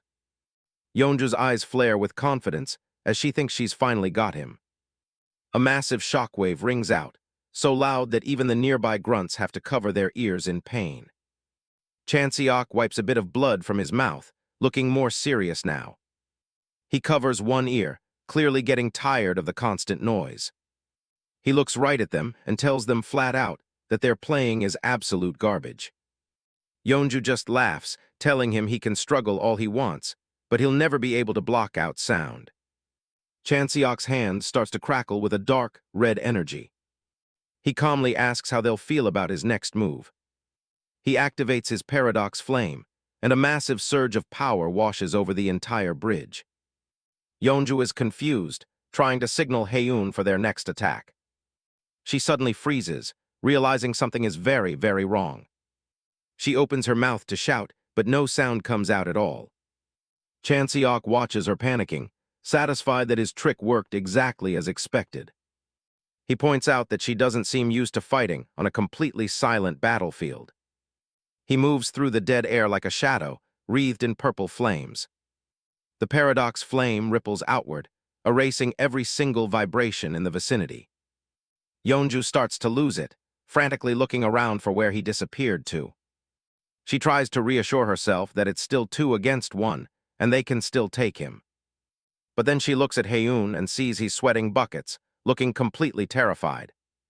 Hae-un realizes with a shock that he's not the one doing the ambushing anymore. A massive spear strike comes crashing down toward him. He desperately tries to recall the plan he made with Seo Yeonju. They were supposed to capture Chanseok alive, no matter what. They were even willing to sacrifice their lives to see the mission through. Hae-un screams for Chanseok to stop as he prepares a desperate defense. But he's already coughing up blood, his body barely holding together. The sheer pressure of Chanseok's aura is unlike anything he's ever felt. Chanseok calmly asks if Lee Hae-un is the name he goes by. A violent burst of mana ripples through the air. Hae-un throws out his hand, trying to manifest a sealing technique. After taking a brutal beating, a frustrated Yeonju curses at Hae-un for ruining everything by not using the seal earlier. Hae-un defends himself, arguing that Chanseok is simply too much of a wild card. Still, he believes he has finally managed to trap the guy inside his barrier. Hae-un is certain this absolute barrier will be enough to hold even a monster like Chanseok. But Chanseok's presence begins to warp the space, his eyes glowing with a terrifying light. Hae-un's confidence shatters as he realizes the barrier is about to break. Panicking, he tells Yeonju to get up so they can grab the shield generator and run. A brutal strike connects, tearing right through his defenses. Hae-un is sent reeling, coughing up even more blood. Chanseok looks down at them, asking who gave them permission to just walk away. Hae-un realizes they've encountered a being far beyond their wildest imagination. In a moment of pure desperation, he screams for Seo Yeonju to run away while she still can. Chanseok just mockingly encourages her to try and run. And he's not planning on letting Hae-un off the hook either. He demands they leave the shield generator behind before they even think about retreating. His cold, dead eyes make it clear that no one is going anywhere. Meanwhile, back at Hamburg Central Station, the city is a disaster zone. Lee Si-yoon is bloodied and gasping for air after a brutal fight. Her opponent, the hooded archer, slowly lowers his weapon. He abruptly decides to end the confrontation right then and there. He starts rambling about Korean superiority and how proud he is of Si-yoon. She's not buying it, asking if he actually believes in that Hwanguk nonsense. The Hwanguk theory is a bizarre claim about a primordial Korean empire that supposedly ruled Eurasia. It's full of wild ideas about ancient submarines and phones from 60,000 years ago. It's the exact kind of propaganda the descendants of Dangun used to rally their followers. The archer admits he doesn't believe a single word of it. Si-yoon is completely thrown off by his honesty. He explains that the truth of the story doesn't actually matter to him. What matters is that his followers believe it, giving them a cause to fight for. To him, faith is a tool that doesn't require any actual proof to be effective. He tells her she should just believe as well, right before he vanishes. Si-yoon can only watch him go, shaken by the absolute madness of the people they're up against. Lee Si-yoon lowers her head, gripping her weapon tightly as the silence of the battlefield settles around her. She stands alone amidst the shattered remains of the station, exhaling a long, weary breath into the cold air. Chanseok stands over the bodies littering the snow, thinking about the guy he just fought. To cut off his own flesh to escape, he couldn't have gone far with those injuries. Static crackles on the radio as a voice calls out for him. He glances toward the tree line, wondering if he should give chase. The news isn't good. They've lost contact with Commander Lee Si-yoon. As the radio operator panics, more masked figures emerge from the shadows. The command is officially transferred to Chanseok. He doesn't look surprised. He just narrows his eyes, ready for the next wave. One of the bandits lunges, screaming at him to die. Chanseok doesn't miss a beat. He weaves through the attackers, his movements precise and lethal. His boots crunch into the blood-stained snow as he repositions. A heavy blow connects, sending another masked man reeling as blood sprays across the white ground. He stands alone against the remaining group, completely unbothered by the numbers. He tightens his grip on the hilt of his weapon. With a single fluid motion, he cuts through the last of them. The last assassin hits the deck, and the battlefield goes quiet. Chanseok keys his radio and gives the order. The train needs to depart immediately. No waiting around. The Janabi Guild members argued they should find Si-yoon first, but he made the call to move. Stopping now would be a tactical nightmare. The mission comes first. These relief supplies are more important than searching for one commander in a blizzard. He stares off, a quiet thought crossing his mind. Si-yoon better make it back in one piece. An aide comes running up, breathless and sweating, asking if she's really gone. He looks up as the man stammers through the report. Chanseok just waits. The aide announces that Commander Lee Si-yoon has returned. Chanseok permits himself a small, knowing smile. She looks like hell, covered in soot and cuts, but she's alive. She wasn't going to let a little ambush take her out. A few days later, the only sound is the rhythmic drip of an IV bag. Si-yoon is propped up in a hospital bed, looking much better. She jokes about him leaving her behind, but she knows why he did it. That's why she gave him command. She watches him closely, her expression turning serious. She admits she's been replaying her fight with the archer over and over in her head. Even with all her training, she just can't see a way to win against someone like that yet. It's a frustrating wall to hit. She realizes the guy was holding back. If he'd actually tried, she wouldn't even be sitting here right now. She knows strength doesn't just happen overnight. Sudden epiphanies are for storybooks, not real life. She takes a breath and lets the thought settle. Real growth is a slow burn. She shifts the subject, asking how the supply distribution is going. Chanseok puts on a smug face. In his own way, everything is proceeding perfectly. He explains that the shield generator is going with them to the UK port. He wants to make sure everything is secure. She looks at him, curious if he really plans on staying there for a while. Chanseok knows those Dangun cultists won't just roll over. They'll be back, and they'll be even more aggressive next time. He plans to stay in the UK to sharpen his skills before making his way back to Korea. He's got a list. He calmly drops his next goal. He's going to clear the Grade 1 refrigerator rift in Bratsk, just like that. Si-yoon is floored. A Grade 1 rift is suicidal for most people, even at her level. She can't believe he's being so casual about it. He adds that he's taking Han Sang-ah along with him. Si-yoon just calls them both crazy. Despite the risk, she decides she'll help however she can from her end. She's not about to sit out the entire fight. The Bratsk Rift is a frozen hellscape, one of the toughest challenges on the map. Most people don't come back from it. She reminds him of his own words, that he was going to smash every rift on Earth. It's a hell of a promise to keep. She tells him to keep that fire burning, even after seeing what's inside a Grade 1. She's rooting for him despite the odds. Chanseok gives a little smirk. He's got a favor to ask before they head out. They arrive at a secluded, modern villa tucked away in the mountains. It's a far cry from the chaotic battlefields Chanseok is used to. Han Sang-ah looks around the massive property, questioning if they should really be this far from the shield generator they're supposed to protect. Chanseok isn't worried. He likes the space for training.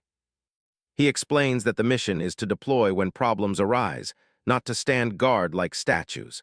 In the meantime, decent accommodations are a must. Sang-ah processes the logic, though she still seems a bit skeptical about the every-hour radio check-in contract. To her, it sounds like they're just being kept on a short leash. Chanseok asks if she brought what he requested. Sang-ah holds up a bucket filled with blue mana vials, nodding that they're getting pretty hard to find lately. He takes the bucket with a confident smirk. For what he has in mind, this is more than enough to get things moving.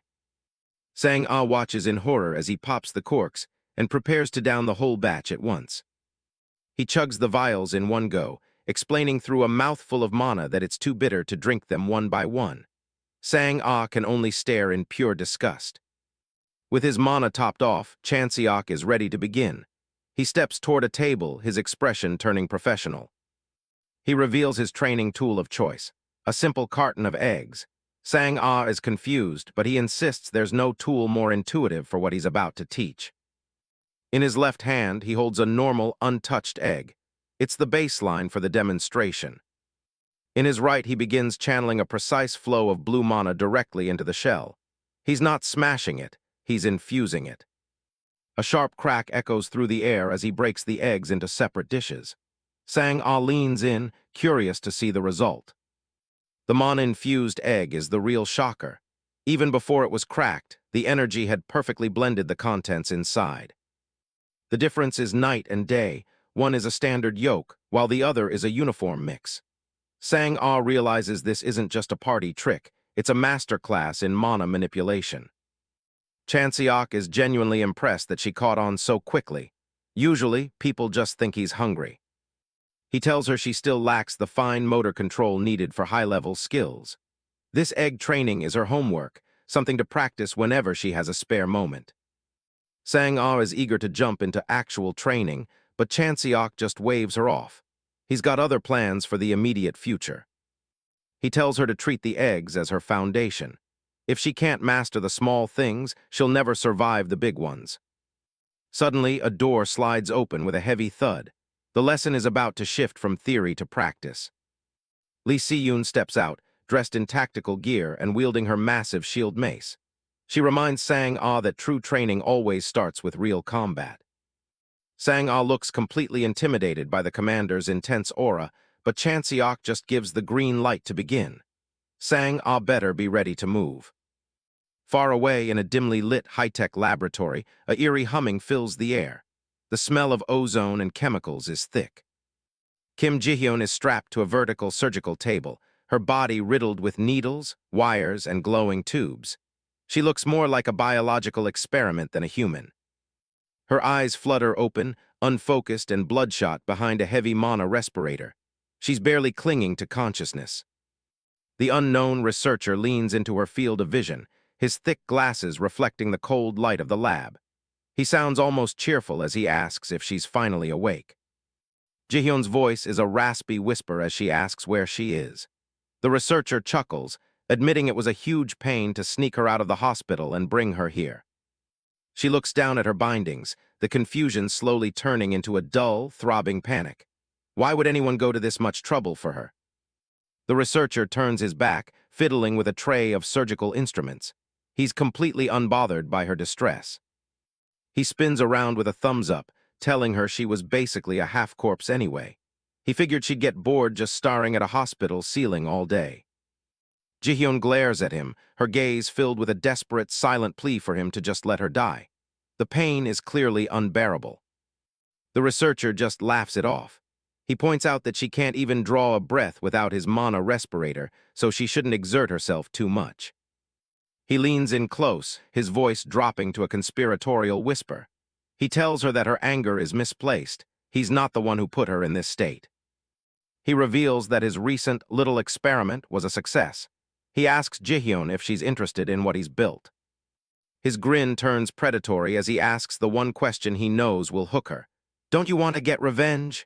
Jihyun's pupils dilate in a sudden spark of dark recognition. 1 month passes. The setting shifts back to the villa, where the sound of cracking shells has become a daily routine. Another egg yolk breaks and spills over Sang-ah's hands. She lets out a frustrated sigh. She's gone through dozens of cartons and still hasn't nailed it. She wipes her messy face, muttering that she still can't match Chanseok's effortless precision. The task is much harder than it looks. Chanseok stands nearby, effortlessly balanced as he stretches. He calls out to her, announcing that her 5-minute break is officially over. It's time to get back to work. Sang-ah slumps, exhausted. She feels like she's barely had time to blink before the next round starts. Chanseok doesn't give her a second to complain. He points out a weakness in her stance, ready to exploit it the moment they clash. Finally, a perfect, unbroken yolk slides into the dish. The month of practice is finally starting to bear fruit. The training session intensifies as a 2-on-1 sparring match against Lee Si-yoon begins. Chanseok has set 2 clear objectives for this exercise. First, they must learn to react to an opponent who outclasses them in raw speed and skill. Lee Si-yoon's eyes are cold and focused. Han Sang-ah is already feeling the pressure, her face tight with the effort of just keeping up with Si-yoon's movements. The second goal is simple, getting stronger through the crucible of combat. Chanseok watches closely, his own eyes burning with determination. Si-yoon moves like a blur, her blade whistling through the air as she tests Sang-ah's defenses. The younger woman barely manages to stay out of reach. Sang-ah is frustrated. She hasn't even had a chance to set her feet or mount an offense. The gap in their abilities is staggering. Si-yoon doesn't let up, her movements fluid and relentless as she closes the distance in a heartbeat. With a sudden, powerful strike, Si-yoon drives her weapon forward, aiming to end the exchange then and there. Sang-ah gasps in shock as the impact jars her whole body. She can't believe it. Her greatsword has been wrenched from her hands.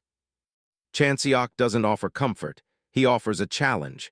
He tells Sang-ah to find a way to land even a single hit on the commander.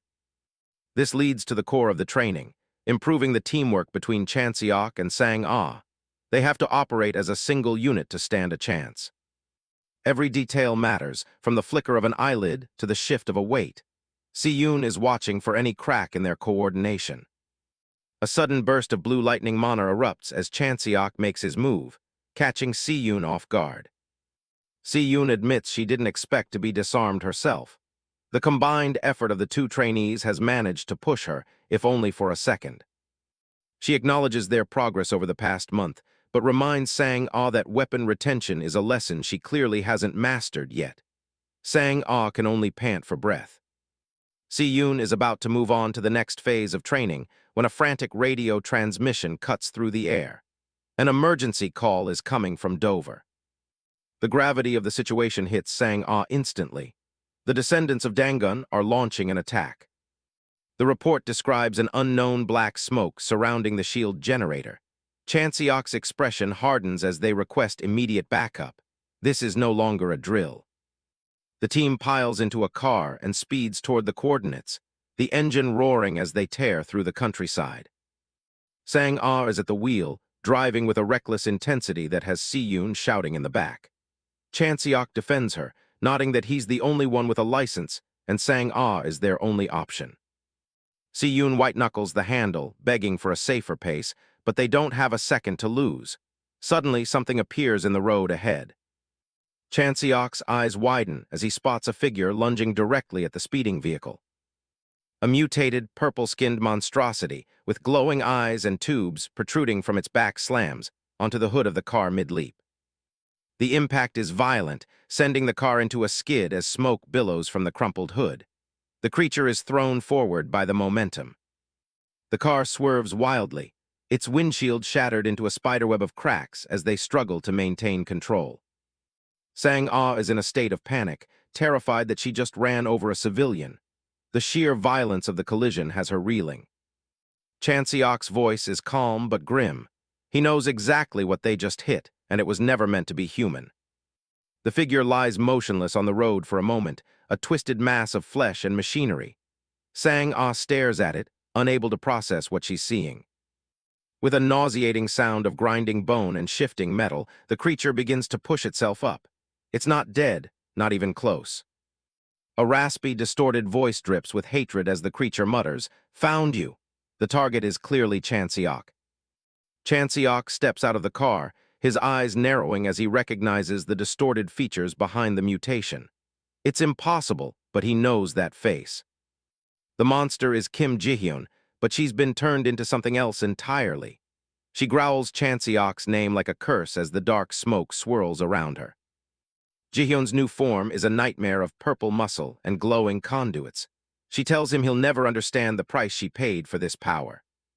She steps forward, her heavy footfalls cracking the pavement. She has sacrificed everything just to reach a pathetic wretch like him. Her face is a mask of pure, unadulterated rage. She screams about how much she had to give up, her eyes glowing with a malevolent light. She unleashes a massive wave of dark energy, the shockwave shattering nearby buildings and sending debris flying in every direction. As the dust begins to settle, Ji-hyun's gaze remains fixed on the spot where the car was. She's looking for any sign of her prey. Chanseok had already leaped clear, spear in hand. Ji-hyun wasn't surprised. She knew he wouldn't go down that easily. Chanseok is analytical even in the face of this horror. He wonders how she can move like this when he personally burned away every bit of her muscle strength. This encounter is a massive deviation from their mission schedule, but Chanseok decides he'll finish her off right here before heading to the generator. A car door clicks open as Si-yoon steps out. She takes charge, ordering Sang-ah to head for the harbor while she makes her way to HQ. They have to divide and conquer. Si-yoon looks over the mutated Ji-hyun, nodding with a dry sense of irony that the creature seems to have a very personal grudge against Chanseok. Before she departs, Lee Si-yoon gives a sharp, final command to Yu Chanseok. He needs to make sure he finishes this fight once and for all.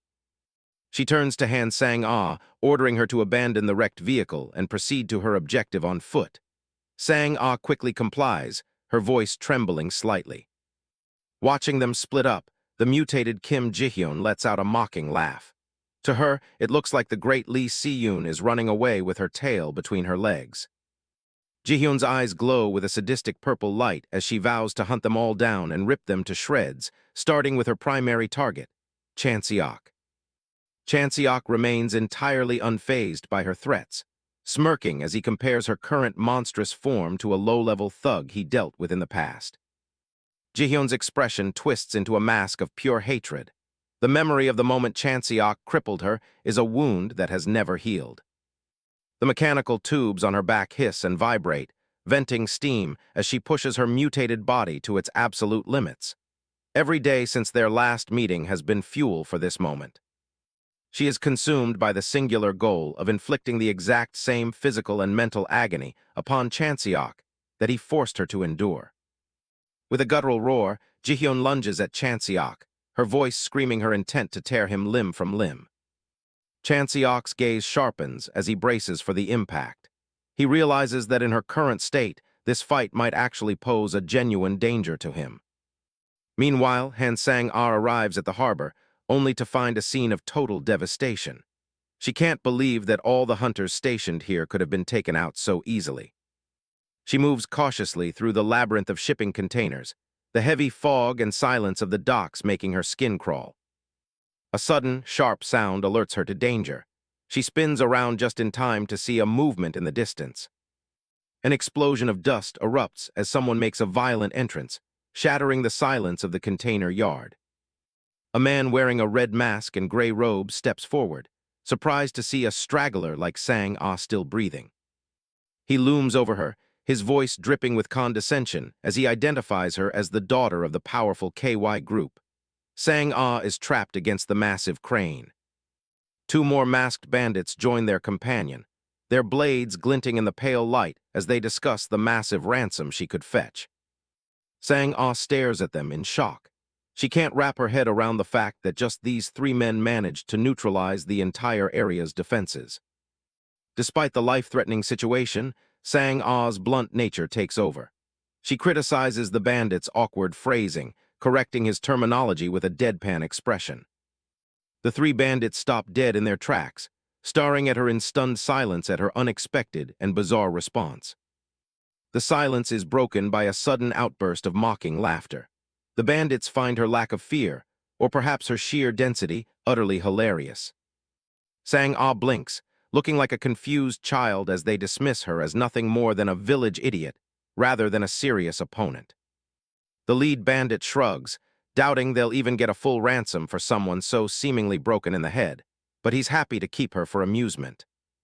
With cruel grins, the bandits lunge forward simultaneously, deciding to take their time, playing with Sang-ah before they eventually kill her. Hence Sang-ah faces down three masked bandits, nodding that their mana levels are way higher than her own. She's feeling the pressure, sweating as she prepares for the disadvantage.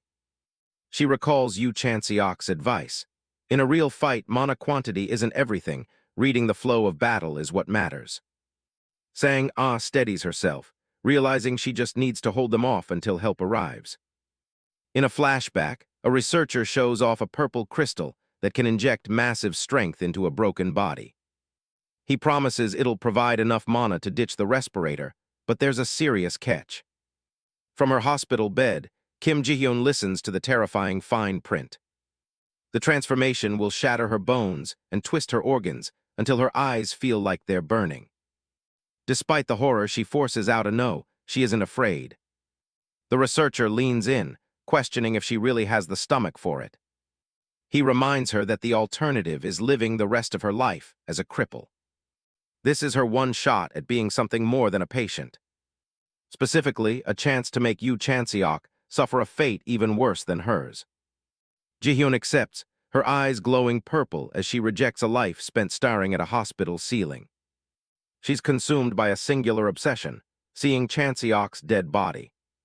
Back in the present, the mutated Ji-hyun lunges at Chanseok with monstrous strength. Chanseok watches her approach, his expression completely unreadable. She throws everything she has into a massive strike. A flash of light fills the air as they collide. Ji-hyun unleashes a rapid-fire barrage of punches. Chanseok keeps his cool, tracking every movement through the blur.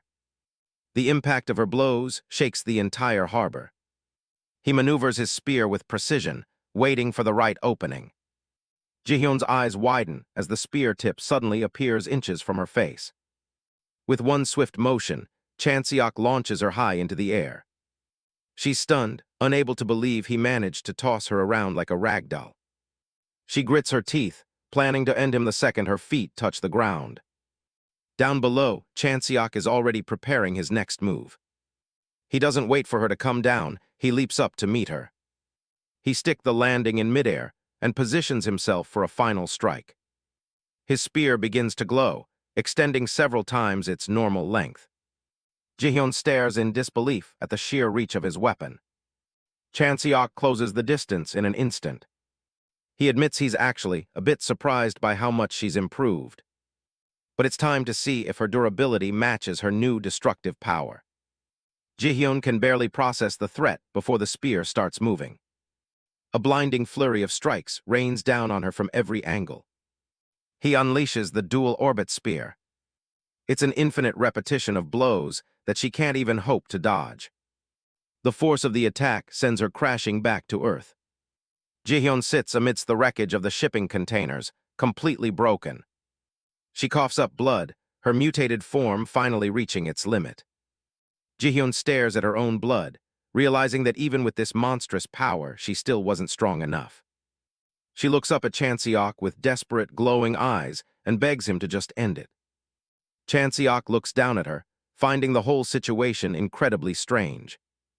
He realizes that mana is flowing through her body like a liquid, replacing her blood, a type of advanced magic that would normally require a whole team of mages. For such a high-level procedure, it's sloppy. They didn't even bother to remove the impurities. Her blood has completely lost its human essence. Chanseok reflects on his past life, where thousands of years were spent researching mana, making Earth's current understanding look pathetic. To him, the people here are like cavemen who just found a kitchen knife and are trying to cut meat with the dull side. He knows the descendants of Dangun didn't invent this purple crystal on their own. It's a landmine, intentionally planted by a powerful outside force. This isn't human work. Jihyun must have made a contract with something else. A powerful entity materialized its own mana and offered it up, a transaction that comes with a heavy price. He compares her to a puppy that ate chocolate only instead of a snack. She signed a blank check with her life. He wonders if she even understood the weight of the deal she was making. Suddenly, the crystal embedded in her forehead begins to crack and glow with a violent light. Chanseok's eyes widen as he senses the shift in energy. A massive blast erases everything in the immediate area. He shields himself, initially thinking it's an explosion, but the reality is much worse. It wasn't an explosion at all. It was total annihilation, leaving no trace behind as if the world itself was just ripped away. He recognizes this method from his time in the other world. It's the signature of a contract with a devil. Whoever Jihyun made a deal with must be incredibly powerful. Chanseok grits his teeth, realizing the enemies he thought he'd left behind have followed him here. He decides to deal with the devil matter later and turns his attention back to the mission. Elsewhere, Han Sang-ah is gasping for air, still processing the fight she just survived. She stands over the defeated bandits, stunned that she actually managed to take them all out. She realizes Chanseok was right. She really could win if she just focused. One of the bandits groans on the floor, clutching his wounds. Sang-ah grips her sword tightly as someone commands her to stop. Lightning crackles through the air as she prepares for another potential threat. The last of her opponents falls, coughing up blood after a final, decisive strike. She sheathes her blade, satisfied that her mana output was perfect and she didn't waste any energy. Chanseok steps out from the shadows, giving her a blunt critique. She overthinks way too much when she should just be fighting. Sang-ah is startled and asks him exactly how long he's been standing there watching her. He coolly replies that he just arrived, but his sharp eyes suggest otherwise. They both turn to look at the massive, glowing structure in front of them, the shield generator. Chanseok and Han Sang-ah stand before a massive, swirling structure of condensed mana. It's a testament to how far mana technology has come, a literal wall of energy dominating the horizon. Han Sang-ah is practically in awe, staring at the sheer volume of mana packed into one place. She notes that it's the absolute peak of modern magical engineering. Sang-ah senses someone approaching and turns around. Lee Seon arrives on the scene, her glowing sword resting casually over her shoulder as she steps over the remains of the monsters they just finished off. She's relieved to see that everyone is still in one piece. Surveying the wreckage, Seon remarks that they certainly didn't hold back. Sang-ah just shrugs it off. You can't exactly play nice when you're dealing with a bunch of crazed mobs. While they talk, Chanseok has a different problem on his mind. He needs a way to explain what happened with Kim Jihyun without revealing his secret. He knows if he tells them the full truth about how he knew what was coming, the interrogation won't ever end. How did you know that? Is a question he's not ready to answer. He imagines telling them the reality, that he went to another world, saved it, and came back to Earth as a reward. He can already see the confused looks on their faces. He keeps the fake scenario going in his head, telling them he couldn't find a regular job in this messy world, so he just decided to become a hunter instead. He snaps back to reality, realizing there is absolutely no way anyone would buy a story that ridiculous. Then it hits him. He remembers some of the oracles the priests used to spout in the other world. It was mostly nonsense, but it sounded important. He decides to take those old religious lines, tweak them a bit, and patch together a believable lie. In his head, he visualizes the dramatic delivery, a warning that destruction is approaching from beyond a veil cast in darkness. He puts on his best serious face and starts narrating the oracle to Sion and Sang-ah, describing a mysterious figure in sulfur fire clothes holding a cup of bitter juice.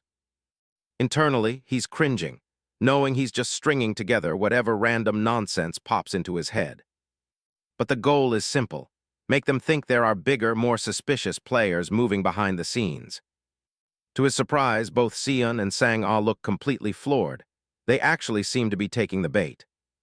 Chanseok stands there with his arms crossed, shocked that this kind of Chunabiu act is actually convincing in a world full of rifts and monsters. He can't believe he just totally made that up on the spot, and they're buying it. Sang-ah and Sion start theorizing, wondering if there's a secret faction within the descendants of Dangun that they shouldn't have dismissed so easily. Chanseok is just relieved the plan worked, especially since even someone as sharp as Lee Sion fell for it.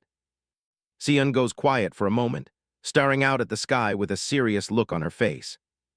She breaks the silence by mentioning that the transfer market is opening soon.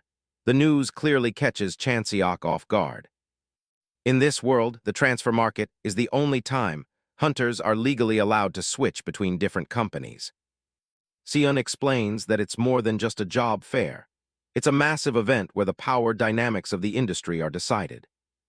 Representatives and famous figures from every major guild gather there to trade secrets and influence. It's a shark tank of information. She suggests they use the event to spread the story Chanseok just told, making it harder for the higher-ups to ignore the threat. Chanseok realizes the weight of that. If a hunter of Sion's reputation starts talking, people are going to listen. Sion warns him that not everyone will be there to talk.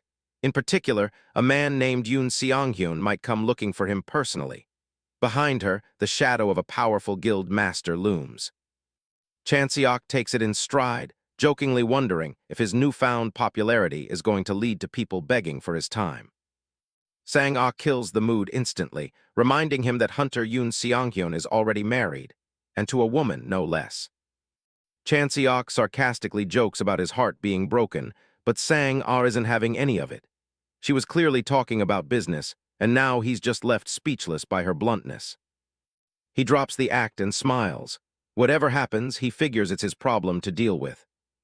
Meanwhile, at the headquarters of the Tebik Hunter Guild, things are significantly less peaceful. Inside a dark office, a cold voice asks if there's anything else that needs to be said. Seong Sihun, the leader of Tebik, sits on his throne-like chair. Debris floats around him, held up by his psychokinetic power. He calls out for Yoon Seong-hyun. On the floor, a subordinate is trembling, head pressed to the ground as he begs for forgiveness. Sihun doesn't look moved. His eyes are fixed on the man below with a terrifying intensity. The subordinate's face contorts in pain as the air pressure in the room suddenly spikes. Sihun isn't interested in hearing an apology. With a mere flick of his hand, Sihun lifted the cowering subordinate into the air. He didn't summon him just to hear him apologize for his failure. The bruised man stammers out an excuse, claiming that Chanseok simply became more famous than they ever expected. Sihun clenches his fist, sending shards of stone flying. If they can't even handle a simple recruitment, he knows it makes the entire Tebik Guild and him look weak. Sihun isn't in the mood for talk. He stares down his failing subordinate and tells him flat out that he hates hearing lame excuses. With a crushing force, he slams his fist down, using his psychokinesis to silence the man. The shockwave of mana ripples through the room, leaving no doubt about who's in charge. The subordinate can only stare back with a wide, terrified eye as he realizes just how much trouble he's in. Sihun's face is half shrouded in shadow, his gaze cold and calculating. He doesn't care about intentions or reasons. In his world, there are no second chances for failure. He issues a final command. Yu Chanseok must be brought into the Tebik Guild during the upcoming transfer period, no matter what it takes. Back at Chanseok's lodging, the peace is interrupted. Chanseok looks out the window, wondering who the newcomers are, while Sang-ah is just focused on finishing her breakfast. It's Yoon Seong-hyun, the guild's top enforcer, and he hasn't come alone. He walks up to the building with a group of guards, his scarred face making his intentions look anything but friendly. They move the conversation to the office inside the lodging. It's a tense standoff, with Seong-hyun and his men taking up one side of the room while Chanseok sits calmly across from them. Seong-hyun doesn't waste time with pleasantries. He demands that Chanseok fulfill the promise and join them as soon as the transfer market opens.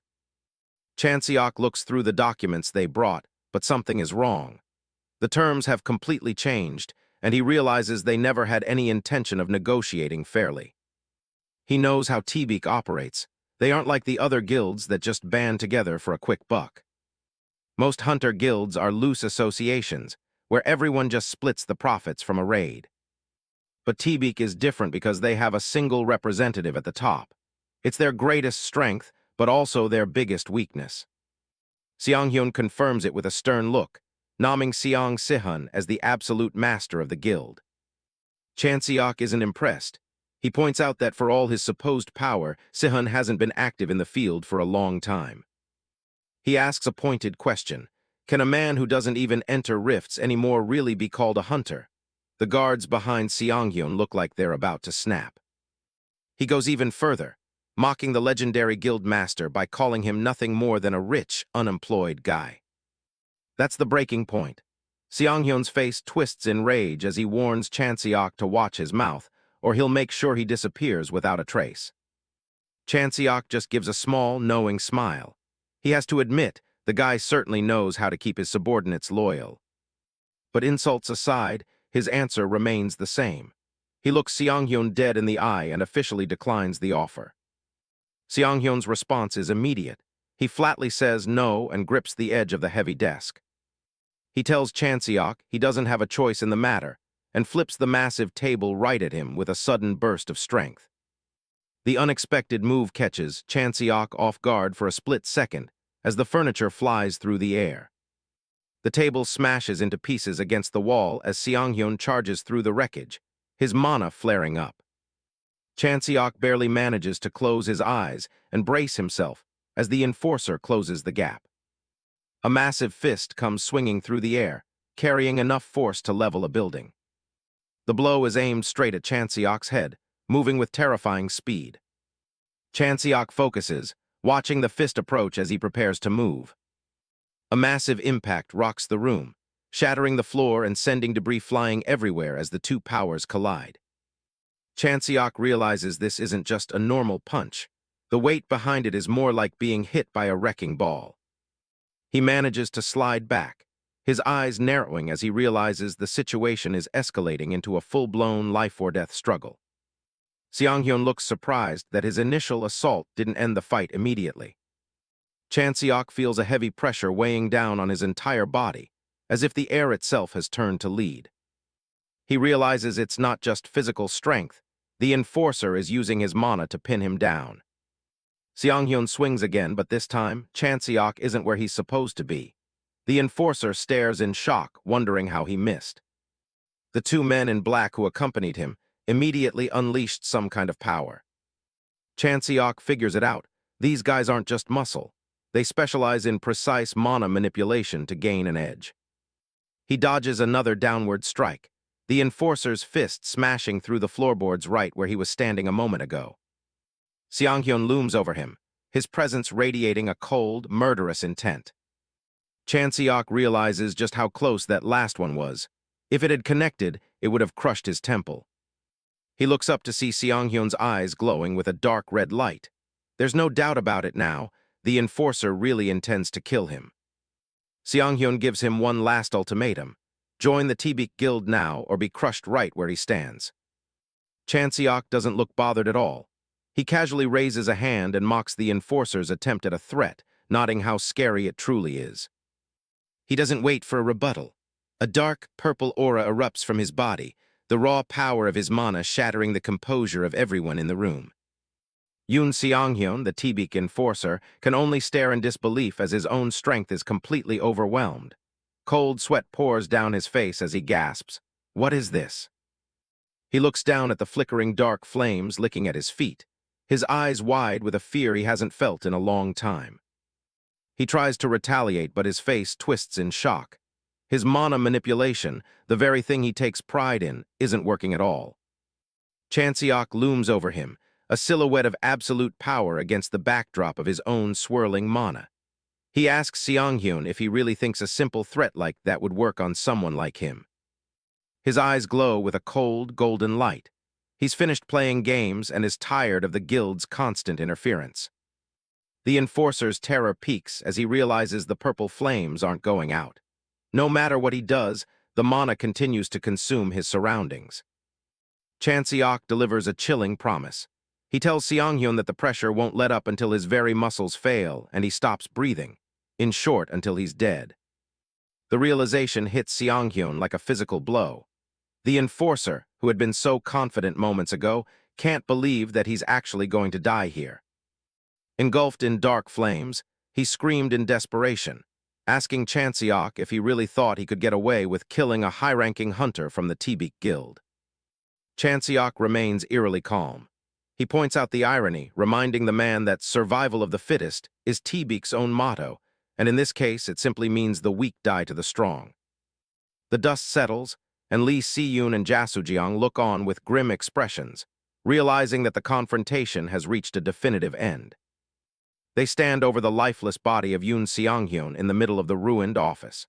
Si-yoon notes that killing a T-beak hunter is a serious escalation, but Chanseok simply points out that he was just defending his own life. Si-yoon looks worried as she warns him that the guild will be out for blood now. Chanseok just shrugs it off. He knew they were an organization he'd never be able to get along with anyway. She tells him the person he really needs to worry about is Seong Sihun, the guild's representative and a master of psychokinesis. Chanseok's interest is piqued as he asks just how strong this man really is. Si-yoon describes the sheer scale of Sihun's power, claiming he's capable of lifting and juggling London's most famous landmarks like toys. A vision of the red-haired master appears, showing him standing calmly while Big Ben and the London Eye hover precariously above him. He's less a man and more a walking natural disaster. Chanseok looks at Si-yoon, asking if that means Sihun is practically stronger than she is. She admits his power is immense, but notes that even a monster like him has a limit, his range. His psychokinesis only extends 20 meters in any direction. Chanseok doesn't think that sounds like much of a weakness. Within that radius, Sihun is essentially a god. He knows that the moment an attack enters that controlled space, it would be effortlessly blocked or redirected by Sihun's will. His thoughts drift back to his current obligations. He mentions that the contract with the United Kingdom is nearing its end. Far away, the city of Dover stands along the coast, where a massive shield generator has been gathering critical data for their upcoming plans. Chanseok emphasizes the need to move quickly. They have to bolster their reputation and standing before the transfer market officially opens. Back in the ruined room, Chanseok surprises Si-yoon by suggesting they clear a Grade 1 corrosion rift in Russia, famously known as the refrigerator. Si-yoon's expression turns serious. She explains that Grade 1 rifts aren't just about fighting monsters. They also contain complex gimmicks that test more than just raw power. She estimates their chances of success are only around 40%, a probability that Chanseok finds annoyingly uncertain. He contemplates her words, thinking about the special rules and mechanics that protect the core of such dangerous rifts. Lee Si-yoon explains that some rifts can't be brute-forced, requiring specific sequences or rules just to reach the core. These unique patterns and mechanisms are known as gimmicks, and mastering them is essential for clearing high-level zones. Si-yoon wonders why they hadn't encountered these gimmicks yet, as they are supposed to appear in Grade 2 rifts as well. Chanseok explains that the descendants of Dangun likely tampered with the Tsushima Island rift, which is why it lacked those complications. She emphasizes that clearing a Grade 1 rift isn't just about power. It's about having the specific experience to navigate those deadly puzzles. She looks at both Chanseok and Jasujiang, nodding that neither of them possesses the necessary background to handle such high-level mechanics. To drive the point home, she reveals the stakes. The bounty for clearing the refrigerator is a staggering 38 billion won. Chanseok is visibly stunned by the massive figure. Si-yoon pulls out her phone, noting that the three of them can't do it alone. They'll need to hire a professional operating team to manage the rift's various danger levels. She holds out her device to show Chanseok the plan she's already started putting together. She has a list of contacts, juniors, seniors, and a Japanese hunter company, who all owe her favors and are willing to assist. She clarifies that they won't help with the actual boss fight, but they can clear a safe path through the outer layers of the rift. Chanseok agrees with the strategy. To get through the waves of slimes and reach the rift's core, they'll definitely need a sizable supporting force. Si-yoon breaks down the finances. After paying for the team and expenses, Chanseok and Jasujiang would each walk away with about 1.5 billion won. Chanseok looks around the destroyed office, realizing there's a major flaw in the plan. They don't actually have the money to hire all those people right now. Sang-ah looks determined, though the weight of the risk is clear in her eyes. She states firmly that they will pay everyone back as soon as the mission is a success. Her expression softens with a hint of worry as she asks the heavy question on both their minds. What happens if they actually fail? Chanseok stares down, a single bead of sweat on his face. He knows that while Han Sang-ah has her family's wealth to fall back on, he'll be the only one left drowning in debt if the operation goes south. Lee Si-yoon stands amidst a rain of 50,000 won bills, her expression calm and businesslike. She reminds them that success changes everything. Money will start flowing and whether they want it or not. Chanseok lets out a small, confident smirk. To him, the path forward is simple, even if the stakes are high. He looks up with a look of resolve. For a reward of 1.5 billion won, he's more than willing to take the gamble. A week later, the team is in motion. Lee Si-yoon, sitting in the front of a transport vehicle, reaches back to hand Chanseok the final contract and mission briefing. She explains the unique constraint of their target. The refrigerator is a rift that only allows 2 people to enter at once. This means Chanseok and Han Sang-ah will be on their own once they cross the threshold. A yellow helicopter cuts through the freezing night air, flying over a sprawling, snow-covered landscape as Si-yoon wishes them luck. Inside the cabin, Chanseok remains practical. He asks Si-yoon if a failure in the rift simply means certain death for him and Sang-ah. He's also curious about the logistics, wondering how she managed to mobilize such a large support team without any upfront payment. Si-yoon doesn't offer many details, simply reaching into her suit jacket with a cryptic, "I have my ways." She reveals 2 glowing, golden orbs in the palm of her hand, specialized items known as salvation glass candies. Chanseok examines one of the small, radiant spheres. Si-yoon explains that she secured these rare tools from the Korean Hunter Association by leveraging her own reputation. The items serve as a safety net. If they are on the brink of death inside the rift, the candies will trigger a forced teleportation to safety. Si-yoon's gaze turns sharp and serious. She warns them that the escape comes at a high price. Once used, they will be permanently barred from ever entering that specific corrosion rift again. The atmosphere in the helicopter is tense. Si-yoon notes that the association and the media are watching closely, meaning a failure would be a public relations nightmare. Chanseok stares ahead, fully aware of what's on the line. Failing doesn't just mean debt. It means the total destruction of the fame and reputation he's worked so hard to build. Si-yoon checks the monitors and announces that they are nearing the edge of the corrosion zone. She instructs them to activate their communication gear. Chanseok reaches up to his ear, clicking his wireless receiver into place. Static crackles for a moment before a clear voice confirms the connection for both Hunter Yu Chanseok and Hunter Han Sang-ah. On the other end of the line, the representative for Operator Team Seagull introduces herself, her expression focused as she monitors the operation from a high-tech command center. Large screens in the control room display a map of the Bratsk region. The operator confirms their entry into the zone at 13:57, restating their objective, the elimination of the Grade 1 rift, the refrigerator. She reports a massive swarm of 778 slime entities in the area.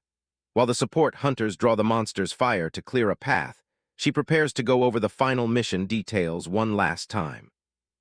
Inside the chopper, the voice on the comms confirms that only Yu Chanseok and Han Sang-ah will be heading into the rift. Chanseok looks at Lee Si-yoon. Having a rank 10 hunter along would make this a breeze, but he knows she'd end up stealing all the spotlight. If word got out that a top-tier hunter like her cleared a grade 1 rift, Chanseok would just look like he was tagging along for the ride. Sang-ah listens, as he decides they need to clear this one on their own to really make a name for themselves. Si-yoon isn't exactly confident about this, asking if he's really sure they can handle it without her. He's already made up his mind. The stage is set, and now they just have to deliver. This is a massive gamble, and he knows that a loss here means getting buried in a mountain of debt.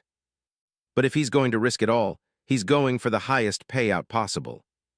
They arrive at the ruins of Bratsk, Russia, a frozen wasteland currently being overrun by something nasty. Chanseok and Sang-ah don't hesitate, jumping straight out of the helicopter and into the fray. The operator Seagull representative chimes in over their headsets, warning them about 3 slimes closing in. Back at the command center, she keeps a close eye on the radar while coordinating the support teams. Team H1 moves in to distract the monsters, buying the duo some time to reach the target. It's a mess down there. Team H3 is already taking casualties and losing track of the enemies. A sniper takes his position, preparing to draw the slimes away from the main path. The 2 hunters sprint through the snow, their movements far more efficient than the teams helping them. They close the distance to the target, a swirling black hole of corruption sitting in the middle of the city. Sang-ah braces herself as the comms order them to enter the rift within 30 seconds before the window closes. There's no time for a pep talk. Chanseok stares down the vortex and gets ready to dive. They leap together, disappearing into the dark center of the corruption zone. Instead of a dungeon, they find themselves in a massive, glowing ice palace filled with heavy chains. Chanseok looks around, stunned to see a royal ballroom in the middle of a rift. He realizes something is off immediately when he can't see Sang-ah anywhere. A system message pops up with a cryptic rule, 2 as 1, 1 as 2. He grips his spear, wondering what kind of game this rift is trying to play. Suddenly, Sang-ah's voice rings out, telling him to freeze and not move a single inch. He looks around for her, but the space feels completely distorted. She's completely out of his sight, and he wonders if the rift has actually separated them. His eyes widen as he hears her warning. There's an invisible blade right against his throat. He slowly reaches his hand out to test the air in front of him. His finger brushes against something that definitely shouldn't be there. A thin line of blood appears on his skin from a blade he can't even see. It hits him. He's completely blind to the traps in this room. He calls out to Sang-ah, asking her what the place looks like from her perspective. She's standing further back, sweating as she sees the literal forest of weapons hanging all around him. From her view, Chanseok is surrounded by a deadly web of glowing chains and blades. She spots a door opening near her, likely the way forward. But things just got worse. A swarm of green slime starts pouring through that very door. Han Sang-ah tries to touch the wall, but her hand passes straight through it as if she were a ghost. She can't interact with anything in this room. This is the gimmick. He can act, but he's blind to the dangers. Meanwhile, Sang-ah sees everything but can't lift a finger to help. From Sang-ah's perspective, the room is a nightmare of invisible blades, chains, and massive slimes closing in. Chanseok draws his staff, realizing Sang-ah has to become his eyes if they're going to survive this. He knows this won't be easy, but they don't exactly have a choice. At least the slimes in here are slower than the ones they fought outside. He looks down at the grid pattern on the floor and gets an idea. It's the perfect coordinate system. He tells Sang-ah to treat his current spot as the center and call out enemy locations using the tiles. Sang-ah locks in, calling out a blade aimed right at his throat. He blocks it perfectly, but the force of the hit shatters a nearby chain. Fragments from the impact go flying, triggering another hidden trap in the room. Sang-ah panics for a second, seeing the debris slam into another invisible chain. She screams for him to dodge right, her voice barely keeping up with the action. Chanseok tells her to just focus. They're running out of time and there's no room for mistakes. It's terrifying. He didn't feel any danger from that last blade until it was inches from his skin. Even if he can't see the traps, he can definitely feel the wounds if they hit. One slip-up and he's dead.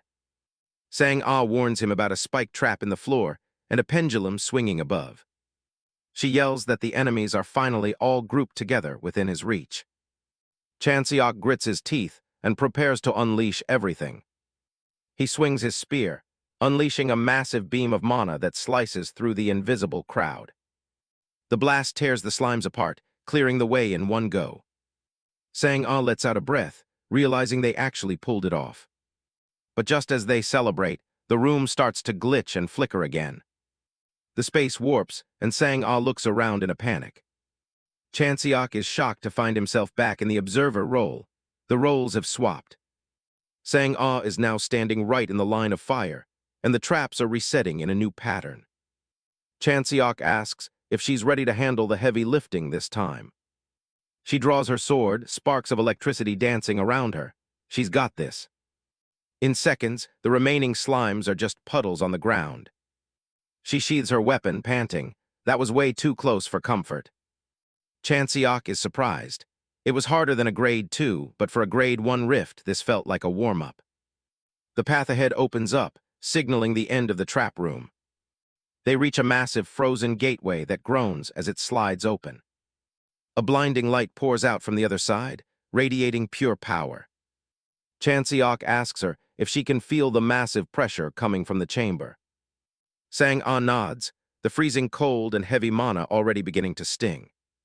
They step inside, knowing they're finally at the heart of the rift. This is it, the corrosion rift core. They pass through a final set of towering ice doors, decorated with crystalline spikes. At the end of a long, icy spire sits a throne, overlooking a frozen wasteland. Chanseok looks up at the stairs, sensing the true boss waiting for them. The Ice Queen sits on her throne, looking down on the intruders with a cold, mocking gaze. The Ice Queen watches from her throne, a condescending smile playing on her lips. Chanseok looks around, realizing Sang-ah has vanished again. He's standing alone in this frigid wasteland. Suddenly, he notices something floating above his head. It's glowing with a strange light. A temperature gauge. It's pulsing with heat, showing a sun icon at the bottom. The gauge rapidly shifts, the red bar dropping and a snowflake icon appearing as it turns ice blue. A sharp cracking sound rings out as ice begins to crawl up Chanseok's legs. He can barely move. The Ice Queen raises a hand, and dozens of sharp ice shards materialize in the air around her.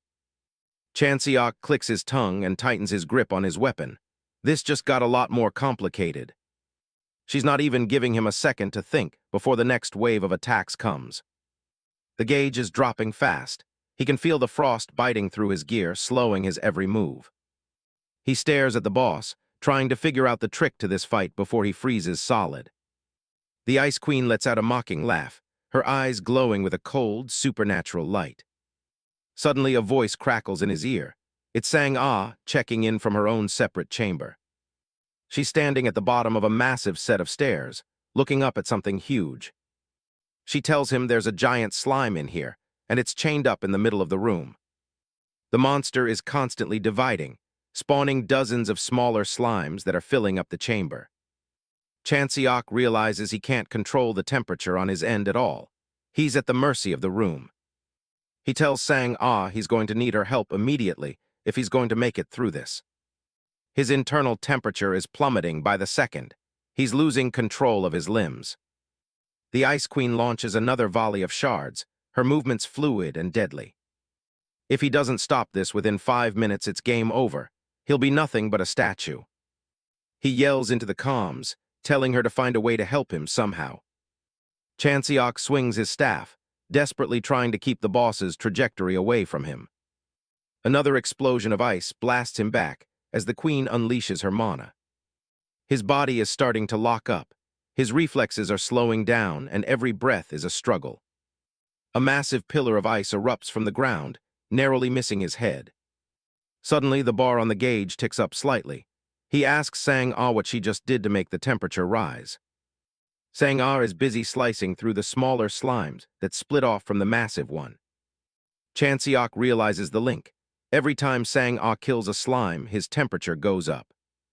The strategy seems simple enough. Sang-ah handles the slimes, and he deals with the monster on the throne. But the gauge starts boiling over. The red bar is hitting the limit, and the room is glowing orange. Chanseok's face is covered in sweat. The temperature is rising way too fast now. He screams at Sang-ah to watch the rate she's killing them. He's going to cook from the inside. He can feel his organs getting hotter by the second. If this keeps up, he's dead either way. They have to perfectly manage the kill speed to keep his body temperature balanced. Sang-ah keeps slashing away, but she has to be careful not to trigger a fatal heat spike. Chanseok stares at the queen, realizing he needs to end this battle as fast as possible. He charges up the stairs, ignoring the burning sensation in his chest. He leaps onto a higher platform, his staff ready to deliver a crushing blow. A blast of freezing energy hits him, but he pushes through the pain. The gauge over his head is glowing white-hot. He's reaching the critical boiling point. He slams into the ground, sending chunks of ice flying everywhere as he targets the throne. The dust begins to clear from the impact, revealing a shadowed silhouette amidst the wreckage. The Ice Queen stares through the haze, her crystalline body unyielding and cold. Yu Chanseok grits his teeth, frustrated that even his mana attacks are being resisted by the boss. He notices the mana indicator above him flickering, signaling that his energy is being drained. In her chamber, Han Sang-ah watches in surprise as the massive slime suddenly slows its division. Chanseok's eyes widen as he realizes the division speed is tied to his physical distance from the queen. He tests his theory, moving across the ice as the gauge above him shifts from green to a volatile state. As he retreats, the slimes in Sang-ah's room begin to multiply at an alarming rate once more. He curses his luck. If he gets too close to the queen, he limits the slimes Sang-ah can kill to keep him warm. Without that heat, the absolute zero temperature of the room will eventually claim his life. But keeping his distance means Sang-ah will eventually be overwhelmed by the infinite tide of monsters. The Ice Queen watches him struggle, a cruel smirk appearing on her frozen features. He considers unleashing his paradox flame to end it all, but the power is too unstable to control. He fears that if he and Sang-ah reunite while the flame is active, she'll be consumed by its chaotic energy. He calls out to her through the link, telling her to hold on as long as possible for a war of attrition. Grip tightening on his staff, Chanseok prepares for the most grueling endurance test of his life. Outside the rift, the city is choked by a supernatural blizzard, buildings vanishing into the white. Inside the team's seagull control room, operators work tirelessly to monitor the expanding erosion. The staff exchanges worried glances, nodding that it has already been 3 days since the team entered. An operator stares at the screen, praying that Chanseok and Sang-ah are still holding on. Back in the core, the Ice Queen laughs with sadistic glee, her aura turning black with malice. She unleashes a storm of crystalline shards that tear through the frozen air toward her prey. Chanseok has been fighting for 60 hours straight, and the boss's mana shield shows no sign of breaking. He falls to one knee as frost begins to creep up his leg, his body finally failing him. In the slime chamber, Sang-ah is pushed to her absolute limit, her breath hitching in her chest. She gasps for air, wondering how many days she has been swinging her sword in this nightmare. The weight of exhaustion is becoming unbearable, and she fears she can't hold on any longer. Chanseok is half submerged in ice, his skin turning a deathly blue as he looks up in shock. He calls out to Sang-ah, desperate to know if she is still alive and fighting. She responds with a faint, trembling voice, barely holding onto her consciousness. Frost covers Chanseok's fingers, locking them around his weapon as he curses his weakness. A massive eruption of ice signals that the boss is preparing her final, lethal attack. He looks up at the queen, who looms over him like a vengeful deity of the frozen wastes. Frozen and broken, He stands alone in the center of the arena as the end draws near. The Ice Queen's mouth falls open in a triumphant, mocking laugh. She brings down a catastrophic pillar of ice, intending to crush Chanseok once and for all. A massive cloud of white frost and pulverized rock fills the entire chamber. Amidst the debris, Chanseok stands his ground, his cloak tattered but his spirit unbroken. The queen's smirk falters as she sees the survivor still standing before her. "Don't smirk at me," Chanseok growls, his voice dripping with newfound malice. His face is a mask of blood and frost, his right eye glowing with a terrifying red light. He has survived 20 years on the edge of death, and he won't let a monster like this stop him now. The Ice Queen looks down at Chanseok, her expression one of cold disdain as she mocks his persistence. Despite his broken state, Chanseok looks up with a defiant glare, checking if Han Sang-ah is still listening. In the other room, Sang-ah stares at the massive green slime as Chanseok orders her to destroy it immediately. Sang-ah realizes that killing the slime will end the heat production, leaving them vulnerable to the frost. Chanseok points out the obvious. They are dead either way if they don't change their tactics now. Sang-ah accepts the challenge, deciding that a quick gamble is better than a slow, certain death. Mana surges around Sang-ah in violent, blue arcs of electricity as she prepares her final move. The entire chamber is engulfed in a blinding flash of blue energy as she releases her power. The massive slime is struck by the full force of the blast, its chained form beginning to disintegrate. Sang-ah is a silhouette of pure determination, lost in the brilliance of her own devastating attack. "Then I'd rather die quickly," she declares, her body crackling with the remnants of her lightning. Back in the core, Chanseok watches the sky light up, knowing Sang-ah has carried out his plan. A titanic beam of light shoots toward the ceiling, signaling the destruction of the slime boss. The slime is torn apart by the raw mana, releasing a massive amount of energy into the rift. The temperature gauge above Chanseok's head slams into the red, signaling a critical heat surge. Chanseok's face is illuminated by the fiery glow, his red eye shining with an intense, predatory light. He finds it poetic that the Ice Queen's demise will be brought about by such overwhelming heat. The searing air threatens to incinerate everything, even as it provides the fuel he needs. He scoffs at the idea of burning away. To Chanseok, fire is his greatest and most lethal tool. Dark purple-black flames erupt around his hand, the paradox flame finally manifesting in its full glory.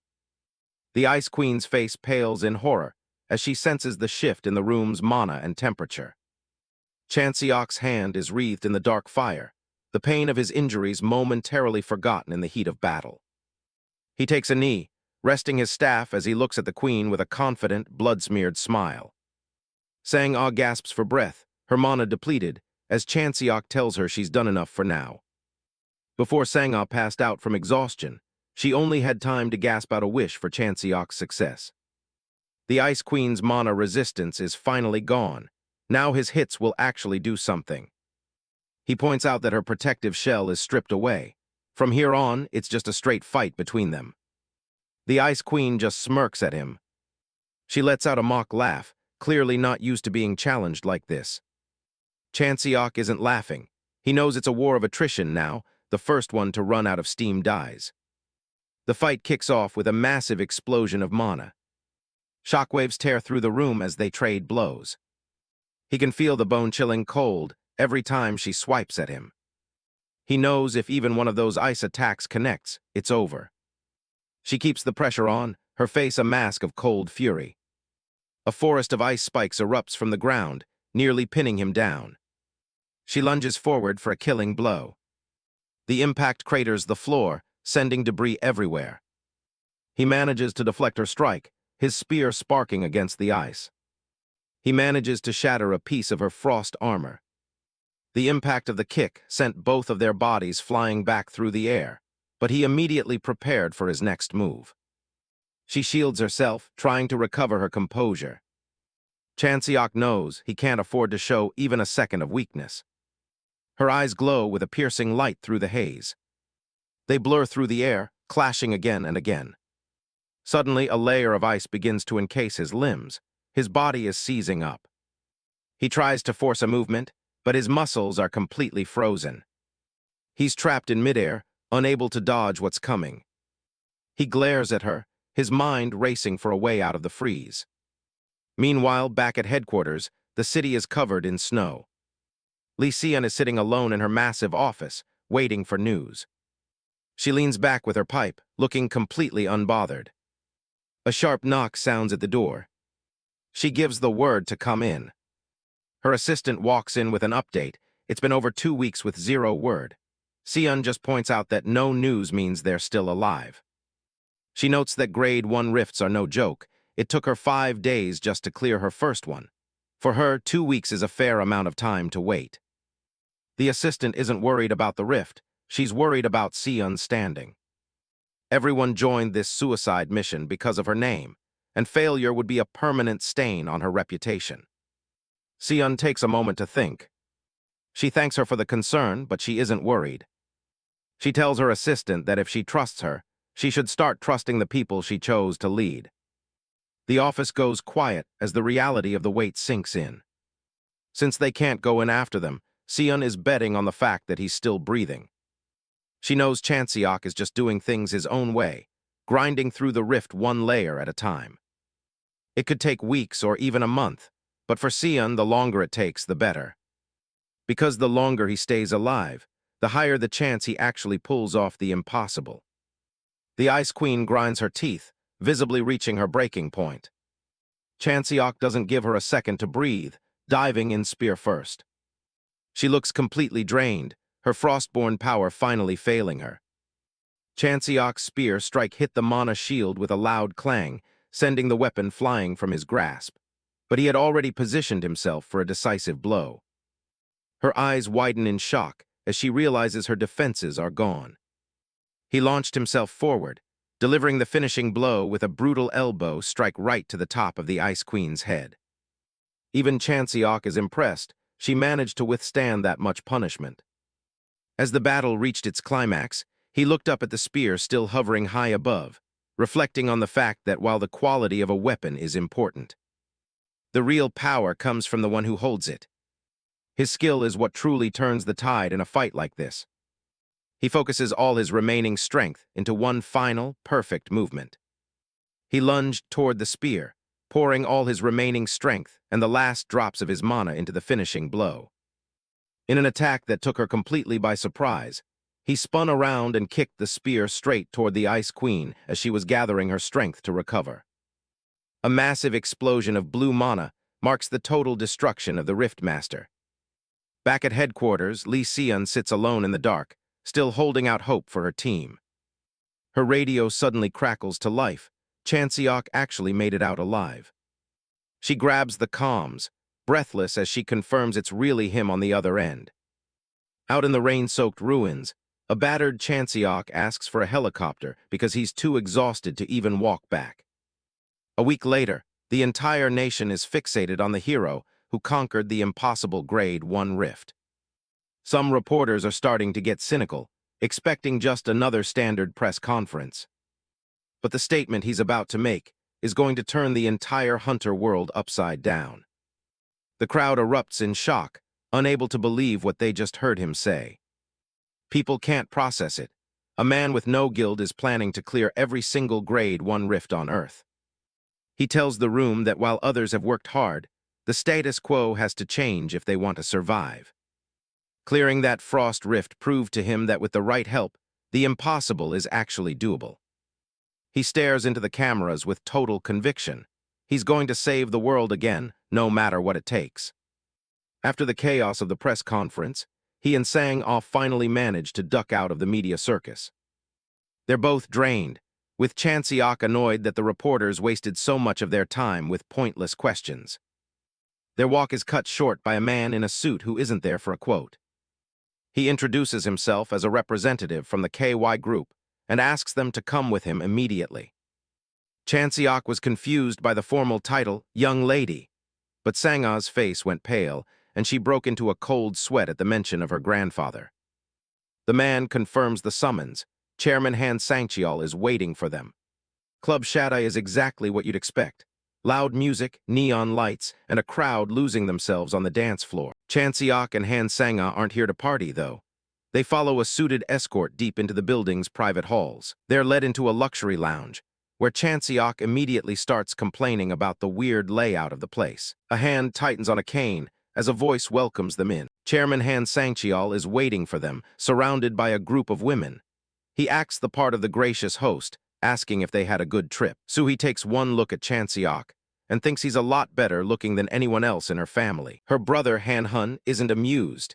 He tells her to watch her mouth in front of the chairman. Sang-ah is more interested in the dancers, wondering who exactly they're supposed to be. Sangcheol finally introduces himself as the head of the Kumyang group, admitting he's been hearing quite a bit about Chanseok. He gestures for them to take a seat and relax, trying to lower the tension. The old man knows Chanseok is testing him, trying to win a battle of wills before they even start talking. Chanseok doesn't hold back, mocking the chairman's classy tastes and suggesting he go even further with his displays of wealth. Sangcheol just brushes it off, calling the women around him decorations. He explains that youth is the one thing money can't buy, so he just ends up collecting it instead. He shifts the focus, asking if Chanseok was being serious during his interview in Donghae City. Chanseok leans back, claiming most people just lie at press conferences anyway. He adds that the real problem is usually the attitude of the person holding the mic. Sangcheol narrows his eyes. He wasn't expecting someone this disrespectful. Chanseok doubles down,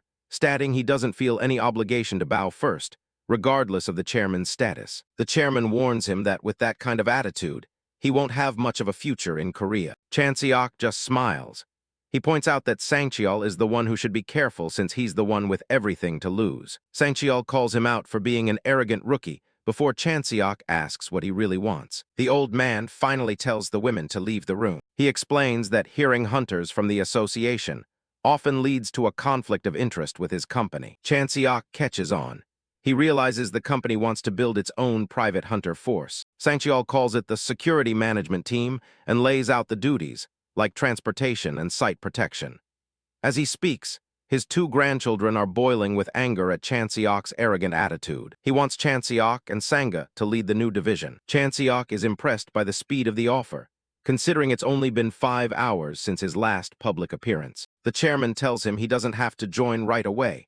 Waiting a year or two is fine. Sang's hands clench as the conversation shifts toward a darker topic. A quick flashback shows a young girl crying over family photos, mourning a loss connected to Club Shatta. Sangcheol looks back at the memory with a heavy gaze. He warns Sanga not to let her desire for revenge consume her, but her expression hardens.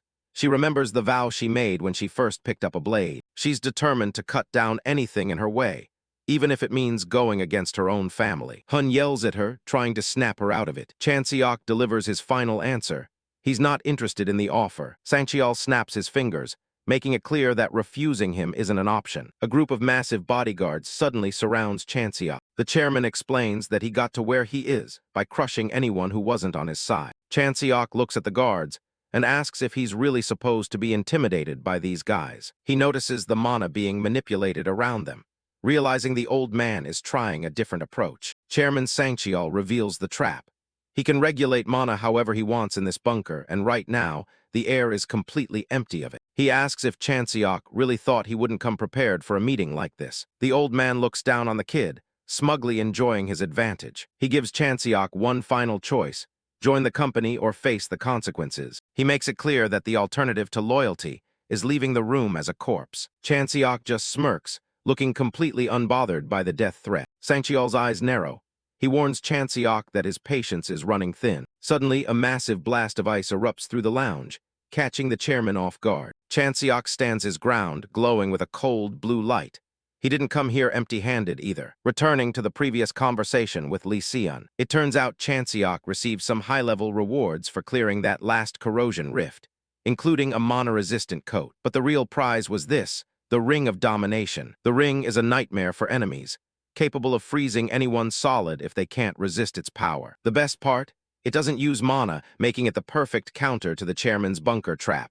Everyone in the room is frozen instantly. Sangcheol can only watch in horror as his control over the situation shatters. Chanseok sighs, wondering why every rich guy he meets thinks they can just push people around. He steps right into the old man's personal space, asserting his dominance. He tells the chairman straight up that things like power, wealth, and age mean absolutely nothing to him. Sangcheol is visibly sweating now, desperate to know what Chanseok actually wants if it isn't money. Chanseok just gives him a cold look, leaving the question hanging. Later that night, a car speeds down the highway away from the club. Sang-ah looks at Chanseok, worried that he's making too many powerful enemies between Tibik and the Kumyang group. Chanseok doesn't care. He tells her he isn't some ordinary rookie hunter who can be dragged around by corporate interests. Suddenly, Sang-ah gets a text from her grandfather. It seems the old man is already trying a different tactic. Chanseok just smirks, already knowing what it's about. Back at the lounge, Chairman Sangcheol looks out over the city lights. He's realized that Chanseok isn't just a brat. He has an incredible nose for money. And even more dangerous than that, the boy carries an ambition greater than anyone he's ever met. Soon after, the scene shifts to a massive coliseum packed with hunters. The crowd is buzzing as they wait for the main event to start. Chanseok and Sang-ah, now geared up for combat, walk out into the center of the arena. Chanseok looks out at the sea of applicants with a cold, analytical gaze. He formally announces the start of the selection process for his new team. Without wasting any time, he asks who wants to be the first to step up. This all goes back to a press conference Chanseok held a few hours earlier. He had called for any skilled hunters who shared his vision to join his cause. He made it clear that he would be handpicking his team through a rigorous trial, and he didn't pull any punches regarding his goals: the total destruction of Club Shad and every other member of the Great Eight. Back in the present, a heavily built man with a scarred face steps forward from the crowd. The scarred hunter says he heard Chanseok was looking for people to help clear Grade 1 corrosion rifts. The scarred hunter boasts about his 5 years of experience in Grade 2 rifts and tells Chanseok he's joining the team. Chanseok doesn't sugarcoat it. He tells the scarred hunter that he's simply below the standard required for the team. The veteran hunter is stunned, unable to believe he was dismissed so easily after boasting about his experience. His pride takes a hit, and he shouts at Chanseok, asking who he thinks he is to act so arrogant. Chanseok doesn't even bother to look back as he walks away, completely ignoring the man's angry outburst. Chanseok's focus is already on the long line of other hopefuls waiting for their chance in the arena. A loud explosion of dust fills the Coliseum as the next round of trials begins under the clear blue sky. Chanseok stands tall over yet another defeated opponent, his expression unchanged by the easy victory. He reminds himself that this isn't a game. He's looking for real survivors, and he'll have to speak to the chairman about the poor quality of applicants. He grips his spear, the weapon feeling like an extension of his arm after so many bouts. With a clear, authoritative voice, he calls for the next candidate to step forward, signaling that the trial is far from over. 8 hours have passed since the selection trial began, and the Coliseum floor is now a mess of craters and smoke. Another applicant tries his luck, but Chanseok effortlessly parries the strike with his spear, his movements a blur of efficiency. With a single countermove, he sends the man sliding across the arena floor at high speed. The applicant ends up stuck in the wall, breathless and forced to admit that he's lost the fight. Chanseok keeps it professional, thanking the man for his effort before immediately calling for the next person in line. The toll is staggering.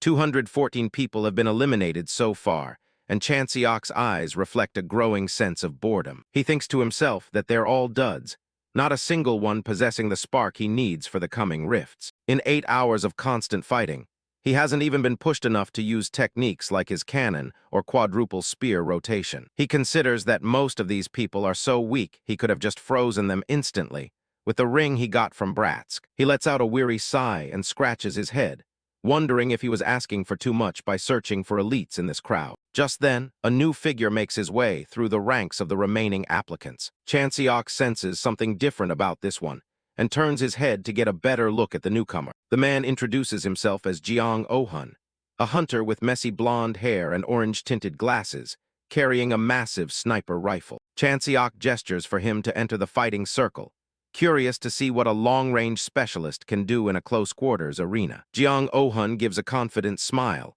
adjusting his grip on the heavy weapon and declaring that he'll start. Instead of staying on the ground, he leaps high into the air and fires a powerful shot from his rifle. A thunderous crack echoes through the stadium as the large shell casing is ejected from the gun. Oh-hun stays focused through his scope, tracking his target with precision even while airborne. The spent casing glints in the sunlight as it tumbles away from the sniper rifle. A brilliant beam of orange energy streaks across the arena floor, aimed directly at Chanseok. Chanseok watches the incoming projectile with narrowed eyes, realizing he finally has to put in some effort to defend himself. He activates a skill called Paradox Flame, a swirling aura of mana manifesting around him to counter the shot. His gaze becomes intensely sharp as he prepares to intercept the high-velocity attack. Three glowing, brightly burning spheres of energy incinerate the three bullets right before they can pierce his chest, forming a completely unique defensive array. He uses the technique to burn away the rotational force of the incoming bullet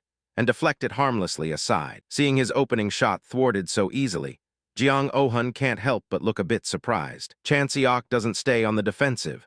He launches himself forward, his boots tearing up the sand as he closes the gap. He springs into the air to meet the sniper, his spear ready to deliver a crushing blow. The resulting impact causes a massive shockwave that cracks the very floor of the Colosseum. A thick cloud of dust billows upward, momentarily obscuring both fighters from the crowd's view. When the dust settles, Chanseok looks up with a look of genuine intrigue, sweat beading on his forehead. What is this now? He wonders. He watches as Jeong Oh-hun remains suspended in midair, his boots glowing with mana. It's a rare sight to see someone flying while wielding such a heavy firearm. Chanseok observes Jeong Oh-hun closely, wondering if the man is actually using mana to suspend himself in midair. Oh-hun, despite the sweat on his face, maintains a playful smirk and tells Chanseok that he's got a few more tricks up his sleeve. Let's keep going, Oh-hun declares, clearly energized by the challenge Chanseok presents. He doesn't wait for an answer, firing another high-velocity round that streaks through the arena air. A flurry of shots follows, the sound of rhythmic gunfire echoing as spent shells rain down towards the arena floor. 30 minutes later, the intensity of the duel hasn't wavered, but Oh-hun is beginning to show heavy signs of exhaustion. He admits to Chanseok that he'd hoped a bit of luck might have allowed him to land at least a single shot by now. Chanseok, seemingly unfazed by the prolonged combat, tells him it looks like he's still got some fight left in him. Oh-hun is taken aback by Chanseok's high expectations, insisting that a common guy like himself doesn't possess that level of extraordinary skill. Chanseok remains silent for a moment, his gaze fixed on the sniper with an unreadable, intense expression. Oh-hun chuckles, hefting his massive weapon and noting that it was never designed for spraying shots at such close range. Chanseok suddenly jams the butt of his spear into the cracked earth of the arena and offers Oh-hun a unique opportunity. Prepare one proper shot and fire it, Chanseok commands, standing tall and undefended in the center of the arena. Oh-hun is genuinely surprised by the offer, wondering aloud if Chanseok is really okay with taking such a direct hit. Chanseok gives a confident half-smile, remarking that ending their battle like this would honestly be a shame. Recognizing the respect in Chanseok's challenge, Oh-hun nods solemnly and begins his final preparations. "You bastard," Oh-hun mutters with a grin. "I definitely warned you, okay." He peers through his scope, and an intense, swirling aura of golden mana begins to coalesce around the barrel of his rifle. The energy builds to a fever pitch, the air around the gun shimmering with intense heat and magical power. Oh-hun warns Chanseok that while this technique takes time to charge, its impact will hurt like hell if it lands cleanly. Chanseok stands his ground, coolly observing that the shot only hurts the target, not the one pulling the trigger. A blinding spark ignites at the tip of the barrel, signaling that the ultimate attack is ready to be unleashed. With a deafening roar, a massive pillar of golden energy erupts from the rifle, illuminating the entire Colosseum. Chanseok looks up as the colossal beam of light descends from the sky, threatening to incinerate everything in its path. Chanseok grips his spear tight, his eyes fixed on the barrage flying toward him. A deflected serrated blade tears through the air, leaving a faint trail of light behind. The force of the impact vibrates through his arms. It feels like his hands are about to be shredded. It's a mana-packed knife, designed for one thing, lethality. Manipulated by mana, it continues to spin toward Chanseok, hissing terrifyingly through the wind. He weaves through a literal storm of blades as they rain down from every angle. High above, Jeong Oh-hun can't believe his attacks are being countered so easily. The knives keep coming, but Chanseok's reflexes are on a different level. He moves faster than sound, batting the projectiles away before they can connect. He knows if he doesn't knock them far enough, they'll just circle back and burrow into his skin. And that's when he notices the sniper shots mixed into the barrage. Oh-hun keeps the pressure on, firing his rifle while controlling the blades. Chanseok realizes he might have actually found someone worth his time. He jumps high into the sky, deciding to end the game on his terms. Energy beams crisscross the arena as the two hunters clash. His gaze is cold and calculated, The warm-up is officially over. He slams back down, creating a massive crater that rocks the entire stadium. A thick curtain of dust rises, masking everything from view. Oh-hun stands in the haze, sweat dripping down as he tries to find his target. The arena floor remains hidden behind a wall of gray. Out of nowhere, Chanseok lunges through the smoke like a predator. Oh-hun's eyes widen in shock. He's completely cornered. He tells him it's time to bring this fight to an end. A blinding flash of light signals the final impact. Oh-hun collapses to the ground, coughing and gasping for air. Chanseok wipes his mouth, admitting that was actually a little tough. The sniper yields, calling Chanseok a monster just like the rumors said. He just stands there, looking a bit confused by the sudden shift in attitude. Oh-hun notices him staring and asks what the big deal is. Chanseok wonders why the guy even bothered to stop mid-fight. He points out that Oh-hun still had plenty of mana left for more shots. One of his mana-packed knives is still vibrating in the dirt nearby. Oh-hun just stares at him, realizing he's been completely seen through. He looks down, realizing just how much of a gap there is between them. Chanseok gives him some advice. Don't wait for an opening, just make one. A small laugh escapes the sniper as the tension finally breaks. He starts cracking up,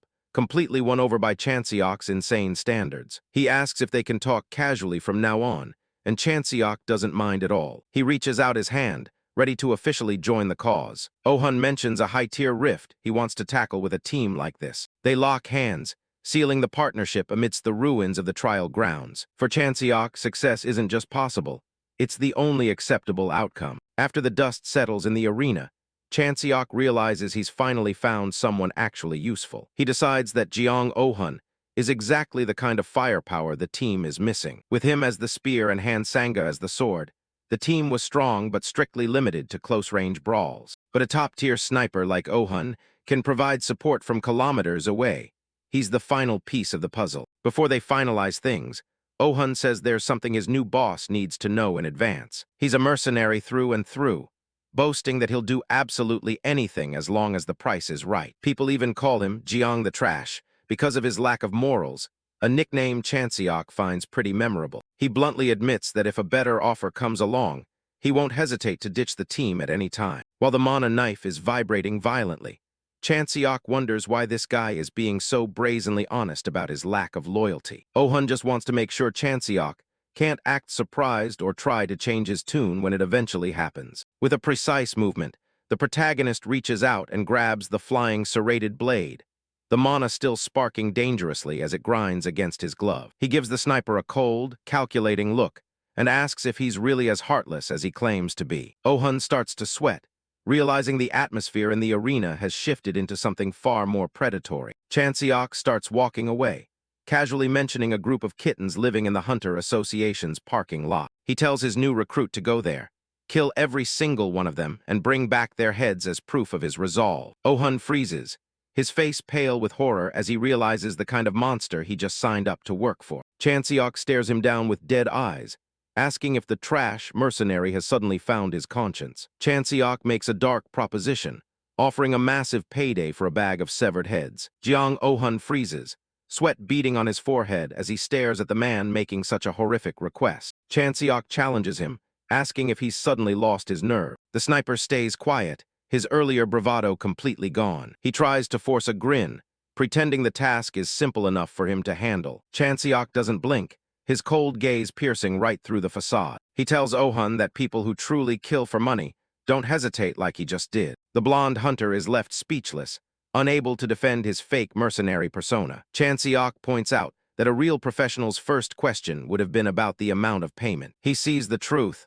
Oh-hun isn't greedy. He's just backed into a corner of pure desperation. He has no interest in hearing the details of why the man needs the money. He simply notes that anyone in need of cash is usually in a desperate spot. A grim memory of the type of people who truly do anything for a payday flashes before him. He warns the recruit never to use that phrase casually ever again. He clenches his red-gloved hand into a tight fist. In a surprising turn, he tells the stunned man that he's actually passed the test. Oh-hun is blindsided as he's ordered to report for training at 9 a.m. the next day. Chanseok walks away without a second look, promising that the training will be grueling. A genuine smile finally breaks across Oh-hun's face as the weight of the trial lifts. Chanseok heads for the exit with Han Sanga trailing right behind him. Han Sanga admits she's still a bit skeptical about the new recruit's actual combat skills. Chanseok isn't worried, confident he can mold the guy into what they need. He teases her about being worried someone might surpass her, but she isn't having it. The serious atmosphere evaporates as Han Sang-a's stomach growls,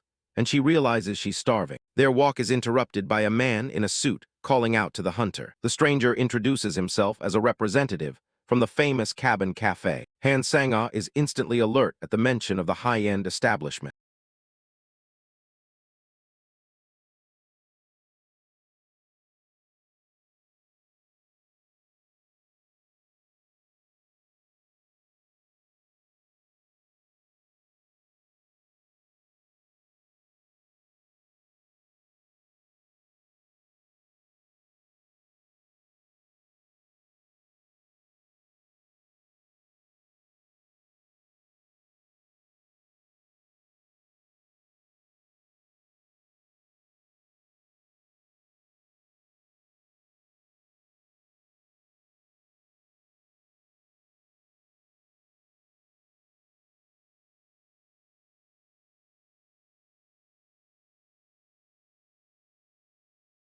She starts gushing about the owner, who handles all the cooking personally. Just the thought of their signature dishes has her practically drooling on the spot. The employee explains that his boss specifically asked to meet with Chanseok. Both hunters are surprised that such a famous figure would reach out to them. Soon, they're seated in front of a rich, steaming bowl of gourmet soup. Han Sang-a doesn't waste any time and takes a massive, eager bite. She's completely lost in the flavor, chewing with pure delight. Chanseok joins in, clearly impressed by the quality of the meal himself. Han Sang-a can't help but exclaim just how incredible the food actually is. A woman in the kitchen wipes her hands on a towel after finishing the service. Sa Seung-hee, the somber owner of the cafe, finally steps out to meet her guests. While Han Sang-a continues to feast, Chanseok notes that the meal is so good it's almost addictive. With the food finished, Chanseok cuts through the pleasantries and asks why they were summoned. Seung-hee places a leather-bound file on the counter, ready to reveal her true motive. Chanseok flips open the folder Sa Seung-hee handed him,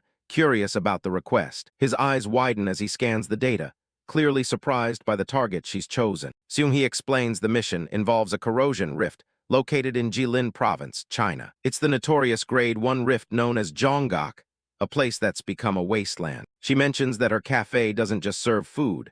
They also sponsor hunters they find talented. In the past, they funded several teams who promised to clear Zhonggak. Chanseok listens as she explains why the rift still remains uncleared despite her efforts. She notes that once those hunters got a taste of wealth, they lost the will to risk their lives. Chanseok looks her in the eye and asks why she's so obsessed with this specific mission. She reveals a tragic past. Her husband was brutally killed in a monster attack. The trauma didn't end there. The stress of the evacuation caused her to suffer a miscarriage. With tears in her eyes, she admits that her only reason for living now is revenge. She asks the young hunter if that motive is enough for him to help her. Seung-hee understands if it's too much to ask and tells him to take his time thinking it over. Chanseok doesn't hesitate, declaring that he'll take the job and clear Zhonggak. The chef is stunned by his quick decision, but he warns her he'll need time to prepare. He points out that his new recruit, Jiang Ohun, needs a lot of work before they set out. Seung-hee looks on, worried that this might be another promise that never comes to fruition. She's dealt with too many hunters who cut contact once they got what they wanted. Chanseok leans over the counter, making his intentions absolutely clear. He reveals his grand ambition, the total elimination of every corrosion rift on the planet. He won't ask for her blind trust, promising instead to prove his worth through his actions. Elsewhere, a notification pings on a screen. The streamer Soe is live. He settles into his chair, ready to start another broadcast for his many followers. The chat is already buzzing with questions about today's topic, as donations start rolling in. Soe kicks things off by asking if everyone knows the rookie hunter who's been making headlines. As a former hunter himself, he claims the story of a rookie clearing a Grade 1 rift is impossible. He mocks the achievement, saying if it were that easy, he would have cleared them all long ago. He mocks the idea of a world saver, telling his audience that something about Chanseok smells fishy. When the chat asks for a name, he snaps that there's only one person everyone's talking about. He calls out Chanseok directly, labeling him a nationwide fraud. The chat room explodes with excitement, fueling the streamer's antagonistic energy. The sentiment quickly spreads, with viewers starting to question if Chanseok really is a fake hero. Back at the Coliseum, the atmosphere is far from celebratory. Ohun is sprawled on the ground, complaining about the absolute beatdown he's taking.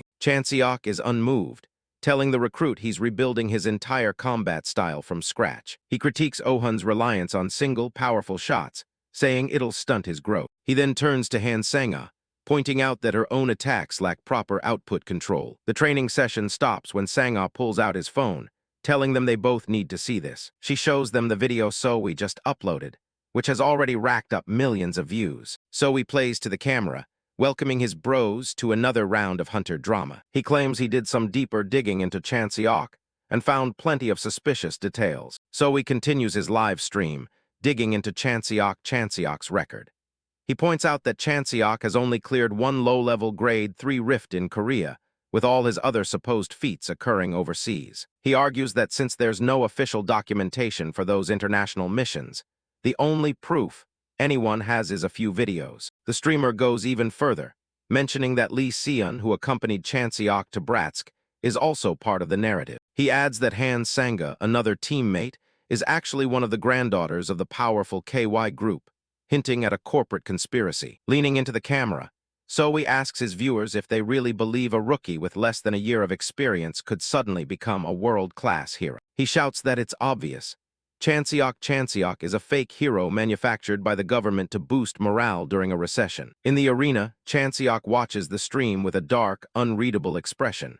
He calls Soe an interesting guy for having the guts to pull such a stunt. The scene shifts to the imposing headquarters of the Hunter Association, overlooking the city skyline. Inside a high-rise office, Chanseok stands by a window, asking a female association official if he really needs to bother responding to such petty provocation. Seon agrees with his sentiment, but points out that this controversy could actually be a great opportunity for them. She turns slightly, a faint, calculating smile playing on her lips as she prepares to explain her plan. Chanseok looks at her, his face half-shadowed by the bright daylight streaming in through the glass. A smirk touches his lips as he listens to her reasoning, finding the idea of a counterplay amusing. Only a few hours after Soe's call-out stream went viral, a new video is uploaded. This time, it's through the Hunter Association's official YouTube account. Dressed in a formal black suit, Chanseok introduces himself to the camera, his tone calm and professional. He addresses Soe by name, nodding that the streamer is a hunter himself. He sighs, rubbing his forehead in mock frustration at being called a government-made fake. Chanseok says he understands that manufacturing drama is how Soe makes a living, but his expression hardens. He calls it shameful to treat rifts, places where hunters risk their lives daily, as mere content for views. He slams his hand onto the table, leaning forward to issue a direct challenge. If Soe thinks he's a fake hero, he should prove it himself. Chanseok stares into the lens with chilling intensity, telling Soe to pick a date, time, and place for a confrontation. The response video spreads like wildfire, quickly amassing 50 times the views of Soe's original stream. A few days later, the Hunter Association building is surrounded by a clear, bright sky, signaling the start of the event. Jeong Oh-hun is already there, remarking that the man of the hour has finally arrived as Chanseok gets out of a car.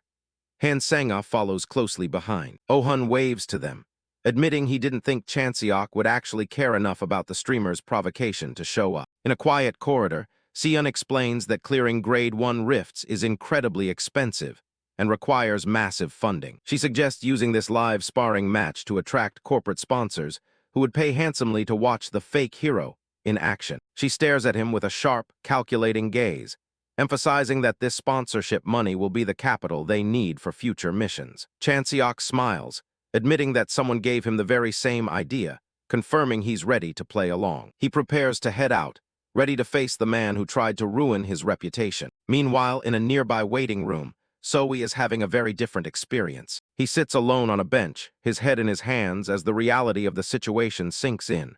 He's absolutely terrified. He stares at his phone, sweating as he sees Chanseok's response video on the association's official channel with millions of views. He panics, thinking even the association chairman must be insane to back this guy. He scrolls through the comments, seeing his own fans turning on him, calling him a chicken and wondering if he's already dead. Desperate to save his channel, he stands up and draws his weapons. He tries to convince himself that he can beat a guy who only has one rift clear under his belt. To ensure his victory, he pulls out a small vial containing a glowing purple liquid, a secret weapon he brought just for this occasion. The arena is packed with thousands of shouting spectators, the air electric with anticipation. The live chat is flooded with mixed opinions on who will win. Zoe enters the arena, weapons at the ready, trying to look brave for the cameras. He tells himself not to be scared, hopping to swing public opinion back to his side. Chanseok stands across from him, enveloped in a menacing purple aura. He calmly asks if they should start right away, his presence so overwhelming that Zoe can barely sense any mana coming from him. Zoe taunts him, claiming he's the one with the real experience, and telling Chanseok not to cry when he loses. Green energy flares around Zoe as he readies an attack, suddenly feeling like he might actually have a chance against the silent rookie. His eyes narrow with malice, declaring that today will be the day Chanseok is forced into retirement. Zoe leaps into the air, blades spinning with a roar. Chanseok watches him with cold, disinterested eyes, thinking the streamer has turned, running his mouth into a pathetic art form. Chanseok's eyes sharpen as he analyzes the battlefield, instantly identifying Zoe's next move. He'll come from the left, he thinks, as Zoe lunges forward with a flurry of green energy-charged strikes. Zoe grins with wide, crazed eyes, momentarily convinced that his surprise attack has actually succeeded. A skill activation is revealed.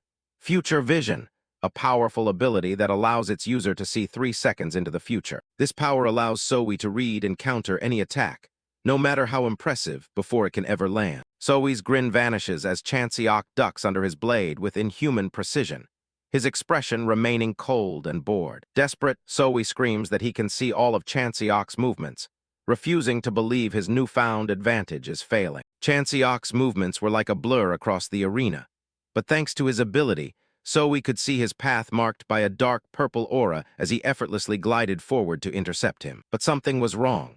Zoe's glowing green eye widened in pure shock as the future he foresaw began to diverge from the reality he was experiencing. Huh, Zoe gasps as a massive impact slams into his guard, the sheer force of the blow shattering his momentum. GHK! The streamer chokes on the air, his face contorted in a mixture of physical pain and growing confusion. He clutches his weapons, sweating profusely as he realizes that even being able to see the movements isn't helping him block the assault. Chanseok watches him with a piercing, analytical gaze, finally confirming his suspicion. So it was a precognition ability. Zoe is trembling, his eyes darting around wildly as he wonders how Chanseok could have possibly figured out his secret. Chanseok explains that Zoe's movements were so unnatural, dodging before the attack even began, that the truth was obvious. The massive arena crowd watches in silence as Chanseok points out that simply seeing an attack doesn't guarantee you can dodge it. He adds that he only needs to alter his attack path faster than Zoe's brain can process the updated vision. Chanseok dismisses his opponent, stating coldly that Zoe isn't the first person he's encountered with such a rare ability. On the live stream, the chat goes wild with laughter as Zoe takes a brutal punch directly to the center of his face. The public humiliation continues for over 20 minutes, with viewers mocking the shortest-lived has-been in the comments. Another heavy blow snaps Zoe's head back, his once arrogant face now a bruised and swollen mask of terror. As a final chat box declares him completely done for, Chanseok prepares to end the one-sided farce for good. Zoe's legs finally give out, and he collapses heavily onto the dust-covered floor of the arena in front of thousands. He lies face down in the dirt, groaning in agony and utter defeat, as his career as a hunter and streamer comes to a pathetic end. Hunter Chanseok stands triumphant in the middle of the arena while the crowd and the live chat lose their minds. He looks down at his beaten opponent and asks if he still looks like a fraud. Zoe is face down in the dirt, a total mess. The same people who were rooting for him a few minutes ago are now just laughing at how hard he got wrecked. Back in the present, Zoe's hand trembles as he clutches a small vial. He's completely cornered, and he knows this is his only choice left. We flash back to the night before, when a group of strangers grabbed Zoe and threw him into a car. They claim they were there to help him take down Chanseok. A mysterious figure in the front seat tells him flat out that he has zero chance of winning with his current skills. The stranger pulls out a glowing purple crystal, a dangerous item that shouldn't exist. Zoe stares at the shard, clearly terrified. The man tells him not to hesitate. When the moment comes, he just needs to drive it straight into his own body. Zoe lets out a scream as dark purple energy surges around him.